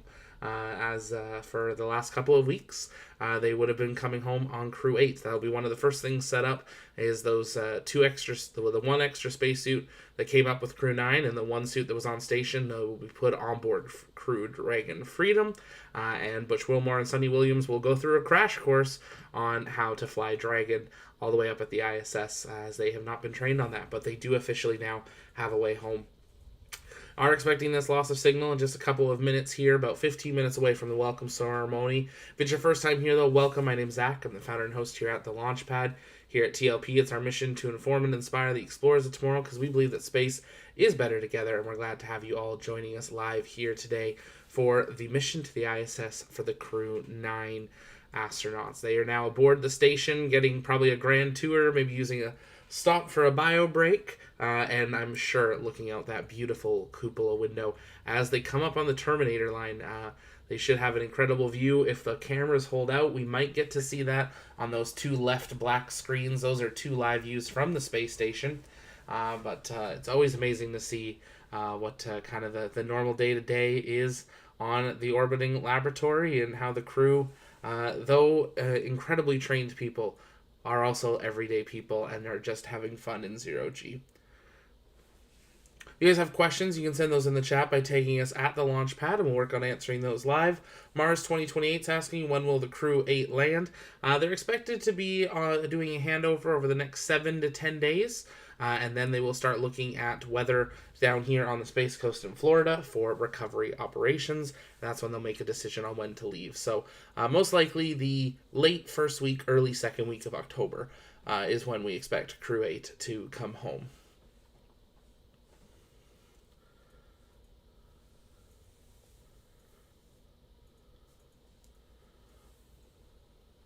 Mandy L watched the launch in the in Cocoa Beach yesterday. Amazing, a lifelong dream. Absolutely, it really is. That's awesome, Mandy. It's always great seeing people down here on the Space Coast watching the streams. It was a beautiful launch yesterday, and excited to see them on station. Space station crew grown by 2. It'll shrink by 4 in just, as I said, a week, 10 days or so. And get back, and there's that loss of signal on the 2 other feeds. Expecting that loss of signal very quickly on the NASA feed here on the right-hand side. And once that is cleared, then we will be back with the welcome ceremony. So stay with us as we await the welcome ceremony on the International Space Station.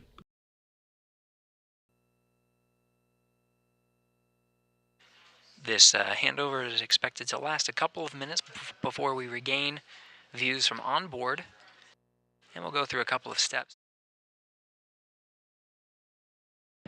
Now in a short handover of our video and audio from the International Space Station as expected.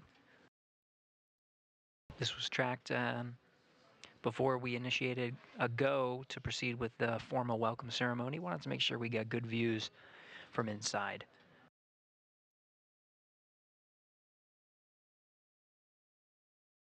This handover is expected to last a couple of minutes before we regain views from on board. And we'll go through a couple of steps, setting up for good scenes before proceeding with the welcome ceremony itself. Teams in Mission Control Houston have been led by Flight Director Marcos Flores. Coming on console prior to the joint operations, just prior to the approach initiation burn. And following along all the way through docking, which happened right on time today, 4:30 p.m. Central Time. The crew then proceeded to close out the Dragon cabin, doff their suits and get ready to enter the International Space Station. Freedom. In 2.102, step 6.1, IMV duct installations complete. Your go for IMV fan activation. Houston copies. Nick, thanks.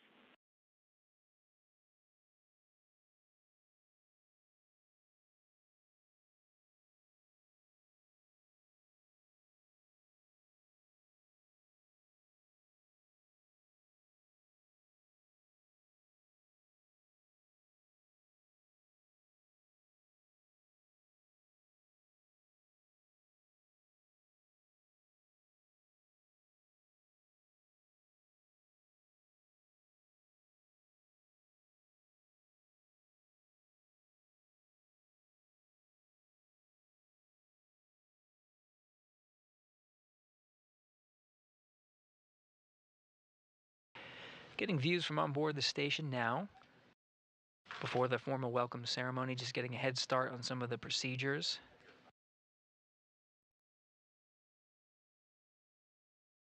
Around the welcome ceremony, stowage of some bags closing out the Dragon cabin.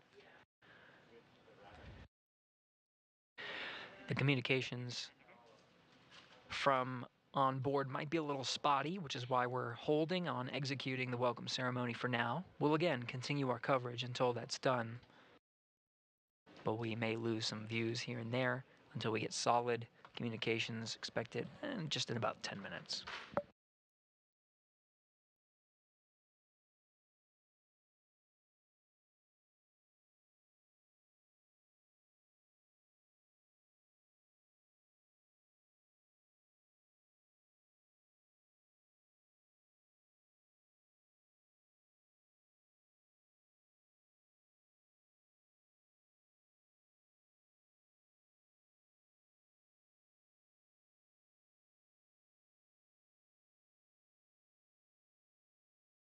Assuming it's The two Dragon commanders now inside Freedom. Commander Nick Hague inside the Dragon that he just took to the International Space Station with mission specialist Alexander Gorbanov as part of Crew 9, Matt Dominic, the commander of Crew 8. Today begins a 1 week long handover period to set Crew 9 up for success as they join Expedition 72 and continue a long duration stay aboard station of science and discovery. NASA astronaut Matt Dominic, commander of Crew 8, will wrap up his stay aboard the International Space Station and as part of Expedition 72. And he, along with his Crew 8 cadre, including Mike Barrett, Jeanette Epps, and Alexander Grabankin, will take their SpaceX Dragon back to Earth, splashing down off the coast of Florida. That Dragon is Dragon Endeavour, currently docked to the zenith side, or the space-facing side of the International Space Station. As expected, communications are a bit spotty. We're losing video incrementally from the International Space Station. Should be a little bit more steady about 10 minutes from now, maybe less than 10 minutes. Again, this is a live view from the International Space Station flight control room. Teams here have been overseeing Dragon's approach and docking. Houston, SpaceX Freedom. I was just looking for a go to get into location 23 and cover up my LIO before the timer expires.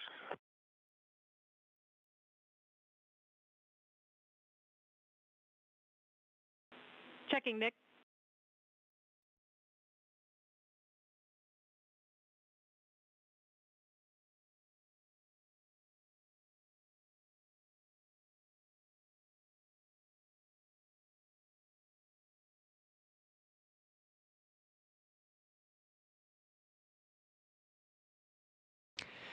Teams in this room, again, as part of Orbit 3, the shifts in this room are 24/7. So 3 shifts per day, every day of the year, making sure that astronauts aboard the International Space Station, who have been there continuously for coming up on 24 years, making sure that they have everything they need and they're well looked after. and it's from this room that it happens. Marcos Flores is the flight director overseeing the operations today from approach and docking. Houston on 2 for Nick. We are go for step 6.3. Copy, go for 6.3. Thank you. Commander Nick Hague of Crew 9, NASA astronaut, proceeding with some of the closeout duties of the Dragon cabin ahead of our welcome ceremony. Again, Marcos Flores is the flight director today on the bottom of the screen. Tess Caswell is the voice from here in Mission Control up to the crew. She's the one communicating from Houston up to the crew.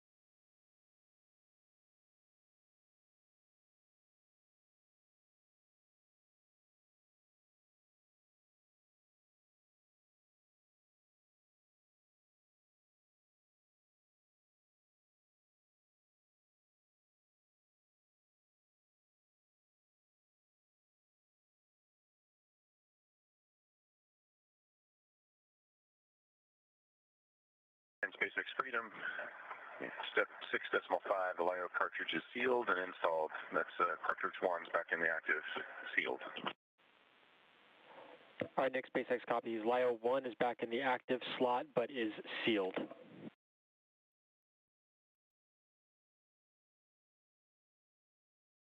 Agree back.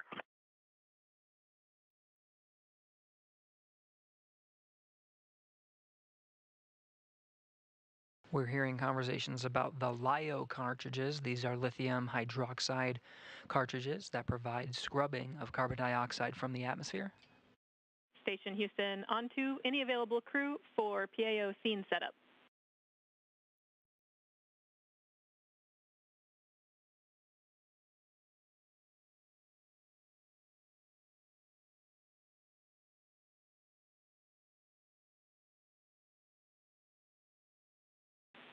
Jeanette, we are looking to zoom out the Node 22 HD camera a little bit so that we can be sure we'll fit everyone into that view for the event.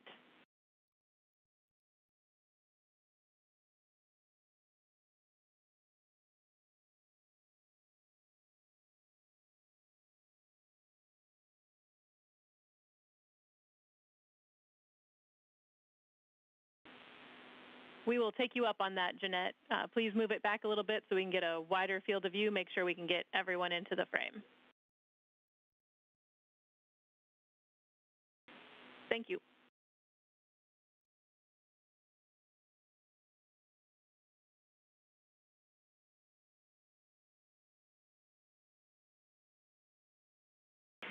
Thanks, Sunny. We copy.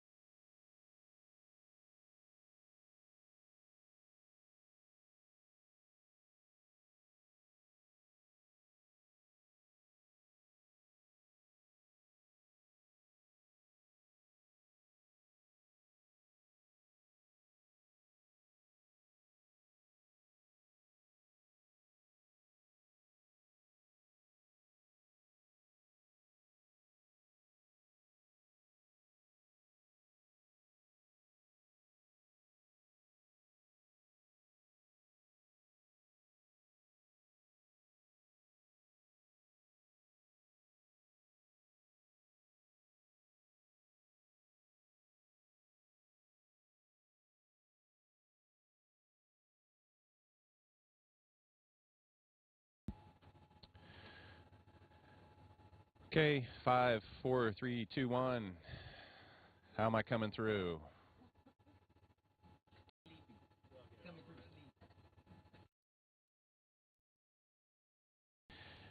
Probably still need me to talk longer so you can see if we got sync. Oh, I knew. 10, 9, 8, 7, 6, 5, 4, 3, 2, 1. Hello to all my friends in the PAO office.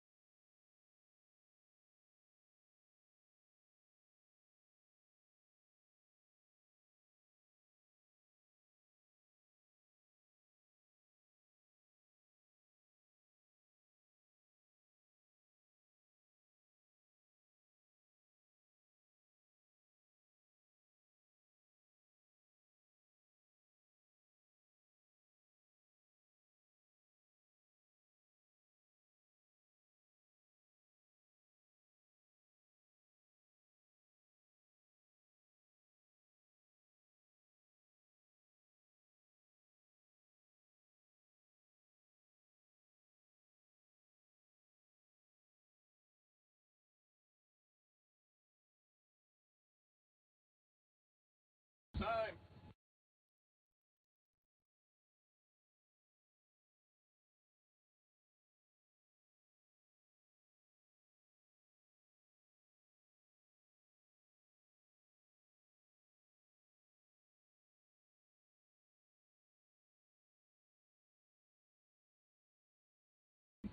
Houston, are you ready?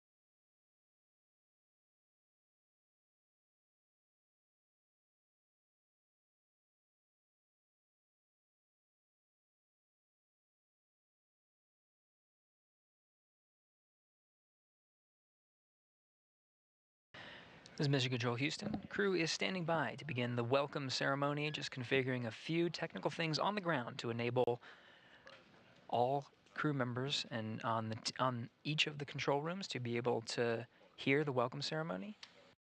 Just stand by a few minutes. We'll be beginning momentarily.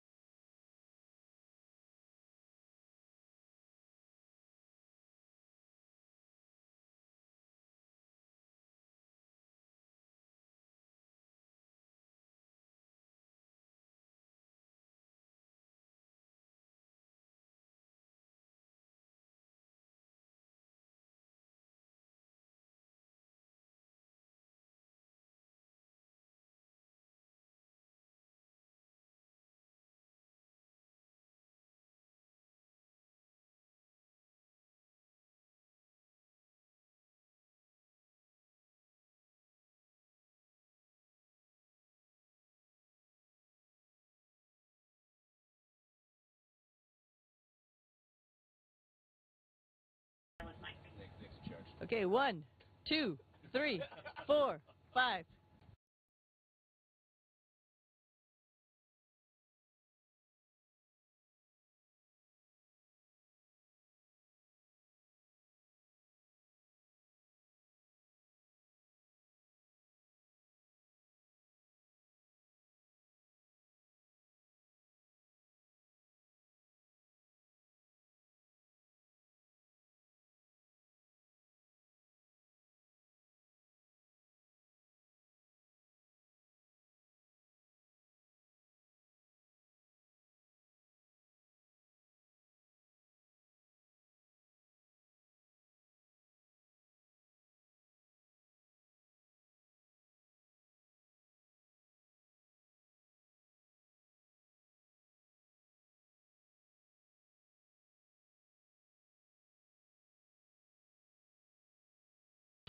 All I heard was Teresa Deary. Очень хорошо.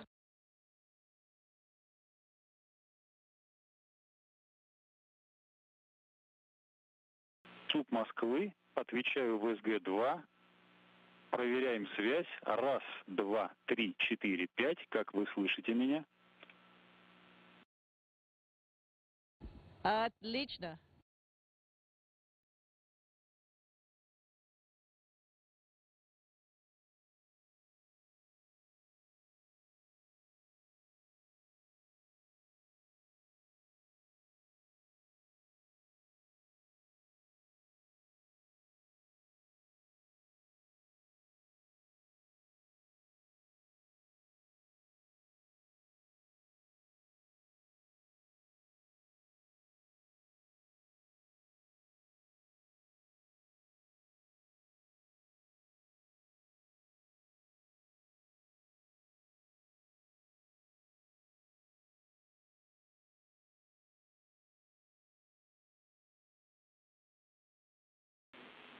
Station Houston, are you ready for the event? We are ready for the event.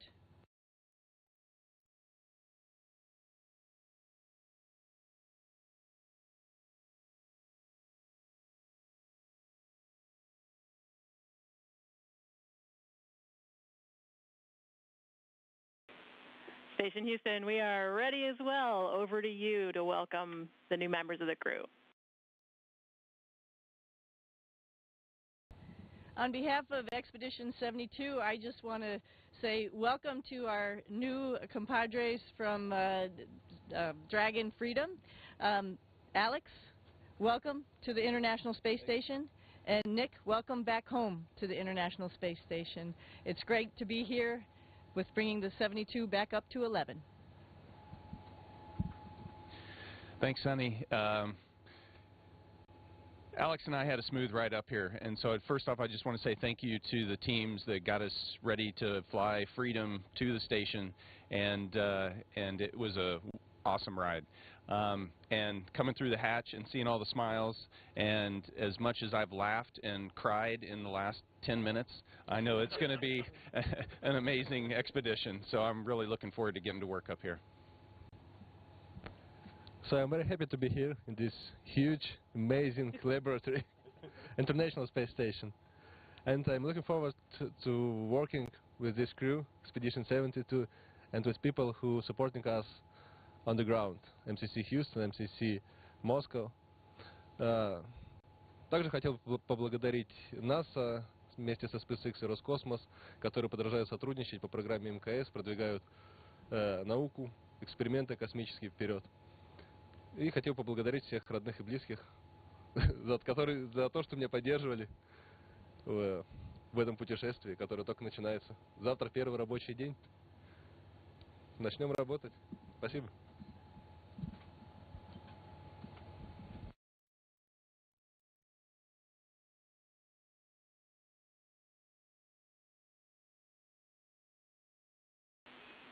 Thank you for the words. At this time, Glavany has an additional message for Nick and Alex.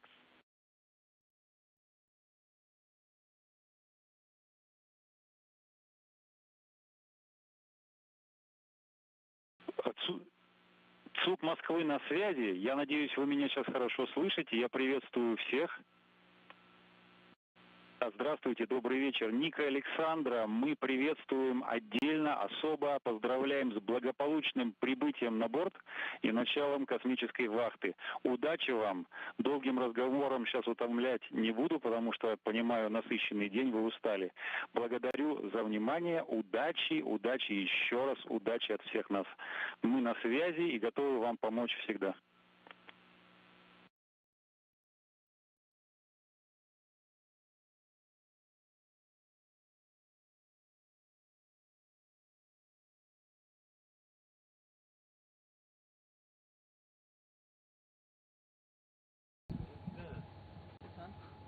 Спасибо за теплые слова. Будем работать с завтрашнего дня, да. Начнем космическую вахту, посмотрим, сколько продлится.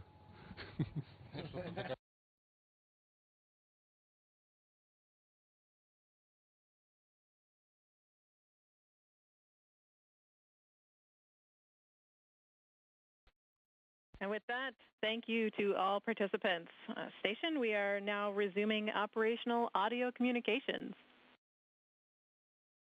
And there we have it, Crew 9 officially aboard the International Space Station, and that will be us concluding our live launch through docking coverage of the mission of Crew 9. The crew now on ISS, now to 11 people on board for about 7 to 10 days before Crew 8 departs the station, concluding their mission.